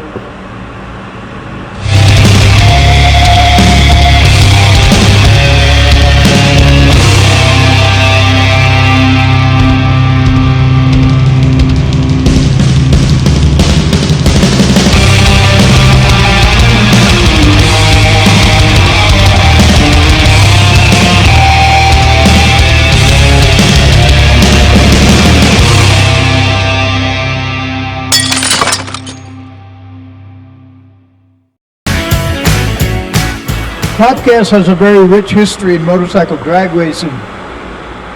Goes back into the 70s, as motorcycle drag racing has mimicked the four-wheelers all along the NHRA days. Now, Top Gas, back in the 1970s, very interesting stuff on this. Top Gas back then was a class where you saw double-engine motorcycles. For example, in 1974, Elmer Trett had graduated from single-engine lay-down drag bike in 72 and 73. Elmer decided he would build a double after seeing a story about Danny Johnson's Roaring Double. Elmer wanted to race double-engine bikes. Elmer came up from the ranks as a sportsman racer with a bracket bike. He saw this magazine story, I believe it was in Cycle Magazine, and Danny Johnson's Roaring Double, and Elmer had to build a double, and he started off with a double-engine Top Gas bike. Top Gas was the ticket before you got into a nitro back then. So Elmer had twin Sportster motors carbureted on gasoline to race in Top Gas. However, at the end of the 1974 season, they did away with Top Gas. Excuse me, that was the end of 75. So Elmer had to change classes. And in 1976, Elmer went from Top Gas into Top Fuel, which is quite a jump. Today in the modern world of Top Gas with the 820 index, this is where a lot of racers go before they make that jump to NHRA Pro Stock. Is learn how to ride a big tire bike, which is not like riding anything else. They all have their own personalities. And you got to get used to that big square tire. You don't lean the motorcycle over, you lean over. The bike stays perpendicular at all times. It's a skill racers acquire as they go along. Some are better at it than others. But the real naturals, they just keep that bike perpendicular at all times. It's a natural thing to do in the drag bike class. And at Top Gas, It's a must with that big square tire. Top Gas bikes typically run the same tire that are found in the NHRA Pro Stock bikes, which is a 10 by 26 Mickey. And they all basically run off a 15-inch rim. Things are much better today than they were back in the early Top Gas days, and that you have actual motorcycle tires made for drag bikes. The winkle wall and the tread on the bike are all compatible with a nice rim, 15-inch wide. Some get tricky, you put a 16-inch wide rim out there, but you're still dealing with a 10-inch wide tread on a 26-inch tire. And those bikes, another advantage to running that tire, which is what Pro Stock bikes run, is that it's pretty light. Tire technology has advanced a lot on those and allows them to adapt well on the Top Gas bikes. Something else about Top Gas bikes, which will be coming out here. Top Gas bikes generally generate somewhere in the 2 to 250 horsepower range. Now, Pro Stock bikes are more than double that now, running deep in the sixes, but Top Gas was pretty compatible back in the 80s when they were only 1-2 seconds behind in elapsed time to bike. 820 bikes are still motorcycles to be revered. Not feared, but definitely revered, because the bikes are just so quick. So quick.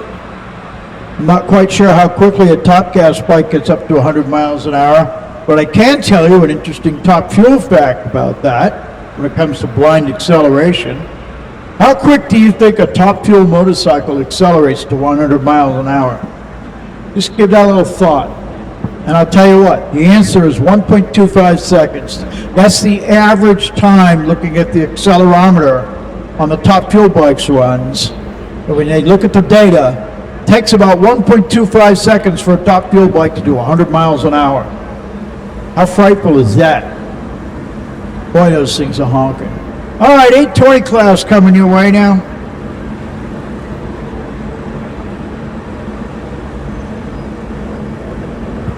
Top Gas, baby. Star Power Top Gas. Out in the lanes, and I see my racers starting to fill up. Thank you very much. I appreciate it. This is your second cue for the new bikes I'm calling up.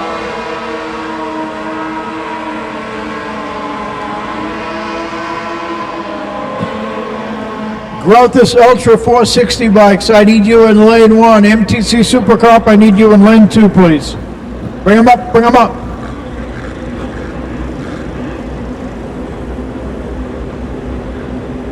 Under the lights here at South Georgia Motorsports Park for the 43rd Annual Fuel Tech World Finals. We are hitting it hard out there. We got a lot of motorcycles in the house. We're going to get through it. We are going through Q2 later tonight. Right now we're still on Q1 with Star Power Top Gas. And as soon as we complete this round of Star Power Top Gas, we're going into Q2 with Grothis Ultra 460 and MTC Super Comp. Super Eliminator bikes, you are on standby.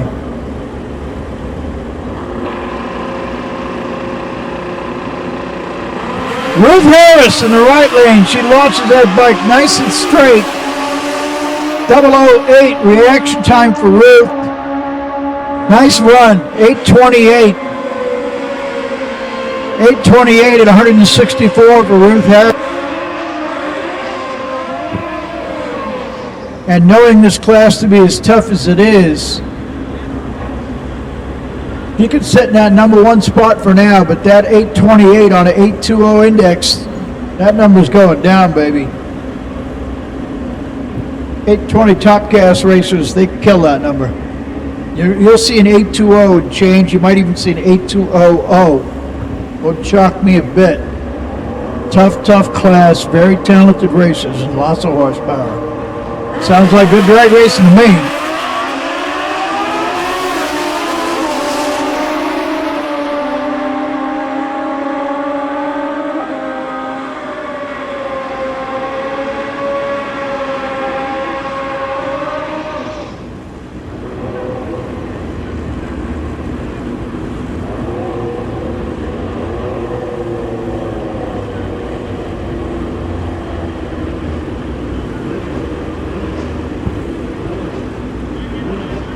And Omar Lenoy, also of Aruba, will come up next with Cedric Maduro, also of Aruba. So Team Aruba is in the house in full effect right now, which I'm happy to see.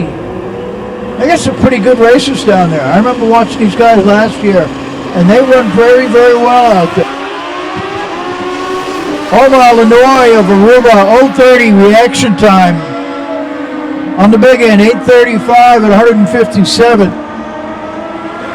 Gonna need to tighten that up a little bit. Cedric Maduro, 8:44 at 153.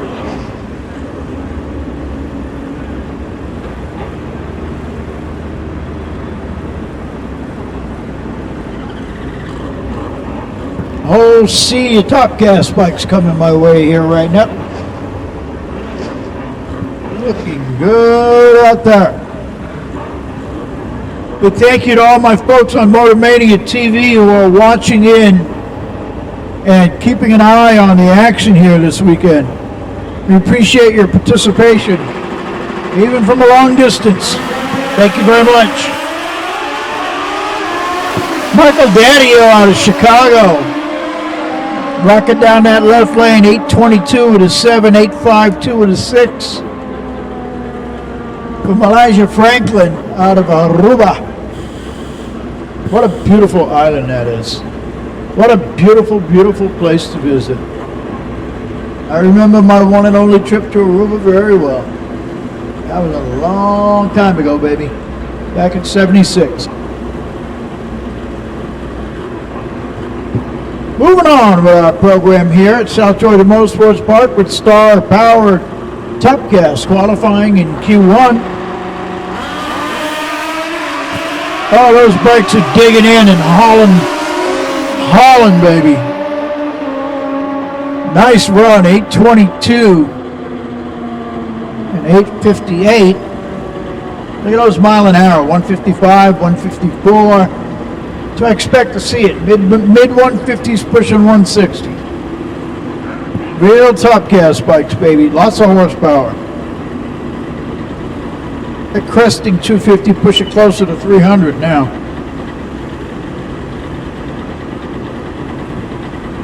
More advanced racers like a little extra in the bank. They want to be able to go quicker if they can. You don't build an 820 bike to go 820.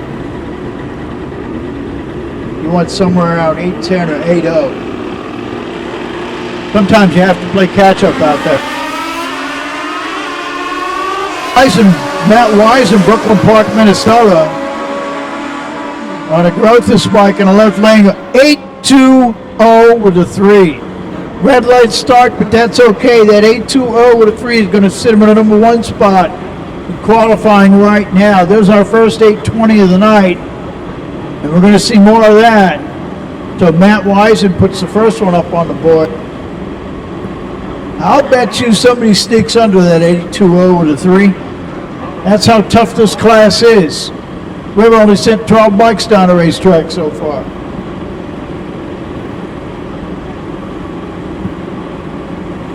That number hasn't got a chance of staying in one place. Not in this class, not with these headhunters.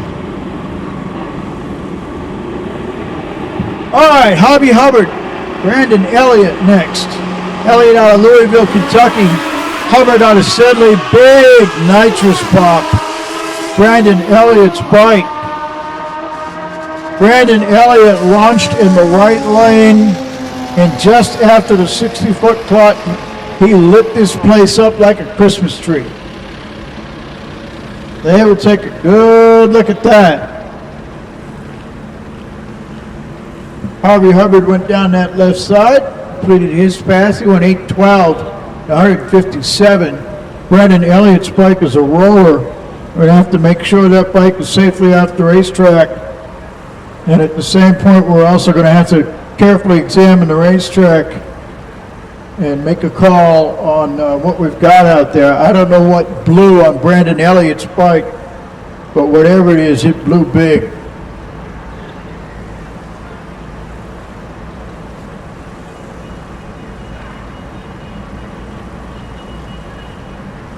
So they are examining the racetrack here. We also have an examination of the racetrack coming down from top end to starting line area, which is also very important. Racers, when you're out on that racetrack, if you feel your motor let go, if you feel anything go bad down there, you want to get to the wall as safely and quickly as you can and get off of the actual racing surface. So if your bike is leaking fluids of any kind, no matter what that liquid is, you don't want it off the racing surface. Get to the wall as quickly as you can.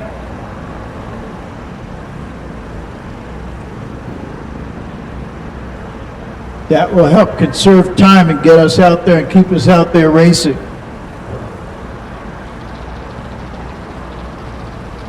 There's a close examination of the racetrack going on by hand, on foot out there right now, and I'm waiting for consensus to come in on that. And we have our first piece of equipment starting to roll. Wade Rich has the tire rotator, and he's heading out in the left lane. Brandon Elliott's bike was in the right lane when it let go. We'll see what happens.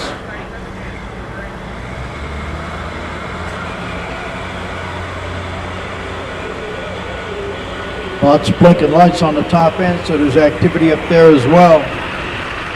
Well, it's quiet and you can hear me easily out there. We have made our calls to the lanes for Grothus Ultra 460 in lane 1 and also MTC Supercomp bikes to lane 2. And I see a whole sea of bikes shaping up over there. I thank you for that. Very necessary. We must load the lanes up and we got to get you out there and get the back round as quick as we can. Super Eliminator, I did put you guys on standby, and that is working. That's fine right where it is right now. Out on the track, we have multiple vehicles checking on the top end, and I see lots of movement up there. I will let you know what the word is on that as soon as I get the word.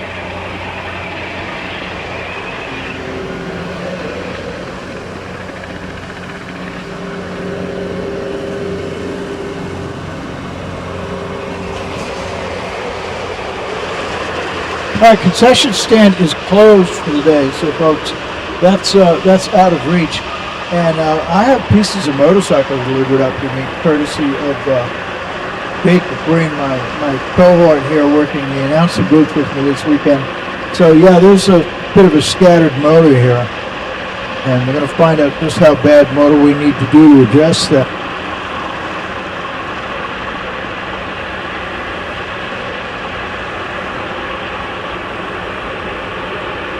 The track is under examination at this time. No ruling has been made as to who or what, but they are warming up the scrubber in the bullpen here, checking the fluids, getting ready to put it out there to work. But ladies and gentlemen, we do have a scattered motor, complete with scattered motor parts, and they are getting ready for a full-on cleanup of the right lane. That motor blew just before the 3:30 clock. Between the 60 foot and the 3:30 is where that flash came on.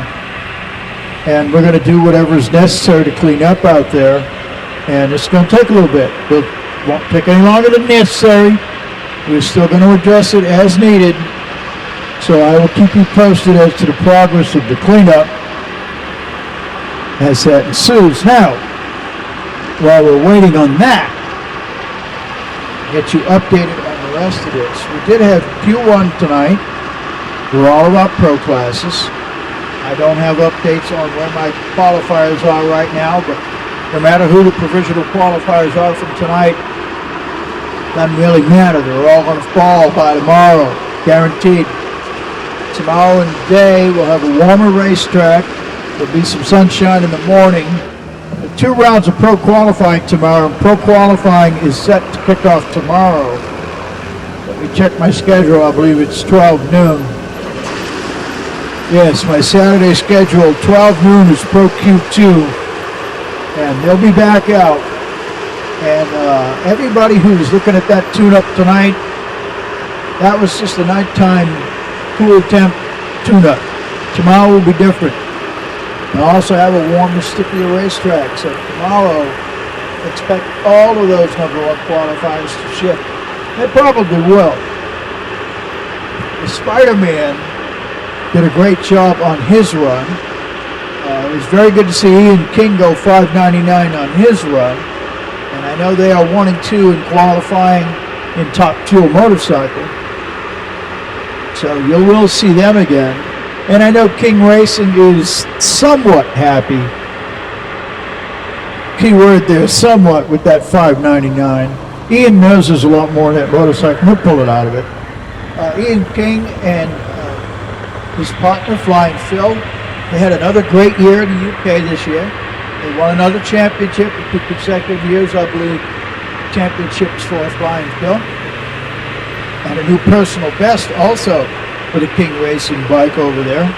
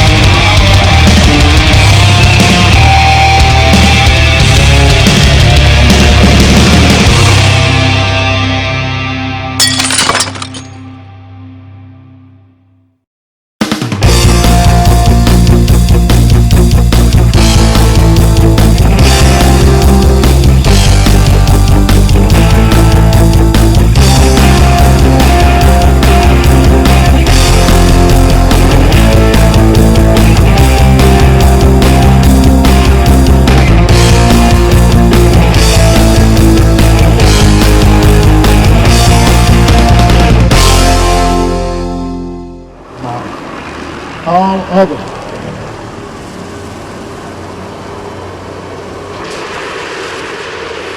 In APE Pro Street, I must say, I know JT is on top, and he's romping and stomping as usual, and Richard Gadsden is right there with him. Big congratulations to Jeremy Teasley on the win of the APE Pro Street All-Star Shootout. Congratulations, Mr. Teasley and company.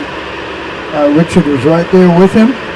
But as Brad Mummert said to me, the wheelies, we knew they were going to happen. It was just a question of how bad.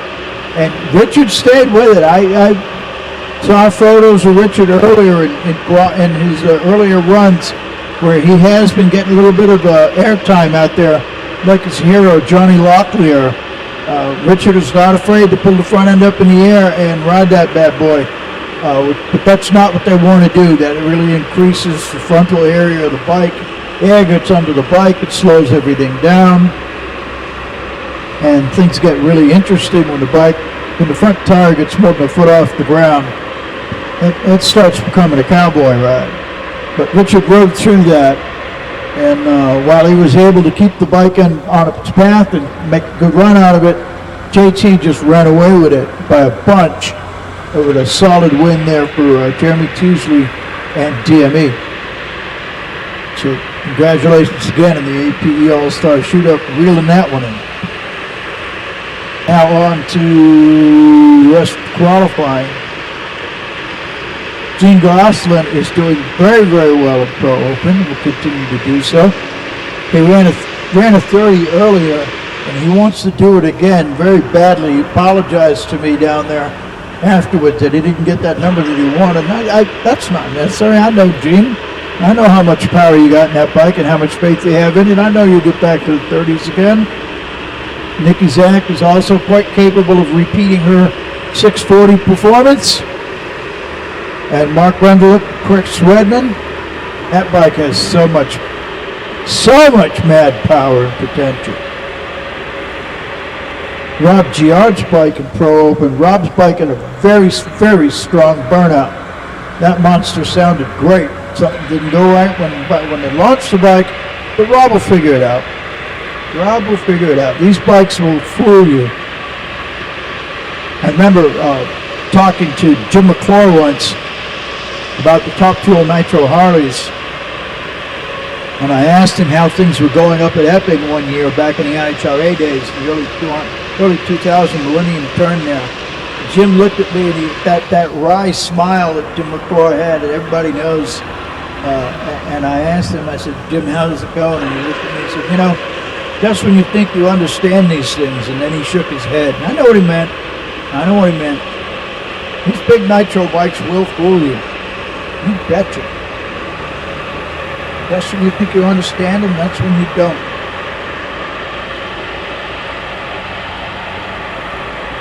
Wade is dragging that track, I should say auto tire rotating out there well.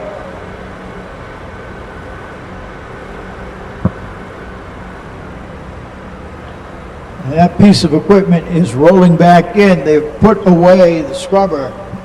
And I believe we are getting ready to go back to racing here.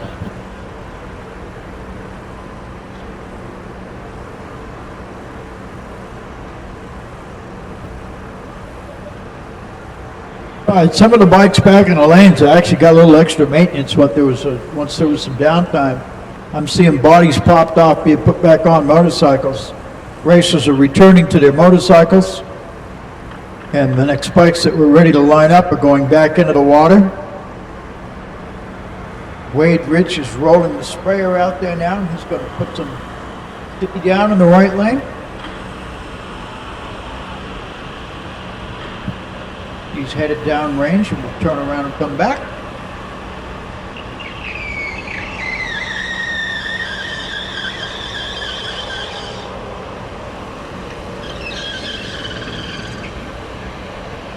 The sprayers that they use now, the amount of technology that goes into these machines is pretty amazing.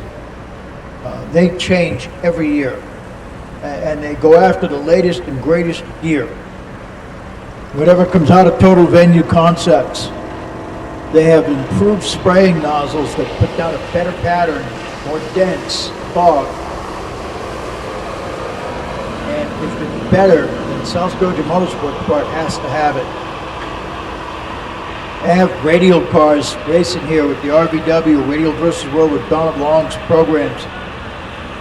And those radial cars now, I've seen the nitrous cars going 350s, 355, Marcus Burt, huge ETs and mile an hours. Crazy stuff. Cars have made significant strides in the last couple of years. And our event sponsor here, Fuel Tech, this is the 43rd annual Fuel Tech World Finals. Fuel Tech plays a big role in RVW performance. What's different about Fuel Tech is that they design and produce their injectors in-house. They're made there. They have all the components, they assemble everything there, and they can tell you which injectors you need. You let them know how much fuel you need to distribute to your cylinders. They'll tell you which ones you need to use and which fuel management system to use to go with that. And if you want to put that fuel in through your induction ports, or if you want to put it right at the valve, they can help you tailor that system to whatever you want and need. And by doing that, it's about maximum efficiency. Maximum efficiency. All right, done with the spraying out there and the dragging on the track. Surface has been attended to.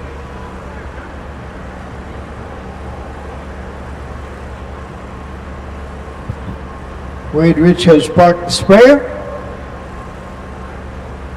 And I'll start watching our starting cream and starting two.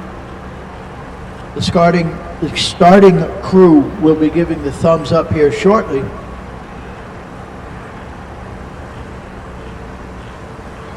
We're going to get back to racing.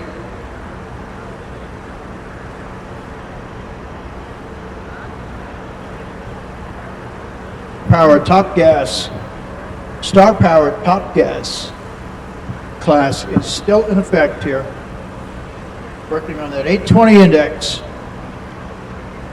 We're going to complete Q1 with Star Power Top Gas. Bikes are ready to go hot now. And as soon as we are done with Top Gas, we're going into Growthless Ultra 460 for Q2.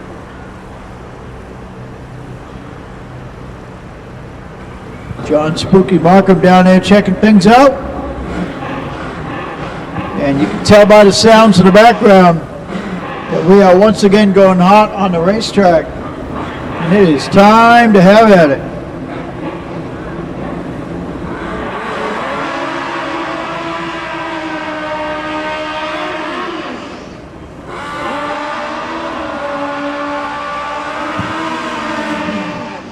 Nice strong burnout there by Ronnie Woodall out of Pleasant View, Tennessee in the right lane. Shane Cunningham of Naples, Florida will be in the left lane. I see Juan Citrone putting his bike in the water in the right lane.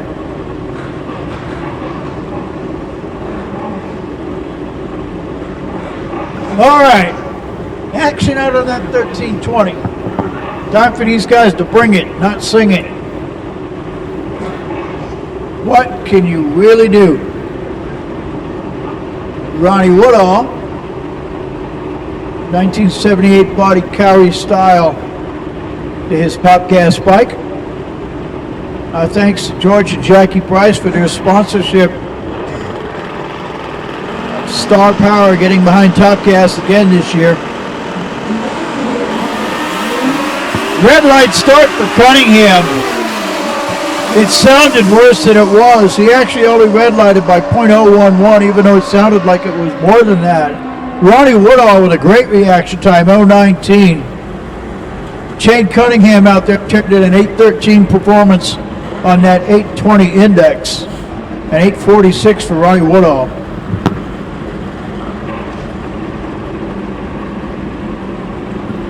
Thanks to the South Georgia Motorsports Park staff, they're doing a very good job of putting these bikes into the water and into the lanes and getting this show moving along.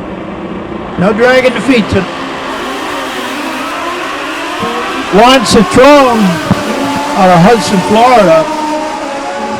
Citrone with an 082 reaction time turns in an 874 and 830 for Scott Samich. Let's see more of Scott. Deep in the points. Let's take a look at 820 points. Let's look at Top Gas points and see where they are.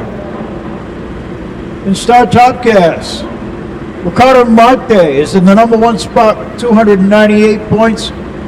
Mike Lingo in the number 2 spot with 229 points. Scott Samich at 215 points. Very much within reach of Ricardo Marte. Scott Samich 215. Jeremy Teasley 195 points. Jim Chongus 167. Those are your top 5 points in Top Gas. Thomas Cole with a red light start. Dennis Jones got a clean one away. 825 with an 8. 836 for Cole.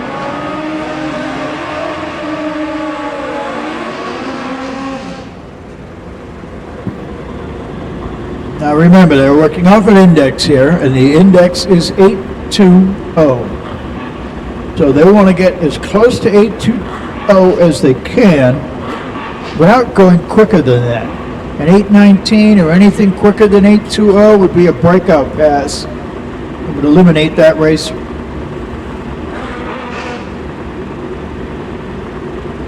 Stylish nitrous purge in the right lane for Richard McManus. Dalton Perry in the left lane out of Dublin, Georgia.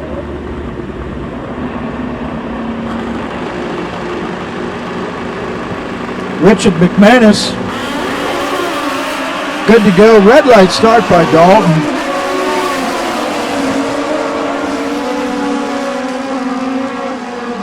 .066 light for McManus, who goes 880. Way off pace. So is that 10.95 for Dalton Perry. If they want to survive, if they want any shot of surviving round 1, they're going to have to tighten that up a bunch.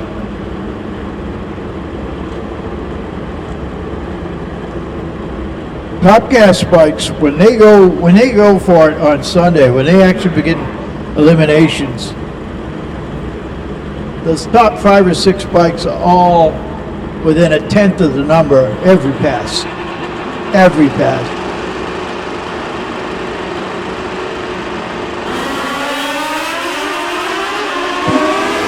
Rob Honeycutt goes red. Rob Honeycutt in the left lane went red by 004. Fisher turning in a good performance with an 022 reaction time. Went 855. Honeycutt with an 827.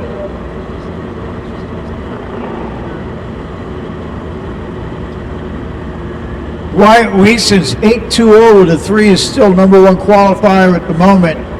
8.20 with a 3. Somebody going to slide in there. I know they will. 23 entries down that racetrack so far.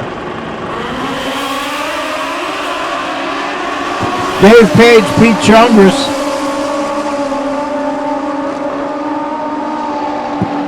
8.24 for Chongris. Page with an 8.36. Good reaction times too. 0.48 for Chongris. Page with an 0.50. Good reaction times. Not great, but good. Anytime you can get under 8.50, anytime you can get under 0.050 with reaction time, you're going in the right direction. The top racers can cut single-digit lights when they need to. Typically, they hover around 0.27. They don't want to get any looser than that. 0.27 to an 0.17, right where they want to be. Red light start from Seth Berrucci. Berrucci went red by 0.11. That's attacking the tree a little too much.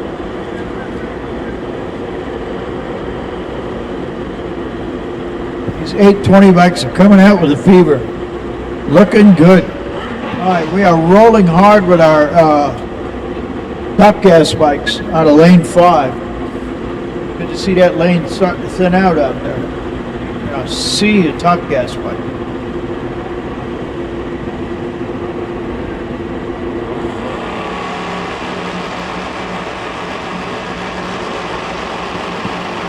Darrell Henry, Ricardo Marte. Ricardo in the left lane, 006 reaction time. How serious is he? Goes 8.14 with a 6. Ricardo Marte of San Juan, Puerto Rico. He is ready to go after that number 1 plate this year. He is not going to go away quietly. He wants that win. And what a great guy. Great smile, nice man to talk to, very pleasant, great drag racer. I admire the man's work very much so.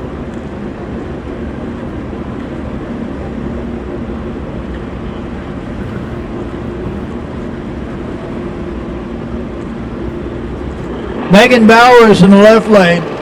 Chongris on the right side out of Mentor, Ohio. 101 for Megan on the reaction time. She's putting in a lot of laps tonight. She's been working hard and racing very hard. 8.39 to an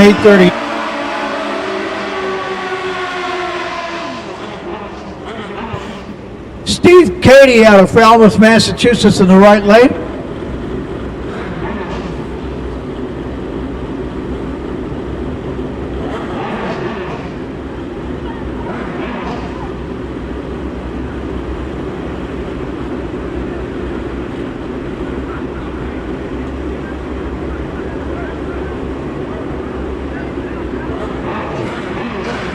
Last call, Rothus Ultra 460. This is your last call. Rothus Ultra 460 to lane 1. MTC Supercomp, I need you to lane 2, please. MTC Supercomp, bring them up. All right, Steve Caddy launched. Something happened there. He had a 194 short time. He got out of the throttle and he is rolling down the right lane. I can see his tail light clearly. He's making his way past the scoreboard. Steve Caddy is rolling, but he's going to barely make that turnoff. We're going to have to make sure the right lane is clear before we send this next pair down. Caddy has not cleared the racetrack yet. His tail light is still visible in the right lane.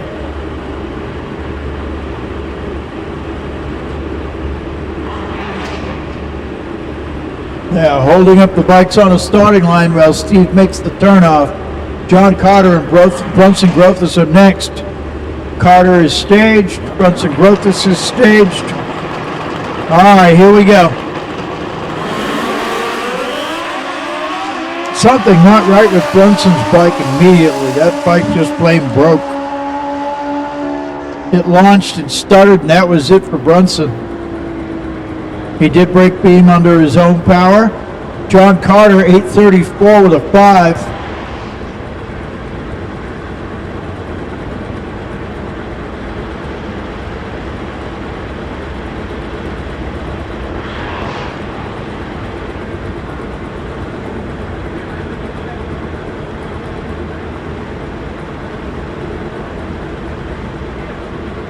We got a little bit of a cleanup necessary there for Brunson. Whatever broke on his bike broke with authority, that's for sure. That break occurred in the right lane in the left groove. The track staff is attending that, drips and drabs. Put it out again, Growth Ultra 460, your last call has been made.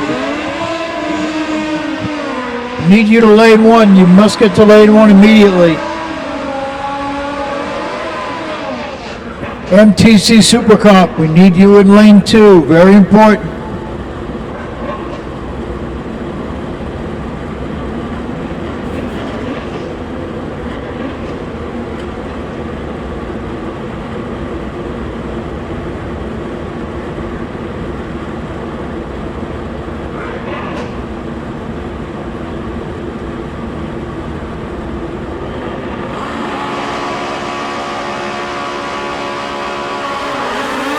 John Looney, right lane, a little bit of a rodeo ride there. He got up quick, sat right back down. John Civitarese, Norwood, Massachusetts. Civi goes down that left side with an 812, 158 miles an hour, had an 066 reaction time. Civi be doing a great job driving that bike. That's the second lap I've seen Civi make today. Civi got down the left side real well. Loney broke. His motorcycle is coasting in the right lane. He's going to come to rest just before the scoreboard. So we will have to remove John Loney's bike from the right lane, and we will get right back to you shortly.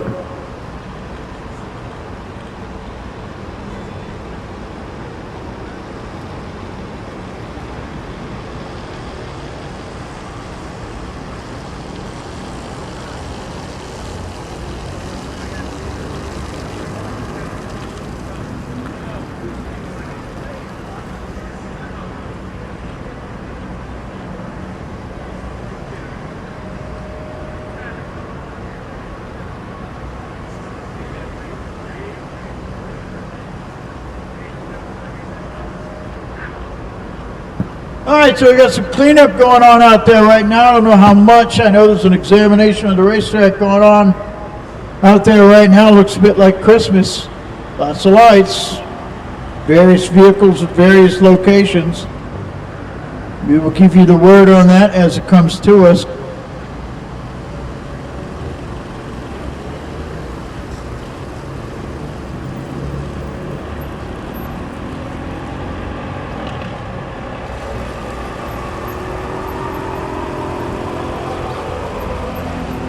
As we continue our tune-up on the racetrack,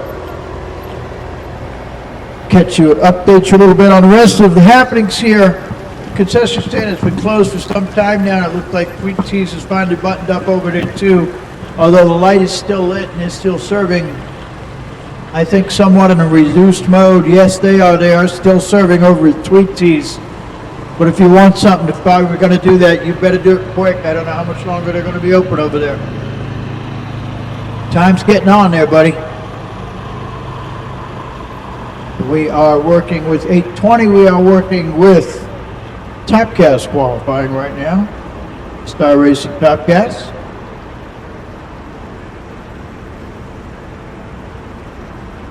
Man Cup location behind the main stand here is buttoned up for the night.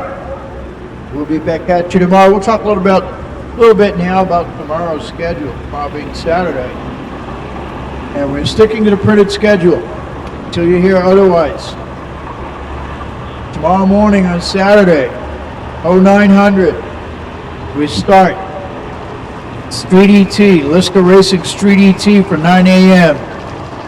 E1 for, we're also going into V-twin. And then, of course, MPS Pro ET. And we will repeat that with Street ET, V-twin, and Pro ET. We'll probably go a third round of that according to the schedule, and that makes sense. With Street ET, Pro ET, and V-twin, which will bring us up to about 12 noon. And 12 noon tomorrow on Saturday is Q2 for the professional classes. The run order will be Pingle Top Fuel Twin, Hawaii Racing Pro Fuel, Falicon Pro Mod, Nitrous Express Pro Open, APE Pro Street, Shinko WPS Real Street. That will be the order. And once we get into, once we complete Q2 at 12 noon, we'll follow that with Sportsman, which will put us in Sportsman Q3. And the run order will be Ultra 460, Super Comp, Super Eliminator, Street Fighter, Top Gas. That's just a quick look at tomorrow's Saturday start. Very fast-paced racing. Racers need to man their motorcycles. We're ready to get with them.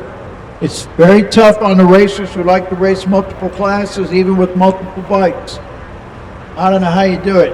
I don't. It's amazing how these motorcycle guys can go from bike to bike, from class to class. I noticed earlier today I saw Jeremy Teasley getting a ride back from Top End. He didn't even unsuit, unglove, take his helmet off, nothing.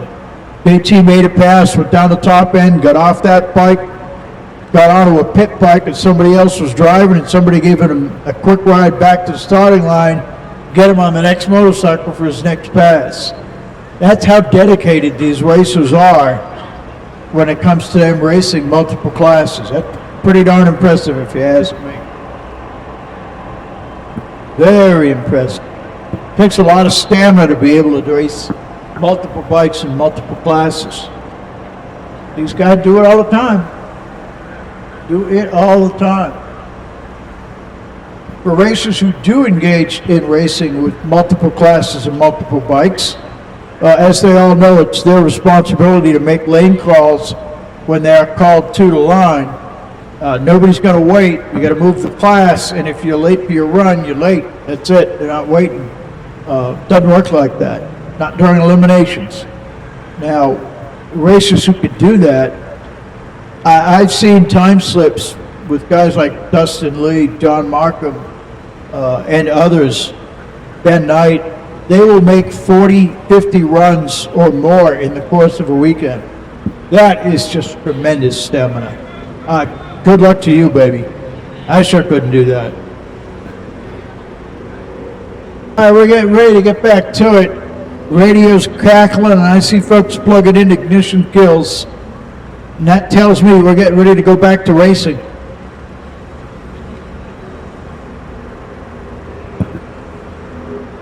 So we will have motorcycles lit, and the track will be going hot here any moment.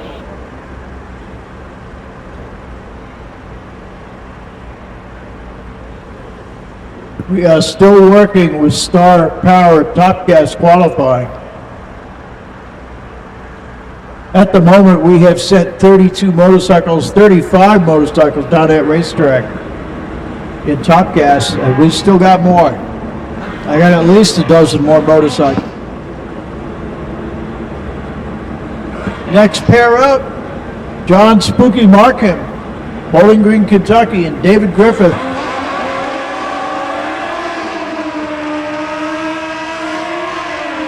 The Spooky Man in the right lane. David Griffith of Fontenelle, Iowa in the left.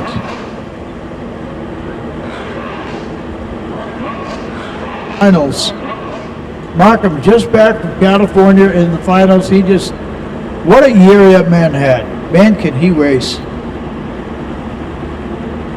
All right, he is in there fully staged. He races like Ed Hughes. Look at that. 0.66 reaction time from Markham.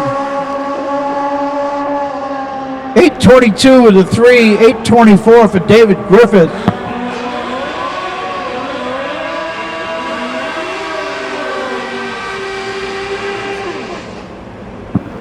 That 820 with a 3 by Wyatt Wyson is still holding. And I just know somebody's going to get under it. Come into qualifying tomorrow on Saturday, somebody's going to get under that number. I know they will.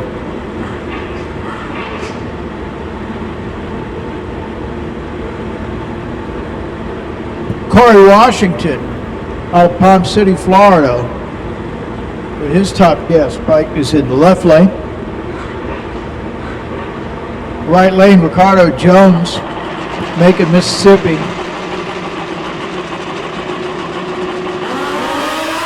Both bikes away clean, great Corey Washington 012 reaction.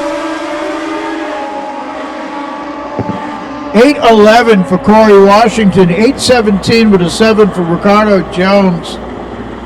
0:33 reaction time. Look at that, Corey Washington, 0:12 reaction time, 8:11 up on the board. Is he ready to go head hunting or what? Yep, these guys are looking for scalps. Some bad motorcycles, baby.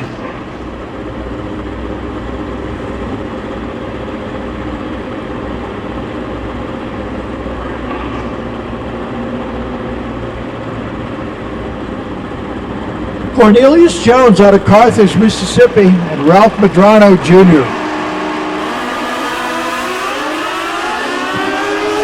Both bikes away clean. Sliding left to right. Cornelius Jones has to get out of it, even though he went 8:11. He was really drifting over the wall on that one. Ralph Medrano Jr., 8:47.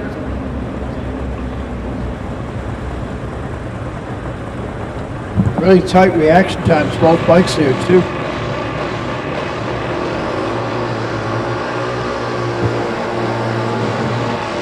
All right, big horsepower from a big V twin here in the right lane. Lance Bonham out of Covington, Louisiana. It says the chassis is a 1996 Sandy Kosman unit. I'd like to go over that and take a good look at it. Kosman Specialties is synonymous with some of the best ever produced in motorcycle drag racing. Sandy Kosman, God bless him, that man has made some great chassis. His shop out there in California has turned out some real artwork. Richard Gadsden on the top gas bike in the left lane. Richard doing multiple duties this weekend, and his bike just does boppity bop and it's all done. All right, that big Harley in the right lane just went 863 at 147. Lance Bonham. That's still pretty impressive, that Harley turning in at 863. Very tough for a Harley to run 820s. Real tough. They can do it. Bikes. With an inline 4, the import bikes have got quite an advantage because anything you do for performance advantage or performance enhancement, it's ×4. But when you're racing a Harley, at best, it's ×2. And often you can't get ×2 because of the 45-degree firing order on a Harley. Peter is robbing Paul all the time. Very tough to make horsepower with a Harley.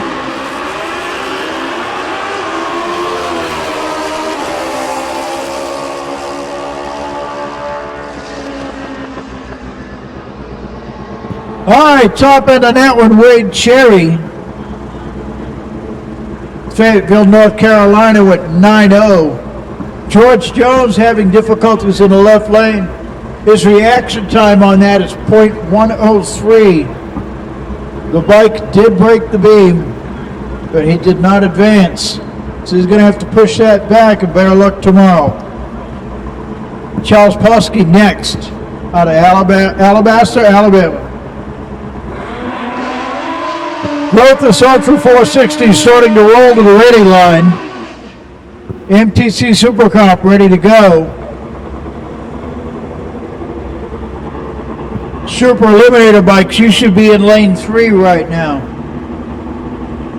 West Coast Street Fighter lane 4. We are getting ready to wrap up Top Gas. We have not wrapped it up yet, but we're going to. I got one more bike. And 460 is on the ready line, ready to go in the water right now.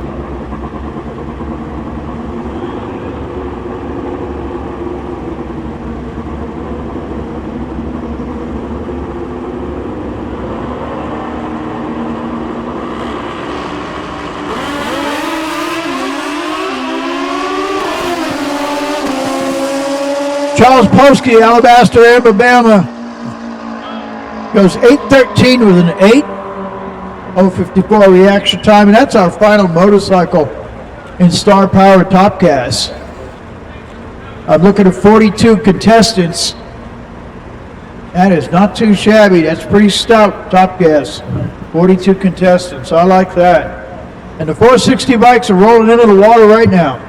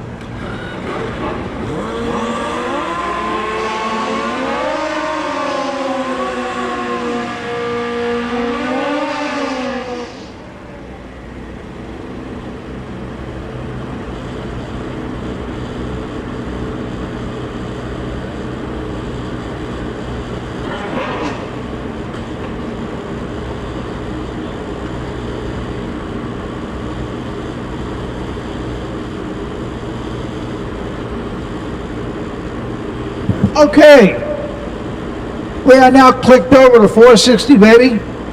We are coming back around in our sports and qualifying. This is Q2.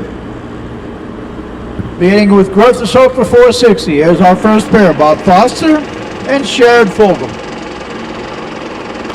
Up on the limiter, chattering away. Oh yeah, rocketing down that racetrack. Look at him go. Wow. Bikes are so fast. Bob Foster with a 480, a 460 with a 2 for Sharon Fulgham. Good number, 460 with a 2. Tyler Kamek is currently the number 1 qualifier in 460. He went 460 with an O, and he's gonna own that. There's no getting under that, baby. Tyler Kamek, 460 with an O. He owns it. Somebody can match him, but the best they can do is take number 2 spot. Kamek nailed that.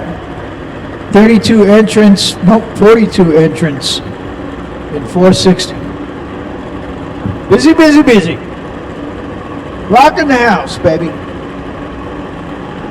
David Tibert, Grand Forks, North Dakota, in the left lane.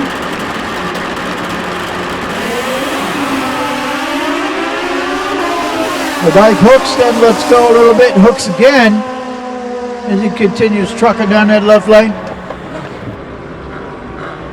Looking rock solid.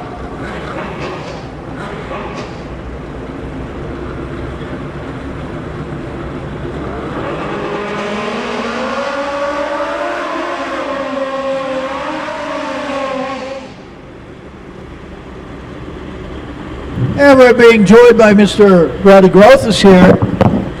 Apologize for being a little late to the party, but I'm here nonetheless. Welcome anytime, my friend. Like working the mic with you, and glad to have you up here and your knowledge. Now, these 460 bikes, how much horsepower would you estimate these bikes make?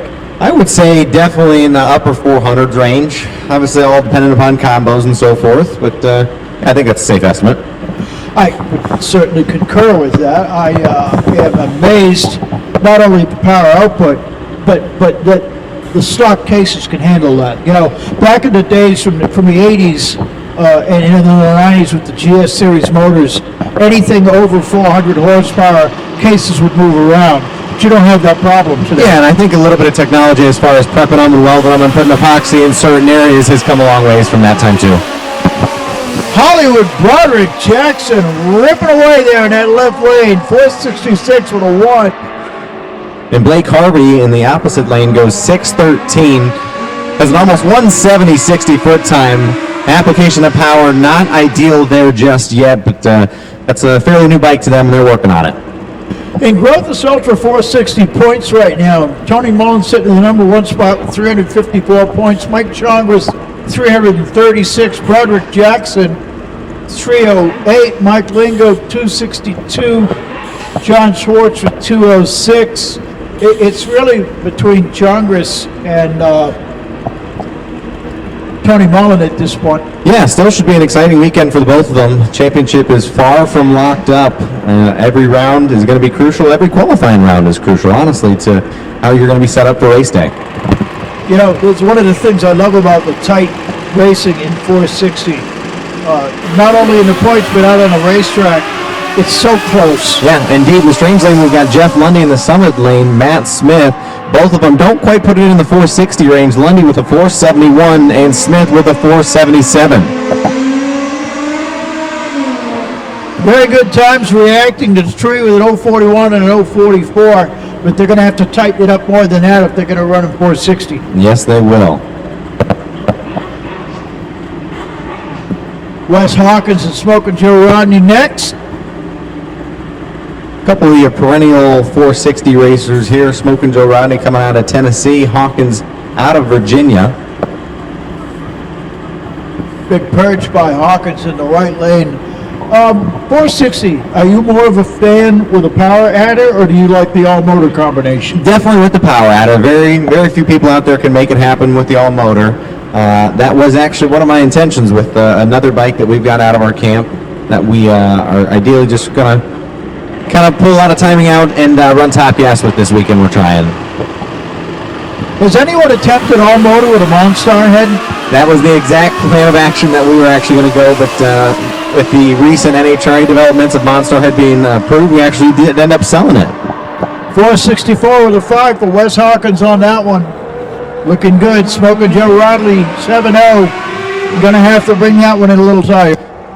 Yeah, temperatures are obviously dropping here a little bit, but that's not to say that the track is going away by any stretch. It's such a delicate balance when you have this kind of power to properly apply it. And conditions on Sunday I know are going to be a little bit cooler, so really today should provide some good information. As a wise man once said to me, he doesn't care how much horsepower you have, it only matters if you can use it. Amen, I like that. That was Ian King taught me that one. All right, that doesn't surprise me at all then.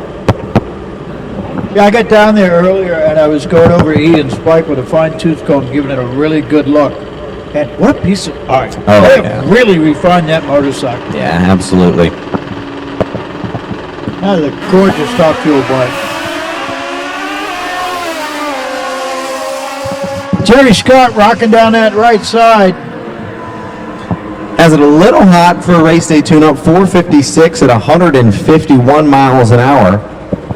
Was supposed to have been racing Johnny Bond, who could not make it to the starting line.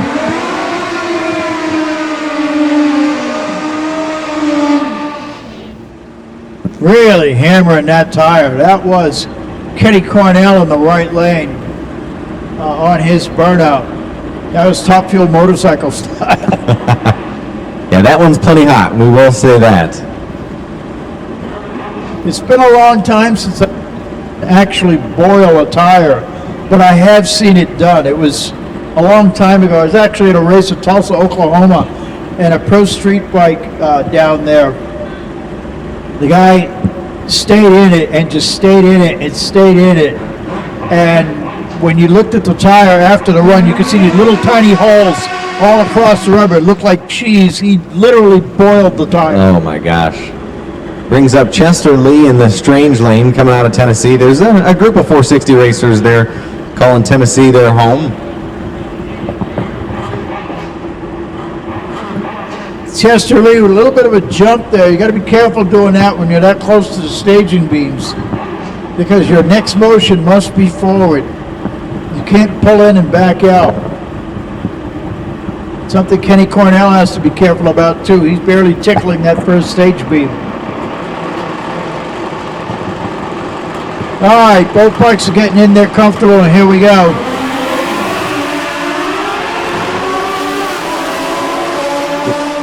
.459.4 for Cornell at 155 miles an hour. He's going to be real happy with that. Chester Lee, slow mid-track, only going to mile an hour at 139. Definitely needs to make some improvements.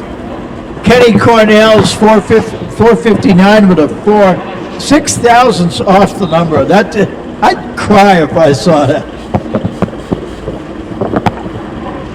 Oh, so close, but almost does not count in motorcycle drag racing. No, it does not. But I do remember back in the 90s, Byron Hines saying you only have to win by this much. That you do. Puts those little fingers together, puts a little tiny air gap in there, and that's what Mr. Byron Hines is referring to. And him and Terry Vance did a lot of that in their day. I think you know this guy in the left lane. That I do. Brody Grothus out of DeWitt, Iowa, and Douglas Robinson in the lane opposing. Had some issues with Brody's bike last round. It appears that we've got it figured out here. Oh, Need to come out again. There we go. 461 with a 2 at 155.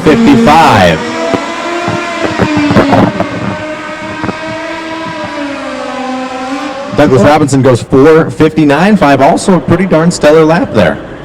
Magnificent pass by Brody Grothus on that. Real textbook. He left hot, straight and true, kept the bike perpendicular. The front tire just dangled in the air for almost the entire out there past the 3:30 clock.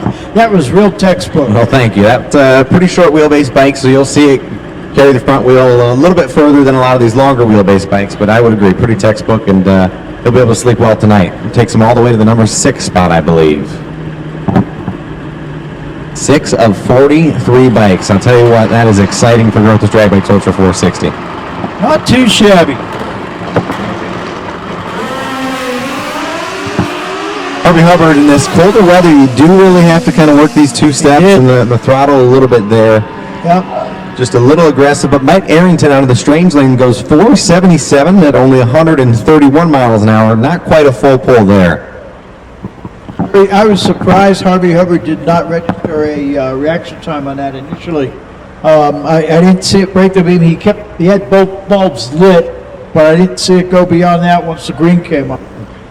Yeah, absolutely. It's a good lesson to learn if you're going to learn a lesson such as that. Here's really the time, if there's a good one, definitely the time to happen rather than say first round or late in the day. Anybody who's never driven a drag bike, you don't understand just how sensitive those lights are out there. Once you get in the beams, when your front tire tickles that first light, you light the first bulb. When you go in a little further and you light the second bulb, you cannot move.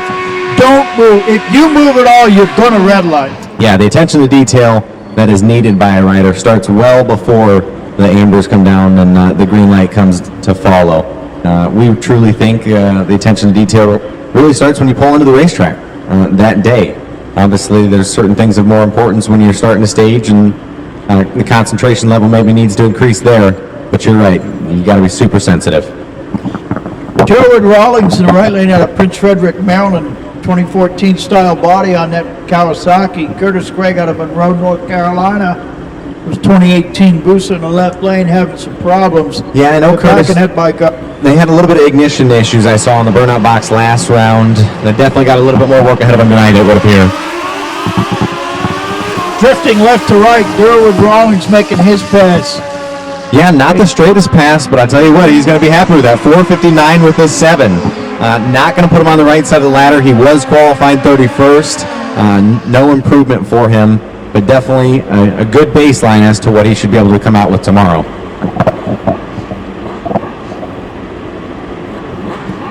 There's some very familiar names. Yes, it is. Some names that you'll see in motorcycle drag racing for quite some time as you may look through the magazines of yesteryear. Rob Honeycutt, Charlie Farr. Charlie Farr's been at it a while, and he races that bike just like that. Yeah, both of them looking to improve here. Rob Honeycutt qualified number 21. Charlie qualified number 38. Charlie needs to slow it down compared to his last pass, and Robbie needs to pick it up.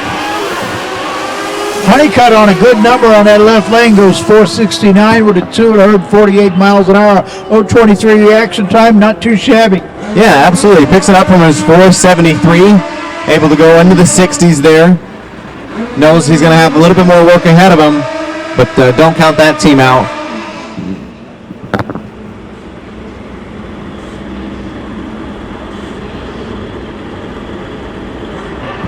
I've noticed in 460 racing, we usually have the big bar bikes with big tires out here, but that's not always the case. What's your theory on that? Yeah, there are some bikes out there that are what you would kind of consider the small tire, and obviously big power adders such as turbos like you see most often in Pro Street, they're going well below 460. So it can be done. I think it's maybe more consistent to have a car tire on there, and certainly for a wheelie bar, but absolutely not necessary for guys who think they can be competitive and run the number. Bring the bikes on out. We'd be happy to have you. Another thing I like about the class is the diversity of the body styles and the chassis as well. Yeah. Growth's drag bikes makes a fantastic chassis, but you don't have to have a Growth's chassis or a Timberland to go out there and win, even though it is an advantage to have one, because the consistency to the bike run to run is there when you've got a good chassis like. Yeah, it is for sure. And the motor platforms really are quite varied here, whether it's old school KZ or GS or new school, and there's a ZX14 or Hayabusa in here. So that lap right there, you saw my brother Brunson still fighting some clutch issues with that bike.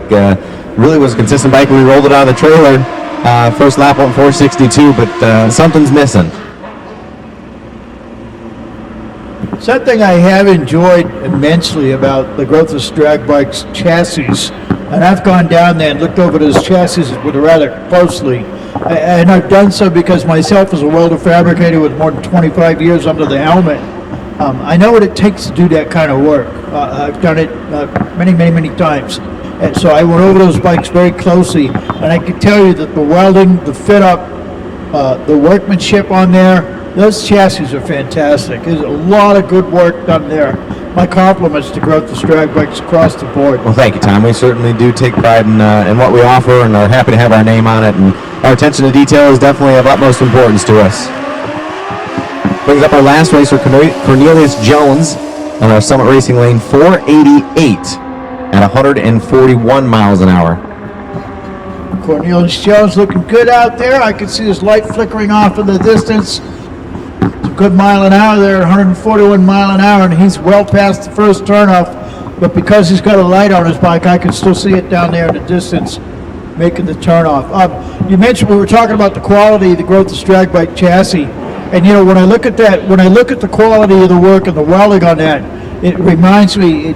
Not unlike looking at the stuff Pete Brown makes. Yeah. And I'll tell you, a welder that's a good welder, their weld is their signature. That's their name on there.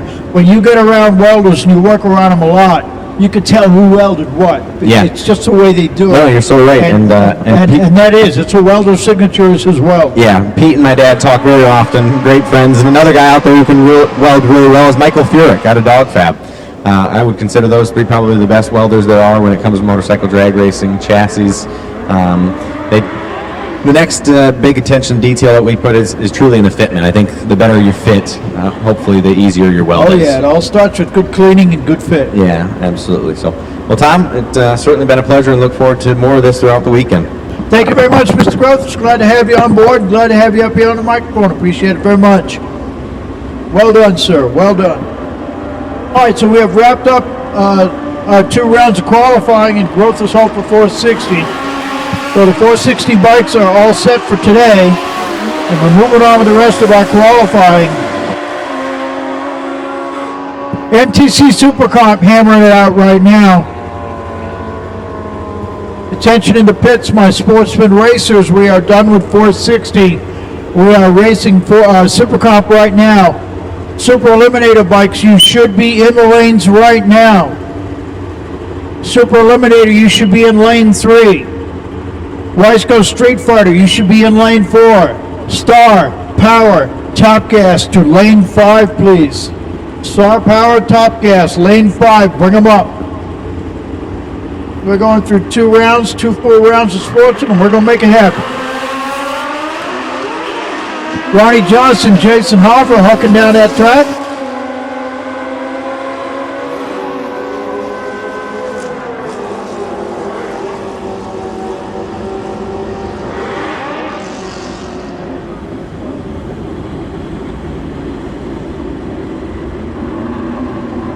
As we continue to push on with our MTC Super Cup qualifying.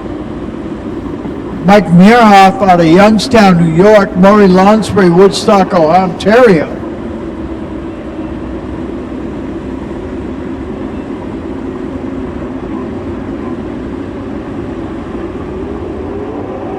I see Mike Konopacki down there getting ready to run.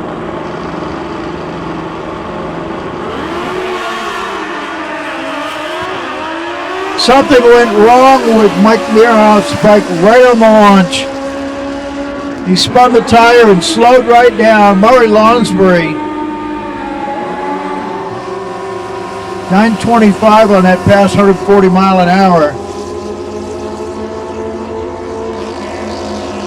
Murray Lonsbury working on that 890 index in Supercomp. We have a roller in the left lane. We have to keep an eye on Mike Meerhoff's bike. He has 2 excellent taillights on that motorcycle, but he is still out there in the left lane, making his way down. He is still on the race circuit.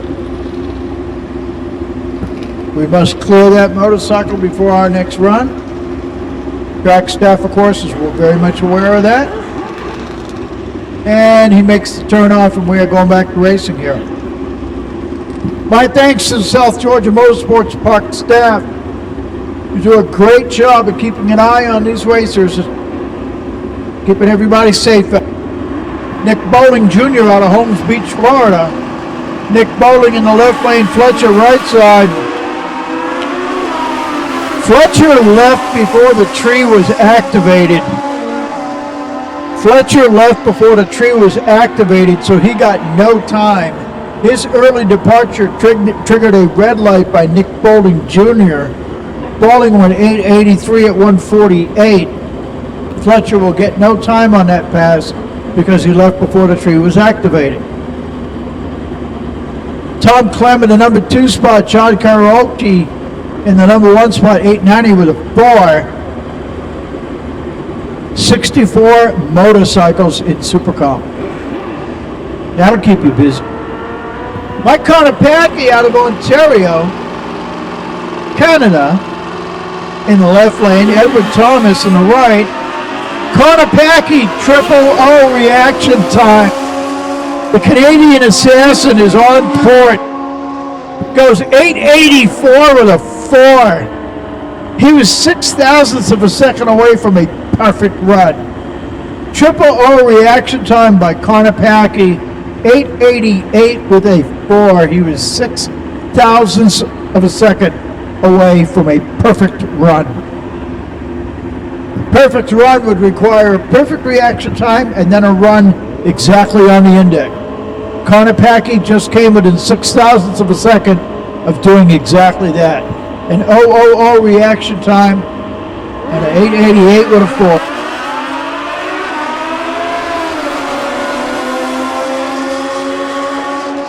You like apples? How you like them apples?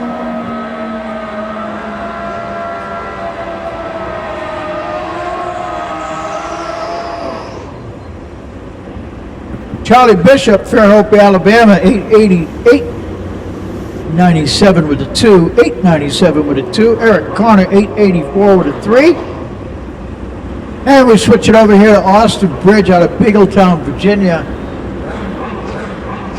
And Peanut in the right lane.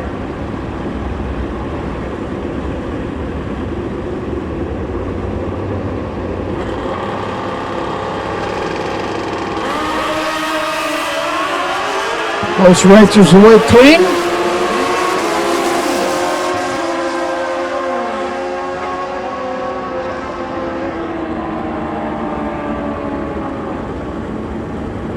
Prepare to send our next pair down, and the next pair is in the water ready to go.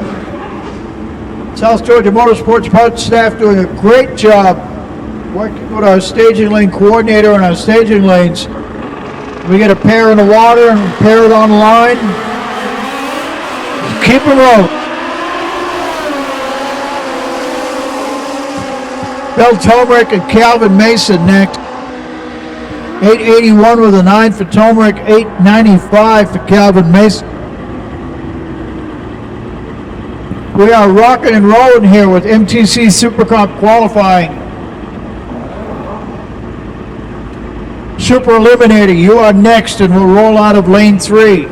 Weisco Street Fighter, you should be in lane 4. Star, Top Gas, to lane 5, please.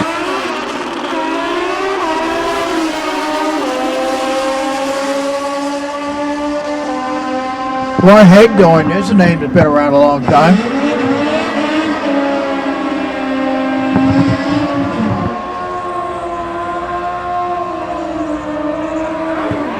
.002 reaction time by Angelo Rass of Aruba.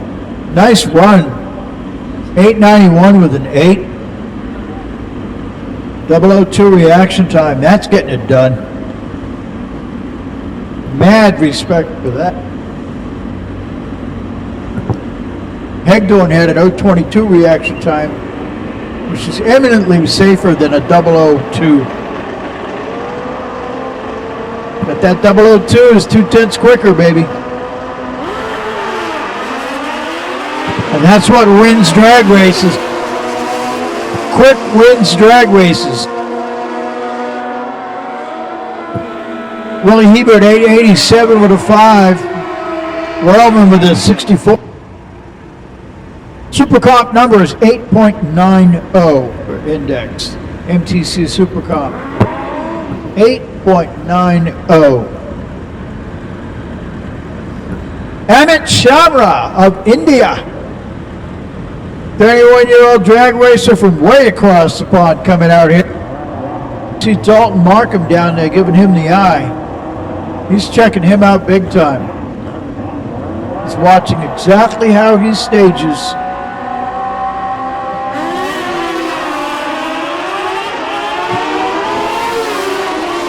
Shamra red lit, but not by much. His red light was only an 013. 897 with a 5. That man's a player. He is close.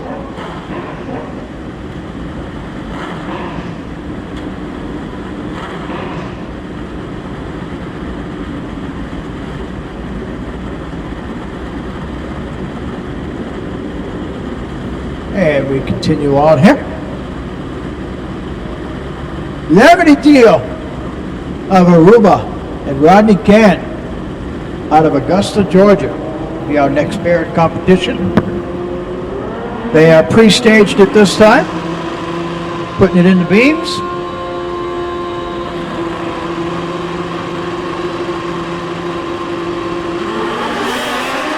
And they are way clean, looking good out there. Rodney Gant with a very good reaction time.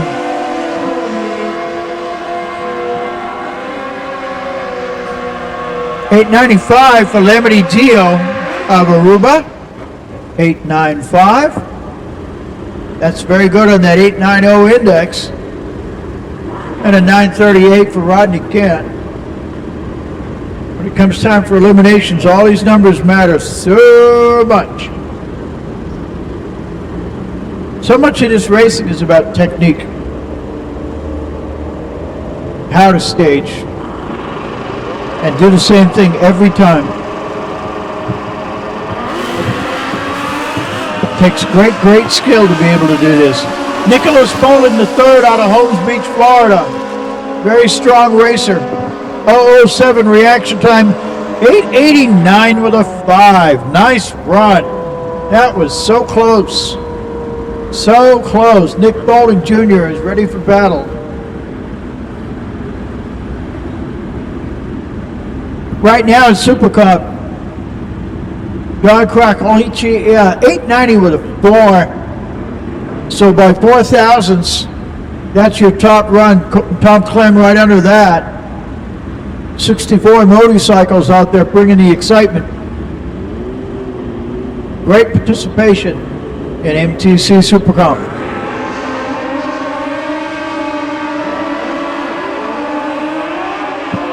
Next pair off that line quick. Rocking down that racetrack. Edmar Garment out of Aruba. 058 reaction time with a 931, goes 145 miles an hour. Dusty Brazel putting his bike into the water, while Denny Hawkins and David Young line it up on the starting line. Remember, my friends, as you pull forward the race, you are a pair. Every pair that pulls forward, once you pull forward to the ready line, you own it. You cannot back out and then come back and run at the end of the line. You must complete your run.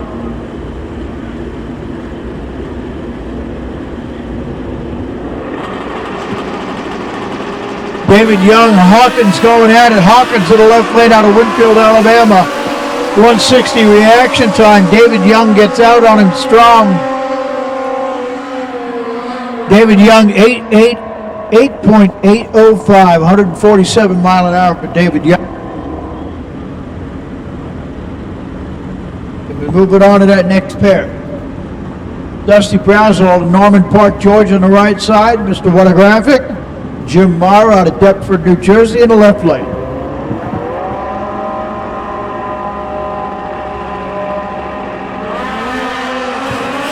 Dusty right on that tree, 062 reaction time.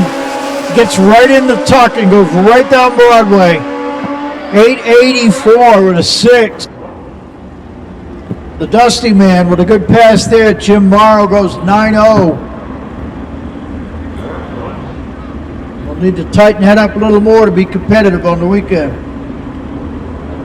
This is Q2, qualifying pass number 2. Sportsman racers. They are executing that very, very well right now.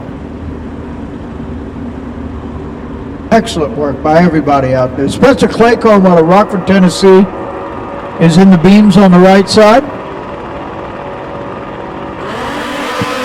Claycomb lets her fly. 046 reaction time for Spencer. And he goes 890 with a 4. Nice run by Spencer, 890 with a 4.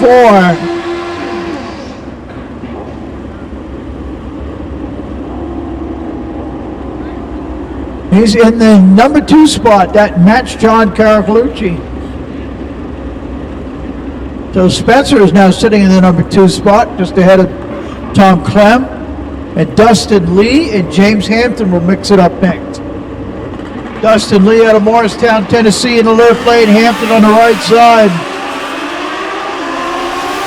Hampton gets a little tipsy but straightens it out. Lee on a good pass. 889 with an 8. Dustin Lee is going to look at that time slip and he's going to cry. 2 thousandths away for what he was shooting for. Nice shoot. It is so difficult to run the number. So difficult. They're hitting 5 gears. They're racing 1,320 feet, and they're trying to do it exactly at a specific time. Mad skills to do this.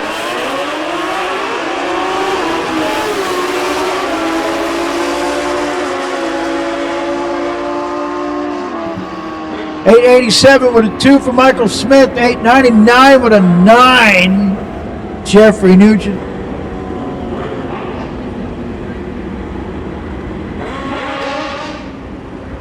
The races, you should have my lanes fully loaded up out there right now, and it's looking like it.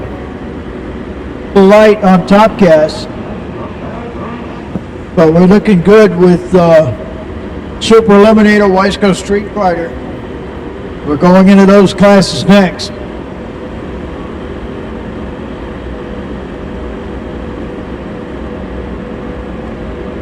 Scott DeLong and Rick Eaton next. Rick Eaton out of Venice, Florida. He's a popular racer, but his dog is even more famous. You go, Lulu. Scott DeLong taking it on the left lane. 891 with a 0. 873 for Rick Eaton.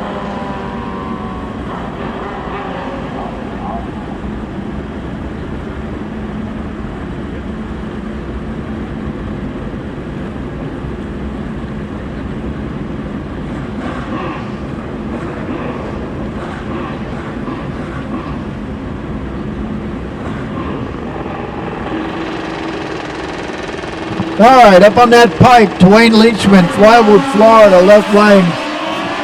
Joe Clem, right side, Davenport, Iowa. Clem Racing Bike hits that big stripe on the top end, 896 with a 3, 893 with a 3 for Dwayne Leachman. And they are ready for battle tomorrow, both of them. I got to hand it to my sportsman racers tonight. Ladies and gentlemen, racers, men, women, you are just killing it out there. I am so proud of you. How hard you work and how well you race. Very impressive.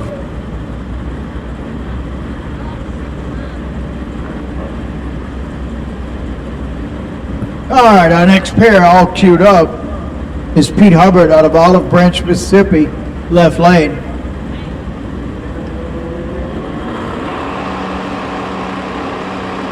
Luigi Eduardo, right lane. Left lane's Pete Hubbard. That bike has a problem right away. He left the lane under power and just kind of died out on him. But he is still in gear and motoring down the racetrack.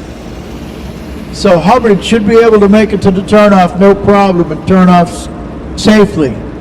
I will point out that he does not have a taillight on that motorcycle, and we cannot see it up here in the tower. You can vaguely see him. But racers, it is so important to have a light in the back of your bike. You really must have one. It's a matter of safety, and your safety matters, baby. We want you to have a good race and have a safe race. Get lights in the back of these bikes, please. Very important.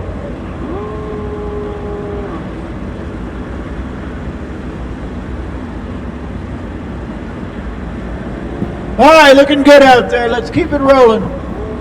We're going to have to make sure that we get Pete Hubbard off the track up there. But we can't really verify that from up here in the tower because can't see a tail light.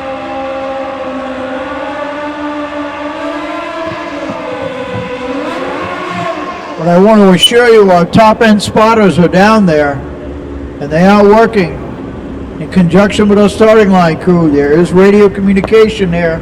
We have comms and everything is in copacetic order. We know when that track is clear or not. So we're good to go. And our starter on the starting line is queuing up our next pair. Charles Pace, Aruba, right lane. Bike got loose a little bit, but he straightened right out.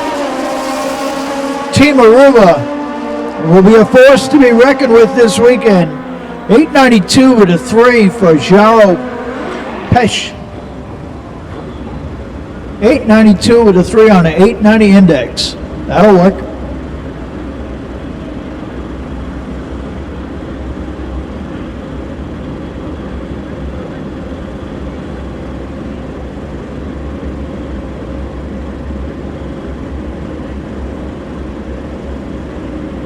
All right, Chuck Hoover and Francis Koch next.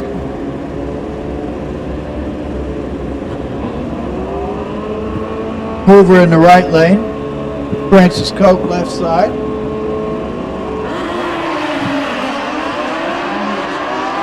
Green lights and they are away clean.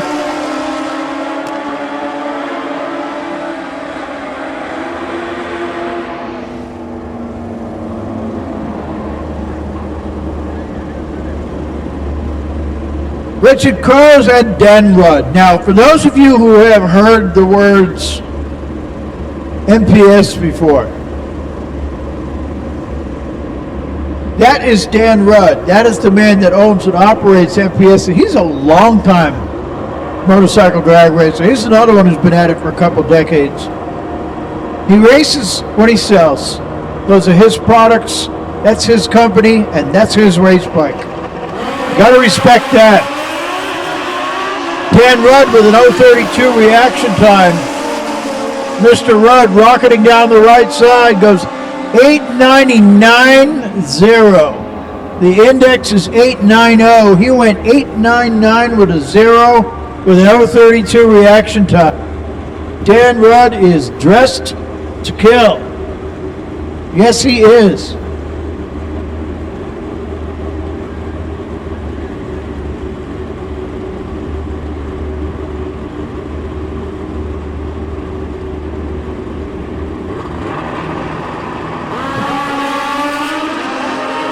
Joe Brandgard, South Carolina. 086 reaction time goes down that right side. 942 at 154 miles an hour.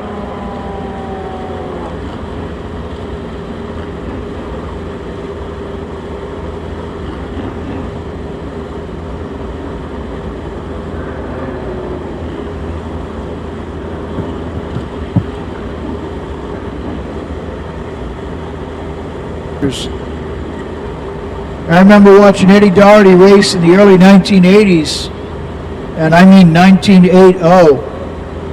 Eddie's longtime New England native. He's from Florida transplant, and he lives in Florida and teaches CNC machining now.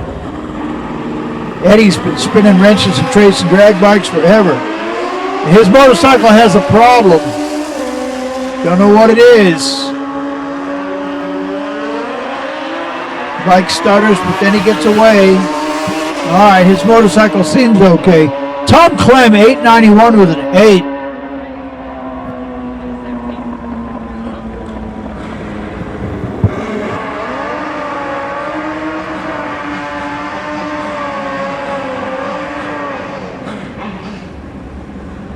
Sean Welch, Waynesboro, Georgia in the left lane.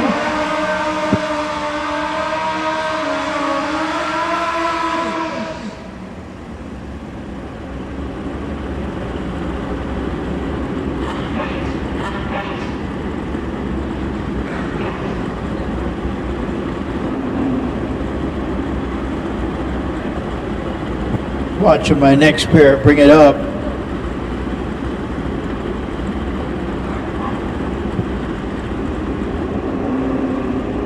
Sean Welch, Waynesboro, Georgia on the left side.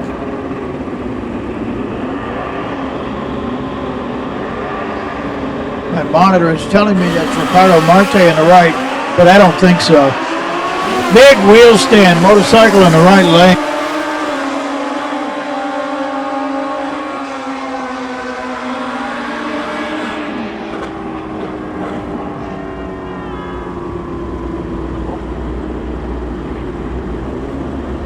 Sean Welch, 875 with a 950 miles an hour.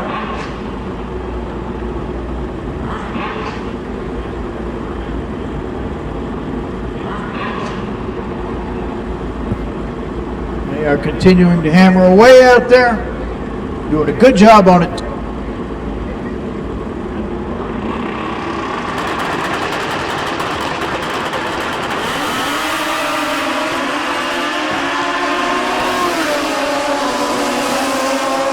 Carlo Testa and Matt Smith.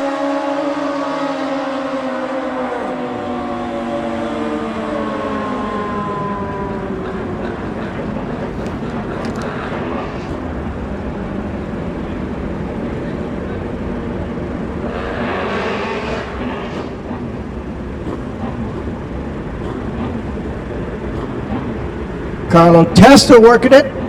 And now we're moving on to Nathan Wall and Megan Bauer. Megan Bauer has been doing a great job driving that motorcycle tonight. He's competing in multiple classes and doing well. Making that bike nice and straight every pass.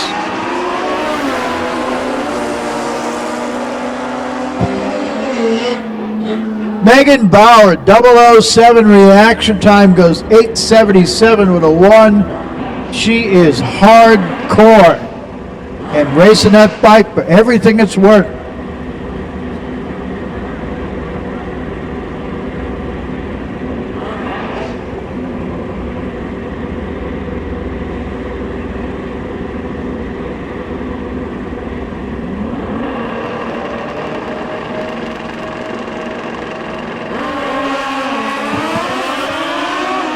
Jason Heron out of Lexington, South Carolina, and Angel Lopez going at it. Lopez in the left lane goes 8.99 with a 9, and 9.00 with a 5 for Jason Heron. Heron with a 24 reaction time. He's going to need that. You're going to need that. MTC Super Cup is a tough, tough class. And we're finally getting down to the back end of these 64 bikes in Super Cup. In which case we're going into Super Eliminator next.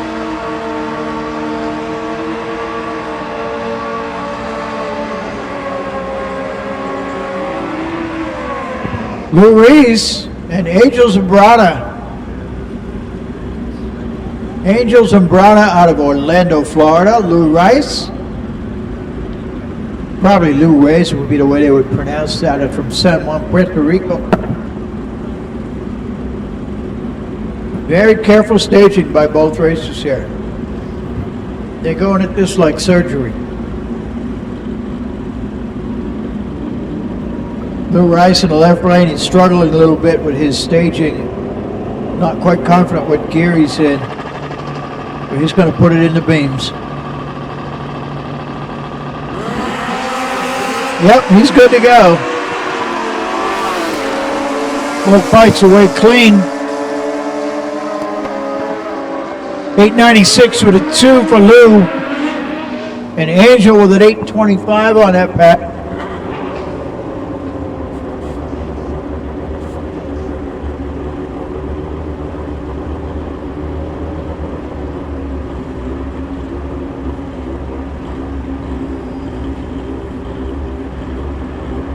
I have to say, with the hundreds of passes I've seen with these Sportsman bikes tonight, there is no advantage to either lane. They're both looking pretty equal.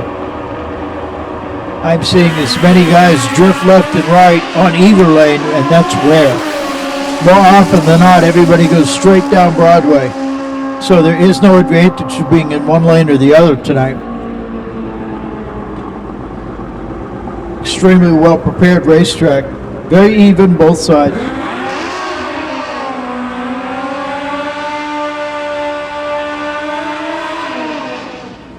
On that throttle and on that pipe.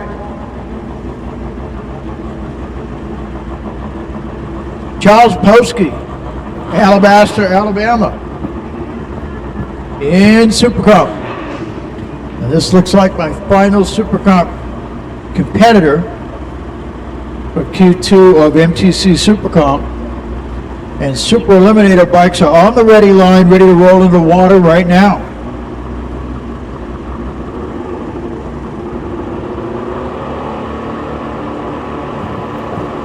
Charles Posky. Nice launch, good reaction time, good short time. 0.20 on a 60-footer, 0.43 reaction time, goes 8.48 with a 2, and an 8.48 with a 2 on an 8.90 index. Well, there you go. It speaks for itself.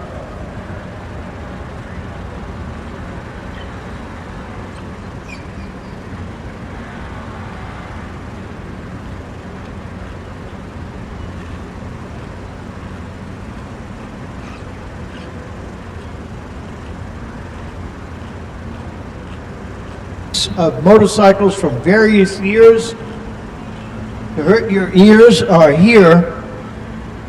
Super Eliminator, that wild, wonderful mix of motorcycles. See folks out there standing up on their motorcycles, stomping down with their right foot, kick-starting them.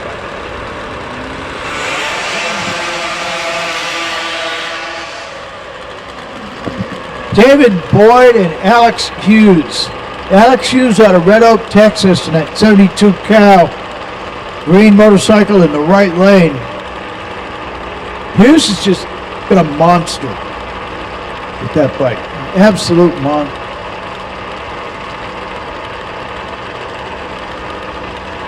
In the early 70s, when these two-strokers were everywhere, they were some really frightful street machines to race and have on the street. So light, so powerful. All right, Alex is away clean. Boyd had a problem and shuts off, goes to the wall. Alex Hughes, 784, 162 miles an hour. What a monster. David Boyd had problems with his bike, and he wisely pulled right over to the wall right away. He'd like to be able to start that thing and drive it off the racetrack, but it's not letting him. So Boyd is going to push that bike back to the starting line in reverse. And I've said this before and I'll say it again. If you're a drag bike racer and you have not pushed your drag bike from the finish line into the racetrack all the way back to your pit area yet, you will. You ain't a drag bike racer until you've done that. It's part of the initiation ritual. Everybody gets to push their bike back to their own pit area, at least one.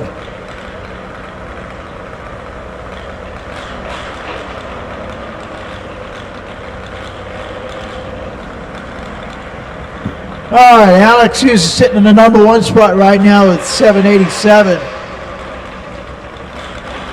But we are still rolling on. This is Q2. We've still got another qualifier tomorrow for these bikes.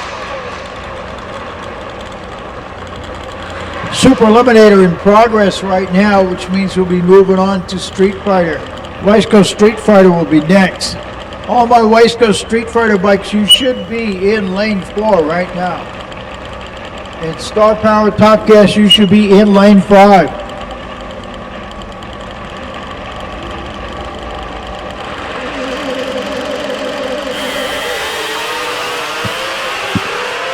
John Leifert out of Georgetown, Texas, with Fast by Gas colors on his leathers. 977 at 125 miles an hour. David Ruckas, 1074 with a 2.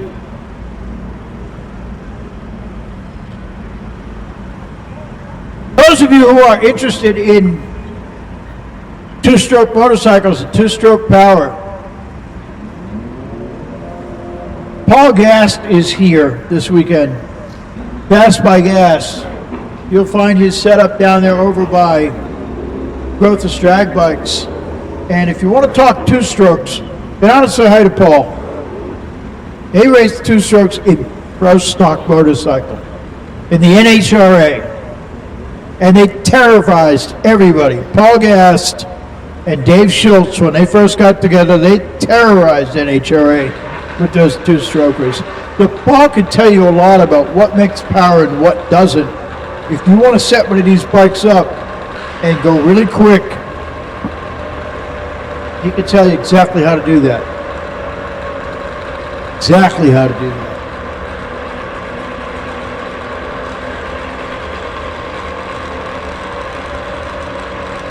Back in the day, in the 70s, you also go to Geraldo Faraci. Now I'm really digging up names from the past. But they were the quick ones. They're the ones you had to watch. Then you'd run up against guys like Mailer and Gardner. And boy, did they run. Wow. I still have nightmares about that motorcycle.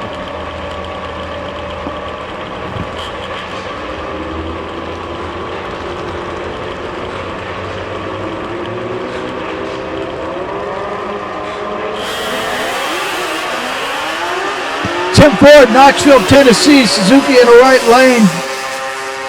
Boogie down that right side, but he's slowing down. Aaron Cunningham, 9-0 with 104. Tim Ford having some problems with his bike, but he's got a good taillight on it, so we can see where he's at. Currently in the number 8 qualifier position, but more importantly, he's rolling safely to the first turnoff. And I can see him taking that turnoff now. So we're cleared on the top end. Joe Molyneux and Steve Chandler next. Molyneux right on that green light. He is down there. I don't know what happened with Chandler.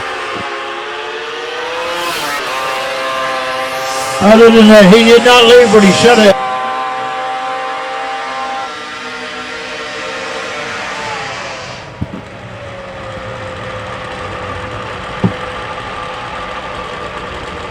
All right, Rick Stannard in the left lane. Pretty sure I've got Michael Hutchins here in the right lane. Kevin Hutchins.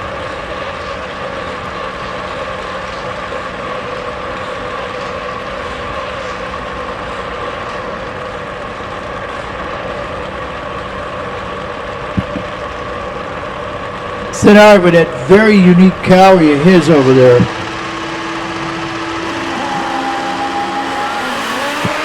Very interesting homemade bike. Hutchins in the right lane, rocketing down that side with the Buffalo. 894. 849. Look at that. 849 for Rick Stannard. Nice run, dude. 151 miles an hour. Well done. Well done.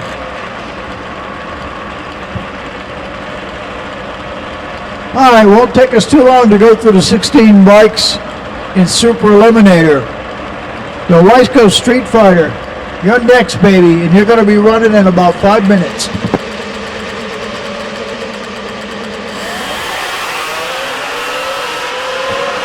And my next pair making their way down that racetrack, looking good.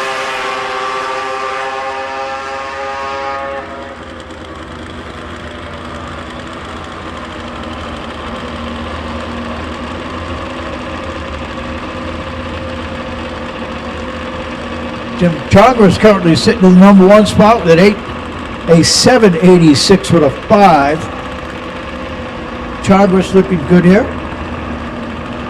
Frank Loney and Scott Pellenneck.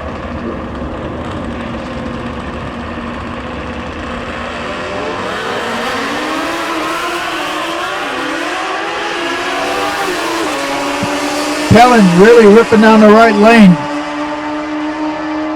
Gets to that stripe with a 983. Frank Loney, 892 at 156. As these big monsters continue to make their way down there. Right now, Chris Raziel out of Greensboro, North Carolina. Chris, longtime motorcycle drag racer.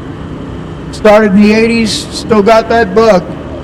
Likes to get out there and mix it up. Loves the old stuff. Out there with a 2011 HD. And he's going down that right lane and goes 12:29 at 107. So Chris is wrapping that up.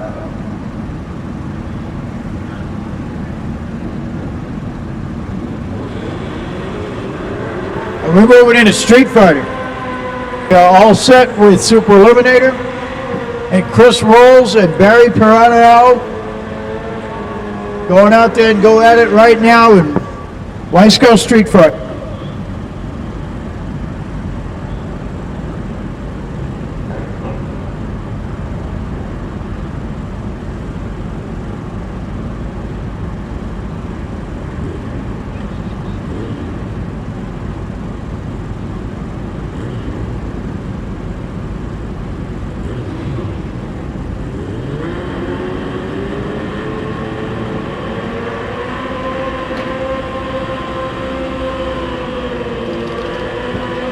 Next pair good to go. Barry off the line clean as well as Chris. Street Fighter working on that 950 index.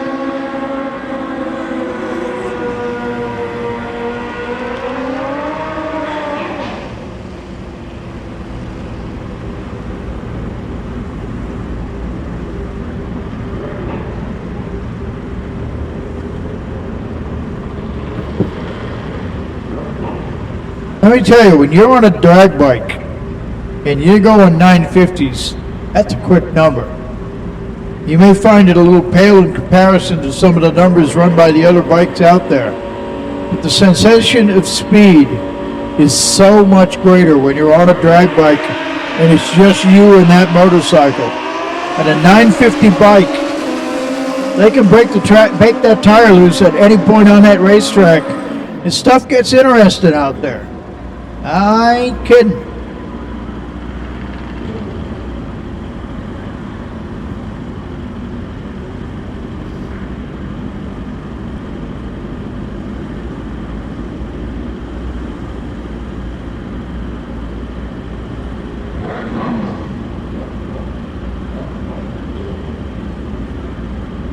Interesting movements of the smoke and fog out there. Kind of mesmerizing. One of the little magic moments that comes with motorcycle drag racing. Rajan Donata of Aruba and Steve Egu. Next pair up.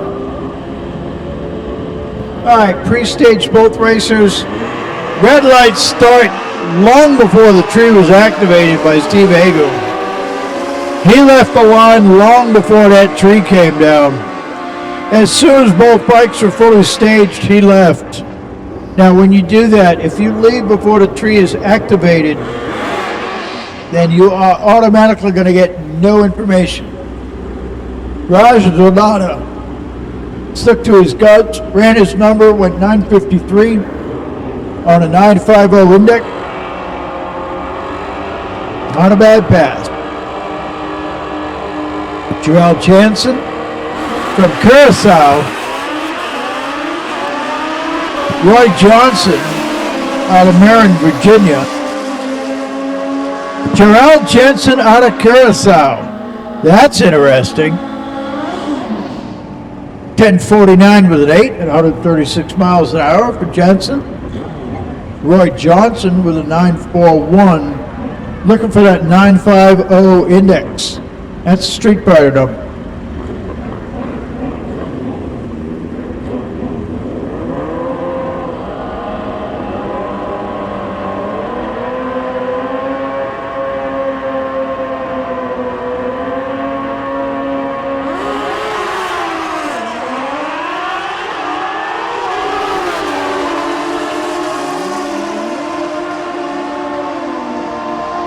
All right, Ryan Johnson out there out of St. Pete, Florida.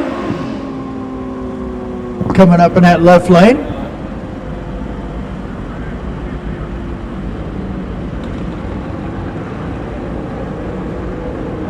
I see the Spooky Man creeping up.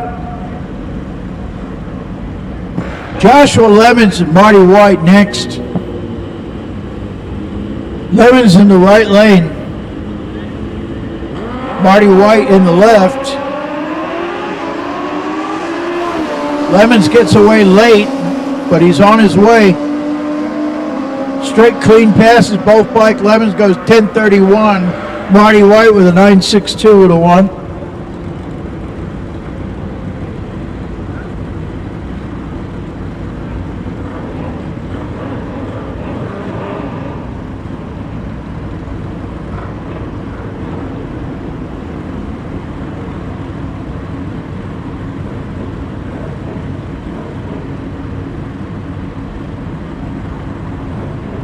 Zach Parker and Stacy Smith next. Zach Parker, one of the heavy hitters in Wiseco Street Fighter. Parker out of Jasper, Alabama. And he's off clean. Making his way down that left side. 9.64 for Zach Parker, 9.28 for Stacy Smith.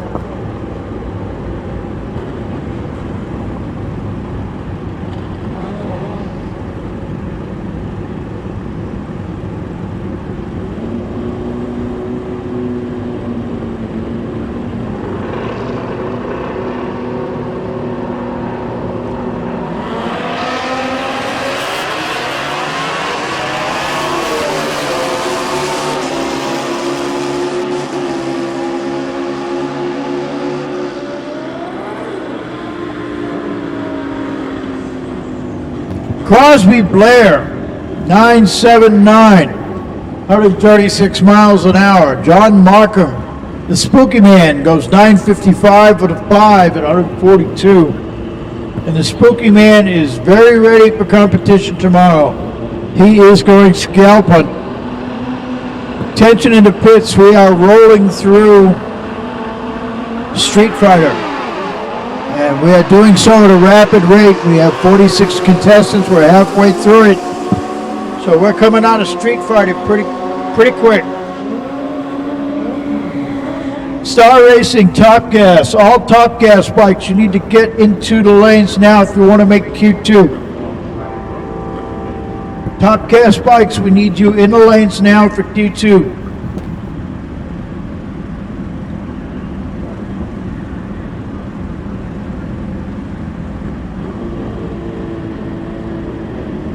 Street Fighter bike's doing a great job of taking a bite out of this.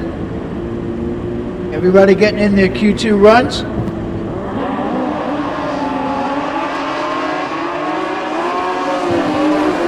Both racers getting a little bit of cowboy action out there.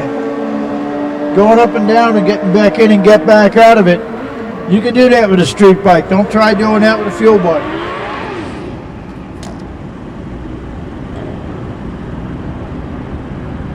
Dennis Padilla and Jenny Jones next. Jenny Jones of Aruba on the yellow motorcycle on the right lane, all the way from Aruba. Team Aruba is strong and in effect. They are here this weekend.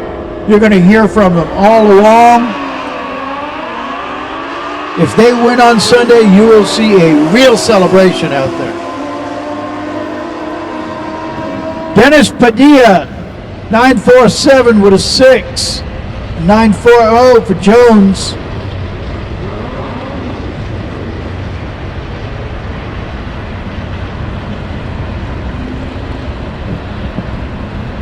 Again, my thanks to South Georgia Motorsports Park and their staff doing a stellar job of dealing with these monster numbers of motorcycles. Everybody is in place, working hard and doing their job. We're getting through the numbers, moving lots of motorcycles real quick down this race.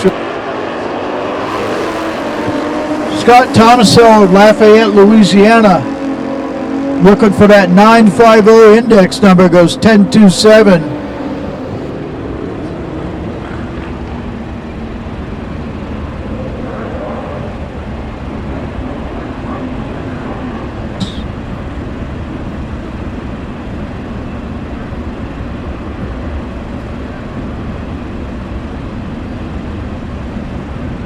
Jason Broski from Ypsilanti, Michigan.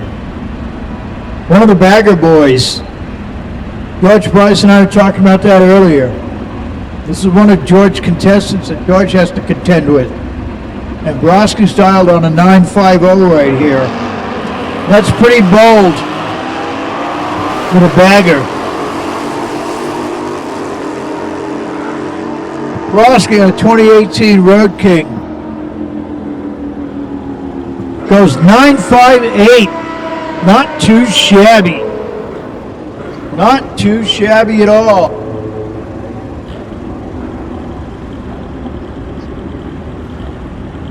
You'll see some Bagger Wars stuff later on this weekend. George is in the house. Broski is part of this clique of very fast bagger bikes. And Mark Fricke's here too. 800-pound baggers going out there running 9s. That's a lot of motorcycles. Talk about big and bad. They are all that and then some.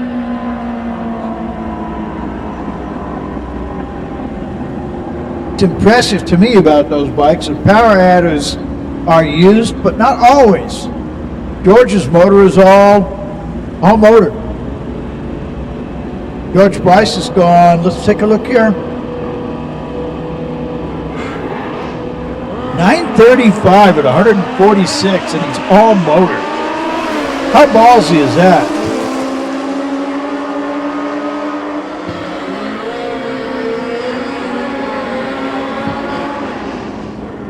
Sonu Sundet Soki of India.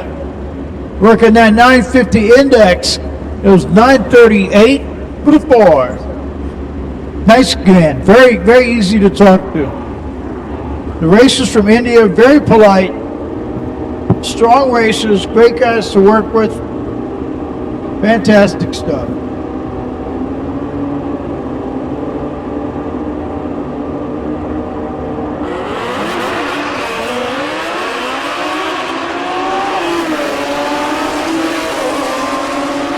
All right, next pair cooking down that racetrack. Brad Floyd, Michael Smith.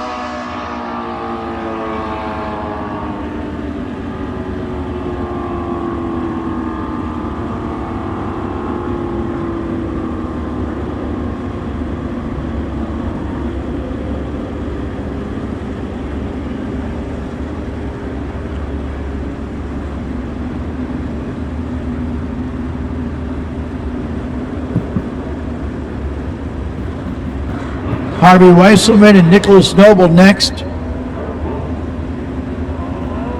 Noble out of Central Louisiana, and Harvey Weisselman of Aruba. Another bike from Team Aruba. When that container arrives from Aruba, I'm not sure how many bikes were in it, but I can tell you there were a lot.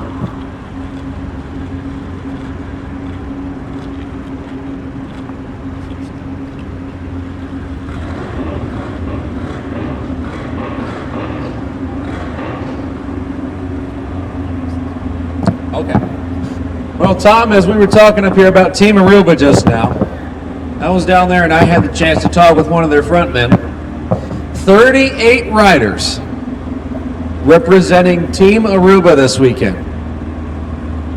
38 different people from Team Aruba coming to represent Aruba at the Manufacturers Cup. All three of the little bitty islands out there.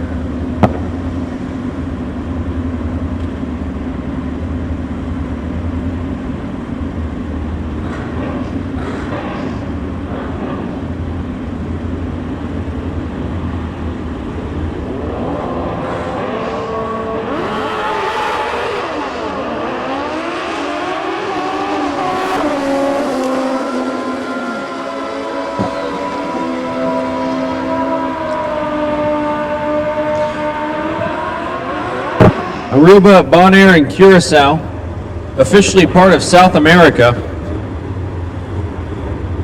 They are located in the Caribbean Sea, north of Falcon State, Venezuela. Officially part of the Kingdom of Netherlands, as the word says. Just off the northern coast of Venezuela. About 500 miles south of the Dominican Republic is where you can find those three little islands, all next to each other. Aruba, Bonaire, and Curacao. All three of them represented here at the 43rd Annual Fuel Tech World Finals at South Georgia Motorsports Park. Strange Engineering side. We're going to have Jarvie Wesselman from Aruba, 35 years old, on a Suzuki GSX-R 1000. Nicholas Noble, from Central Louisiana, 18 years old, aboard a 2006 Suzuki Hayabusa. Here we are, smack in the middle of Wiseco Pistons Street Fighter qualifying.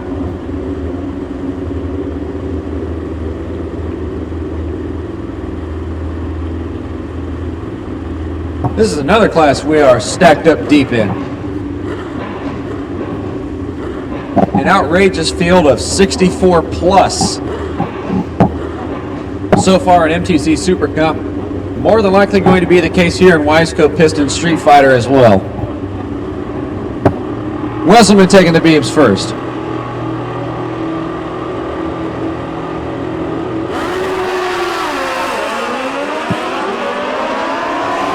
Little wheel stand on the summit sign, never hurts anybody. Gives you more riding experience. Summit sign going to get there first, 977.6, 145.22 miles an hour.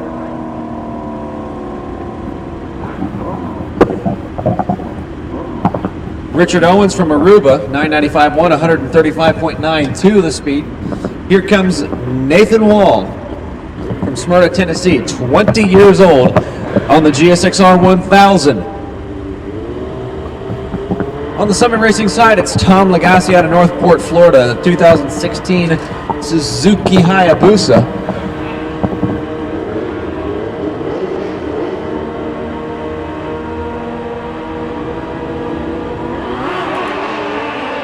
.014 light for Lagasse. 161 reaction time for Nathan Wall down there. About a 9:52.8, 146.89 miles an hour, improving on his number 16 effort of 9:68.3 the last time around. Nathan Wall, 9:49, 129.60, not going to improve on the number 43 effort of 9:47.5. Here comes Bob Burke, the 06 Suzuki GSXR 1000. Strange Engineering side of the racetrack. Jeremy Burke, Summit Racing side of the racetrack. I stand corrected, this would be Pablo Gonzalez, Summit Racing side of the track.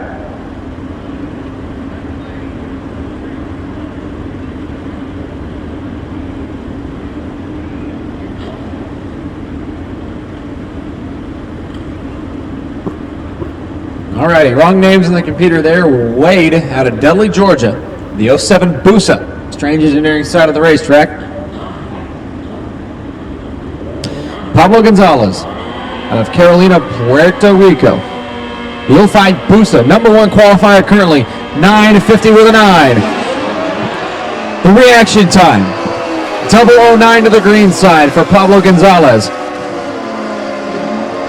9:51 with a 0, 142.88. Pablo Gonzalez is ready to do battle in Wiseco Pistons Street Fighter. Here comes Jeremy Burt, Summit Racing side of the racetrack aboard the GSXR 1000. Dusty Brazel.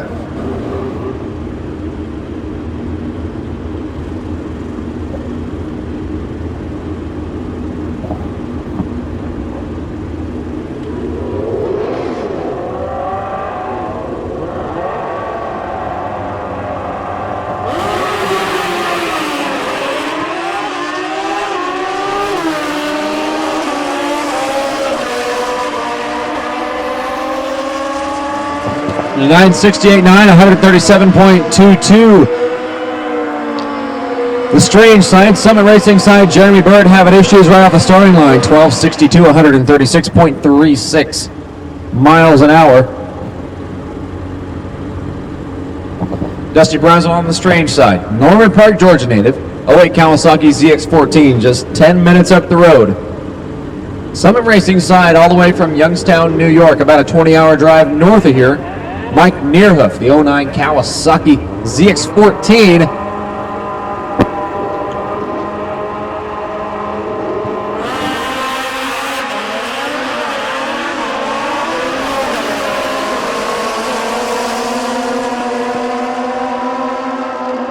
Dusty Brazel goes 9:67 to 126.85 miles an hour.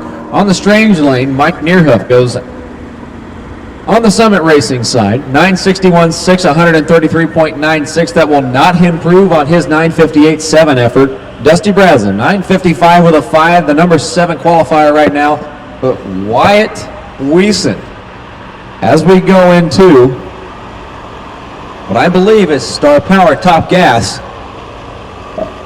Wyatt Weeson, your number 1 qualifier. Yes, we're going into Star Power Top Gas here. Wyatt Weeson, your number 1 qualifier, 8:20 with a 3. Competitor number 1210, 8:22 with a 2. Spooky Markham, 8:22.3. Michael Daddio, 8:22.7. David Griffith, 8:24.0. Pete Chungris, 8:24.6. And Dennis Jones, 8:25.8 as your number 7. Number 139, 8:26.4. Rob Honeycutt, 8:27 with a 4. And Ruth Harris wrapping up the top 10, 8:28 with a 2. We're going to prep the track just a little bit for these machines, ladies and gentlemen. A lot of these guys are all motors. Some of them are using nitrous. Some of them are using turbos. With the smaller motors, it does take a little bit of help to get that fast. but I'm telling you.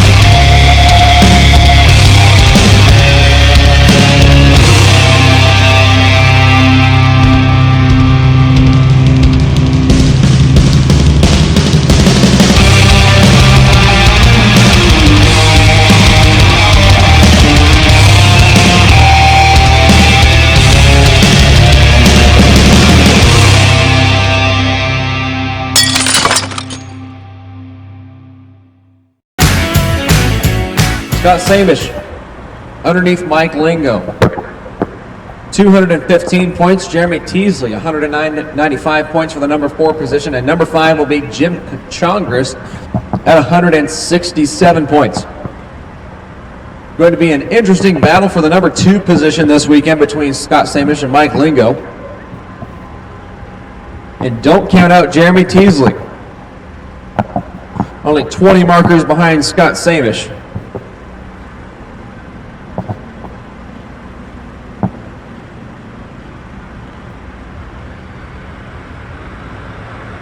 But coming up next, it's Wyatt Weeson from Brooklyn Park, Minnesota. 18 years old. Aboard the Grothus Drag Bikes chassis. Strange side of the racetrack is where he will be. He is your number 1 qualifier. 003 off the number. 8.203 seconds. His qualifying effort, then John Sinefries out of Norwood, Massachusetts, 61 years old, on the ZX10 base drag bike. And let me tell you, look at all these motorcycles we got out there in Star Power Top Gas. These guys are not messing around. We got the lanes stacked up front to back. And this will be our final qualifying round of the night before we wrap things up here at South Georgia Motorsports Park. You guys will join us tomorrow morning. The gates open up at 7. 9 o'clock sharp. We are rolling Street ET, V-Twin ET, and Pro ET round 1.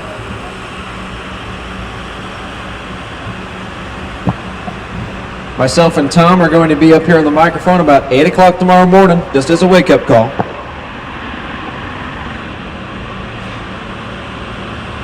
We don't necessarily like to serenade all of our racers and spectators here at South Georgia Motorsports Park, but you might as well call it that.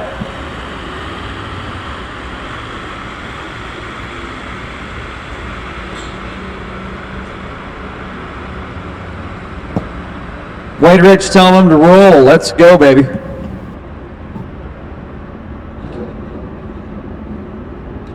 Alrighty, first pair of Star Power Top Gas rolling to you here at the 43rd Annual Fuel Tech World Finals. The Manufacturers Cup presented by Vance and Hines. Star Power Top Gas rolling at you right now. Wyatt Weeson from Brooklyn Park, Minnesota, 18 years old on the Grothus chassis. The youngest man in Top Gas right now. John Sinefries, 61 years old, Norwood, Massachusetts native, a well-seasoned Star Power Top Gas racer, onboard Kawasaki power.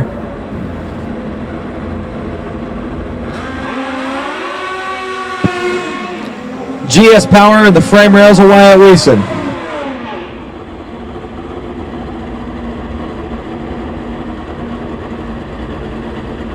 Currently 45 entrants in Star Power Top Gas. That is a damn nice field. 64 plus in MTC Super Comp. Over 50 bikes in Wiseco Piston Street Fighter. This, my friends, is going to be a drag race to remember. Absolutely amazing turnout.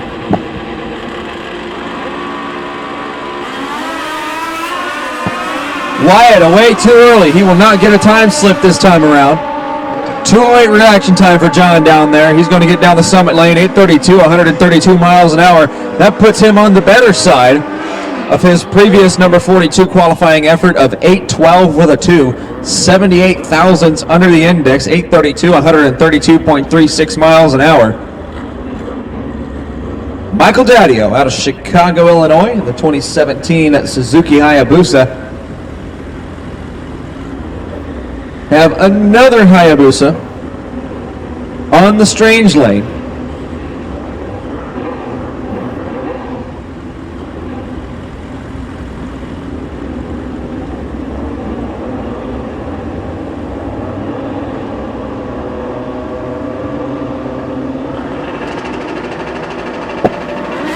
Strange lane, your current number 8.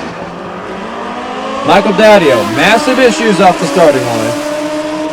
Your number 4 qualifier will hang on to that 8:22.7. 891 to 168 miles an hour posted by the strange lane. Michael Daddio, still under power down there out of Chicago. Number 4 qualifying effort is going to stay at 8:22.7 for tomorrow.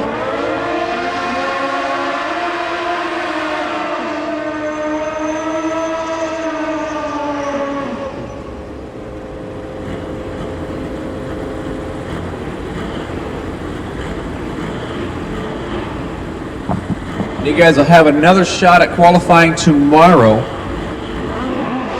afternoon.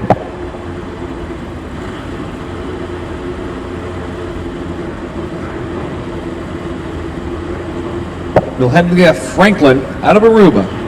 39 years old aboard her Suzuki Hayabusa. Summit side of the racetrack. George Jones from Hephzibah, Georgia. 60 years old aboard the 1500 cubic centimeter Kawasaki KZ powered motorcycle on the strange lane.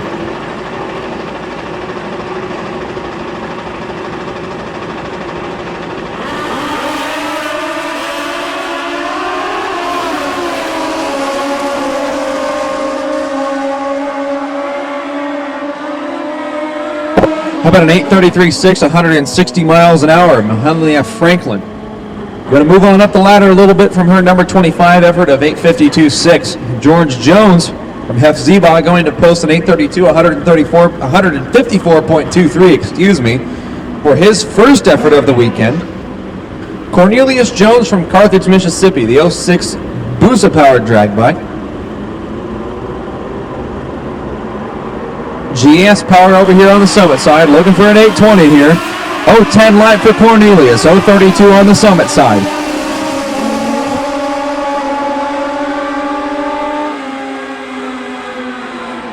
$8:18.5 for the Summit Racing Lane, 156.97. The 8:22 effort posted by that competitor will stay.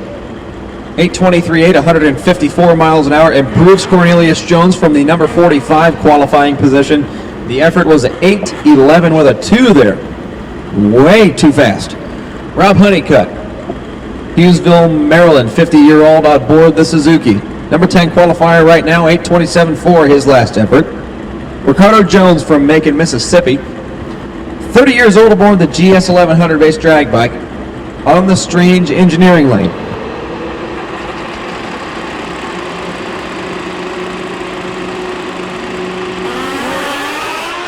Honeycutt with issues down there. It's going to be Ricardo Jones all the way down the racetrack. 0:01 reaction times apiece. That would have been a bracket race, my friends. Number 40 qualifier improves. Does not improve on his position, excuse me. 8:13.2, 156.63. We'll stick with that number 40 effort currently. But Rob Honeycutt going to push it back to the starting line and off the track there. Honeycutt going to hang on to that number 10 effort of 8.274 on the 8.20 index.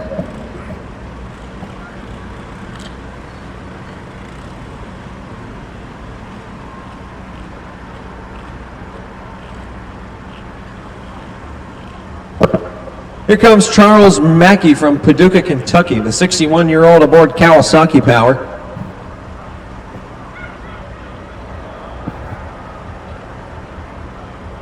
Currently number 33, 8.775, his best effort posted out of round number 1.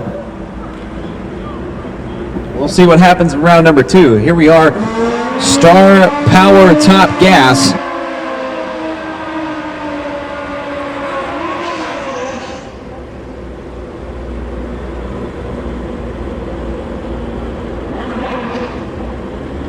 On the left-hand side, we got the no-bar Suzuki Hayabusa. That is the Strange Engineering lane. On the Summit Racing side, the right-hand side of the track, that is Charles Mackey from Paducah, Kentucky, 61 years old, on the Kawasaki-powered car tire bike.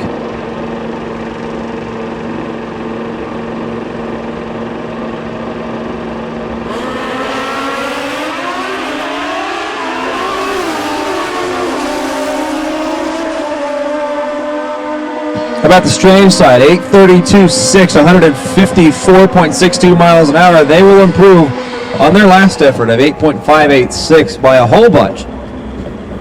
Charles Mackey runs 8.819, 152.73 after some starting line issues. Seems like they've been fighting that bike for a little while now.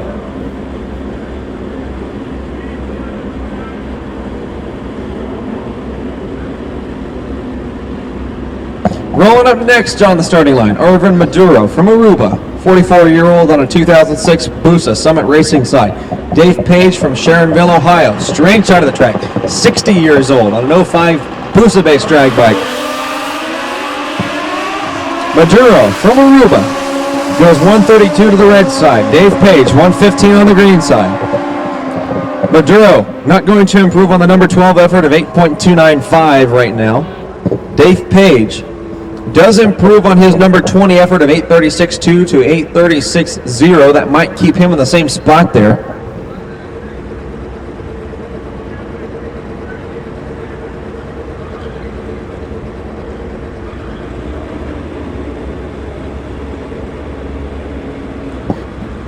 Here comes Megan Bowers from Nashville, Tennessee, 26 years old. Aboard her Suzuki Hayabusa, Cedric Maduro from Aruba, the 05 Suzuki. GSXR 1000 on the Strange side of the racetrack.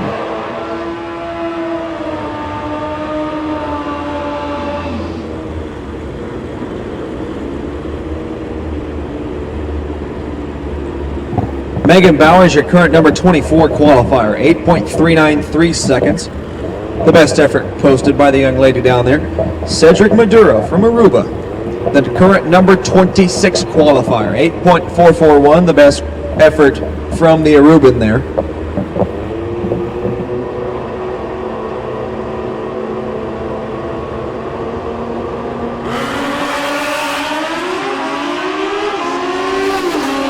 Megan Bowers has some issues off the starting line, doesn't like what the bike does there, but check out Cedric Maduro, going to improve on his number 26 effort to 8:41.6, 154.37 miles an hour.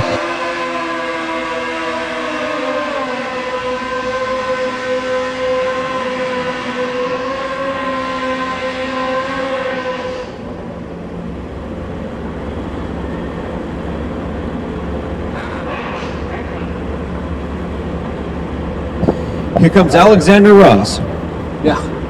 From Aruba. The 2007 Suzuki Hayabusa Summit Racing side of the track. Corey Washington from Palm City, Florida, the 32-year-old. 2003 Busa Power drag bike over there on the Strange lane. Number 45 qualifier on the Strange side. 8.115 seconds, way too fast. 22 qualifier Alexander Ross looking to improve here. 23 light for Corey Washington. 159 light for Alexander Ross, and check it out, 822 with a 2. 158.76 for Corey Washington. That's going to stick him up high in the Lauer. Omar Lanoy from Aruba, Summit Racing side of the track, 46 years old aboard the Suzuki Hayabusa. The number 20 qualifier, 8.357, the current best effort out of the Aruban there. Ronnie Woodall from Pleasant View, Tennessee, 60 years old aboard the 78 Kawasaki. 8.463, the best effort by Mr. Woodall there on the Strange lane. See if either can improve here.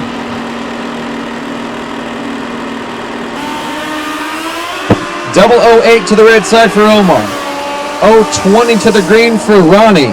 He's going to dig this one. 8.292. 149.35 miles an hour.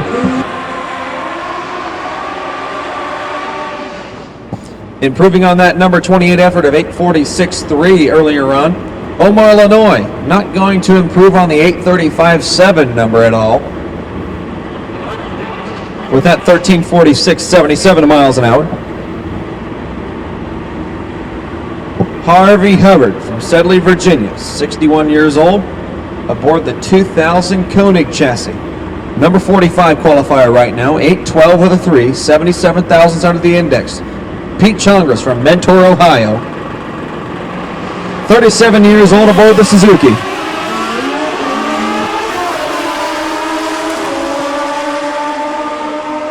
Number 8 qualifier, 8:24.6, goes under the index, 8:13.2, 163 miles an hour. Harvey Hubbard will improve wildly on the ladders, 8:26.4, 155.58 miles an hour, the speed out the back door.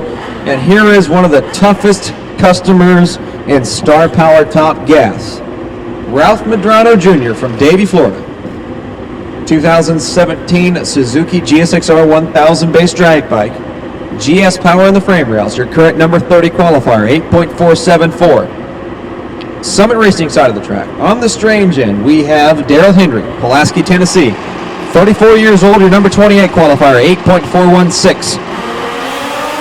Medrano Jr. to the red by 009. Daryl Henry off to the green side, 025.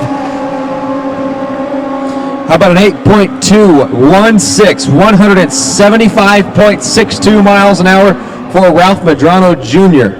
That is absolutely going to move him up the ladder. Daryl Henry from Pulaski, Tennessee, the number 28 qualifier, does not improve with that 8.16.0, 157.67 run. He will hang on to that number 28 spot for now. Seth Buscieri from Loxahatchee, Florida. 58 years old, aboard the 2007 Suzuki Hayabusa. The number 33 qualifier as of right now is 8.663, the best effort. Stephen Fuentes on the strange lane. Orlando, Florida native, 34 years old, on the 05 Busa. The number 39 qualifier right now, 10.707, his best effort. Both deep stages say, hey man, you want to play that game? I can play it with you. Both men spin their tires off the starting line. They want it that bad.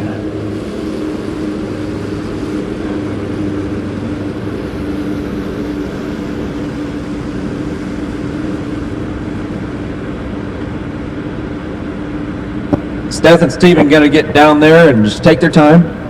Make sure they get off the track under power.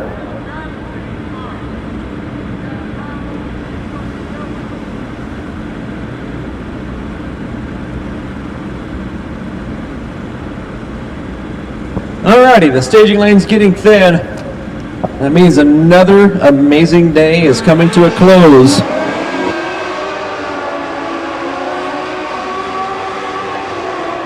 Here at South Georgia Motorsports Park, but first we got just a little bit more qualifying to do. Jim Chongris, Mentor, Ohio, the number 27 qualifier, currently 8.389, aboard some Suzuki horsepower. On the strange lane, we have Ricardo Marte from San Juan, Puerto Rico, 48 years old, on the 08 Suzuki Hayabusa base drag bike, the number 43 qualifier, currently 8.146. Quite fast.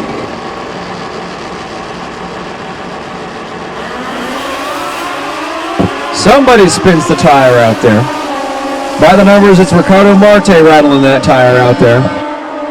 How about an 8.203, 156.19 miles an hour in Ricardo Marte. I do believe that's going to stick him on top. Jim Chongris, 8.246, 151.75, improves that 8.38.9 effort last time around. Ricardo Marte actually tied with Wyatt Weason, 1 and 2, 8.203, dead on with each other. We have 46 entrants here so far in Start Power Top Gas. Rodney McFarland.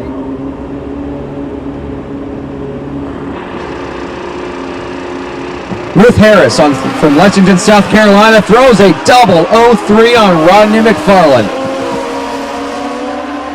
Looks like she is not going to improve on that effort of 8.282. Rodney McFarland will improve on his 7.89.3 effort with an 8.60, 8.603, 155.52 the speed. Ruth Harris, double 0-3 reaction time. 11.07, 122.99 the speed. And ladies and gentlemen, this is our last bike. This is it right here. Now one more. Well, where's he hiding? Oh, he's hiding in the water box right behind my monitor. Look at that. Look at me and go. Richard Gadsden, Newport News, Virginia. Number 40 qualifier at 9.589. 0.59 reaction time for Richard. Gonna get off the throttle down there. 8.137, 180.48. And Richard will not improve on that 9.589 posted last round. He will actually hang on to that spot down there. Here's Charles Poske from Alabaster, Alabama. The number 45 qualifier at 8.138 will be the last bike down the track here at South Georgia Motorsports Park on this glorious Friday that has been part of the 43rd Annual Fuel Tech World Finals at South Georgia Motorsports Park, the Manufacturers Cup presented by Vance and Hines. Number 45 qualifier at 8.13.8. See if Charles can get down there and improve on it. About a 36 light, a little bit of tire shake, but she cleans right up, and she is going straight as an arrow. Gets down there and lifts off the throttle. 8.260, 124.79. And after 2 rounds, Wyatt Wiesen and Ricardo Marte, 1 and 2. Ralph Madrano, 8.21.6, your number 3. Number 12.10, 8.22.2, and Corey Washington wrapping up top 5 at 8.22.2 as well. All right, my friends, that is it. We have wrapped it up. We just concluded our Star Power Top Gas qualifying Q2 round. That's in the books. That's what's happening there. Now, a little bit of a heads up on tomorrow morning. Tomorrow being the Saturday program. Pit gates open at 7 a.m. We are scheduled to go hot at 9 a.m. with E1 for Street ET, V-Twin, and Pro ET. Now, ladies and gentlemen, be advised that where we are scheduled to go hot for 9 a.m. Let me check my notes here.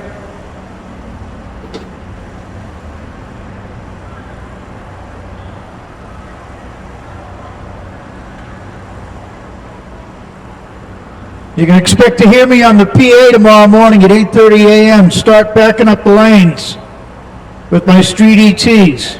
You're going to be coming out in lane 1. So be advised, that's our schedule tomorrow morning. We intend to go hot for 9 a.m. And that means at 8:30 I'm going to start packing up lane 1. Liska Racing Street ET will be in lane 1. Vance and Hines Race Shop V-Twin, you're going to be in lane 2. And MPS Pro ET, you will be in lane 3. And you're going to hear me on the microphone at 8:30 tomorrow morning, calling you guys to the lanes, so be ready for that. Thank you one and all for a great Friday and a great showing. Well done to one and all. We'll see you in the morning. Good night.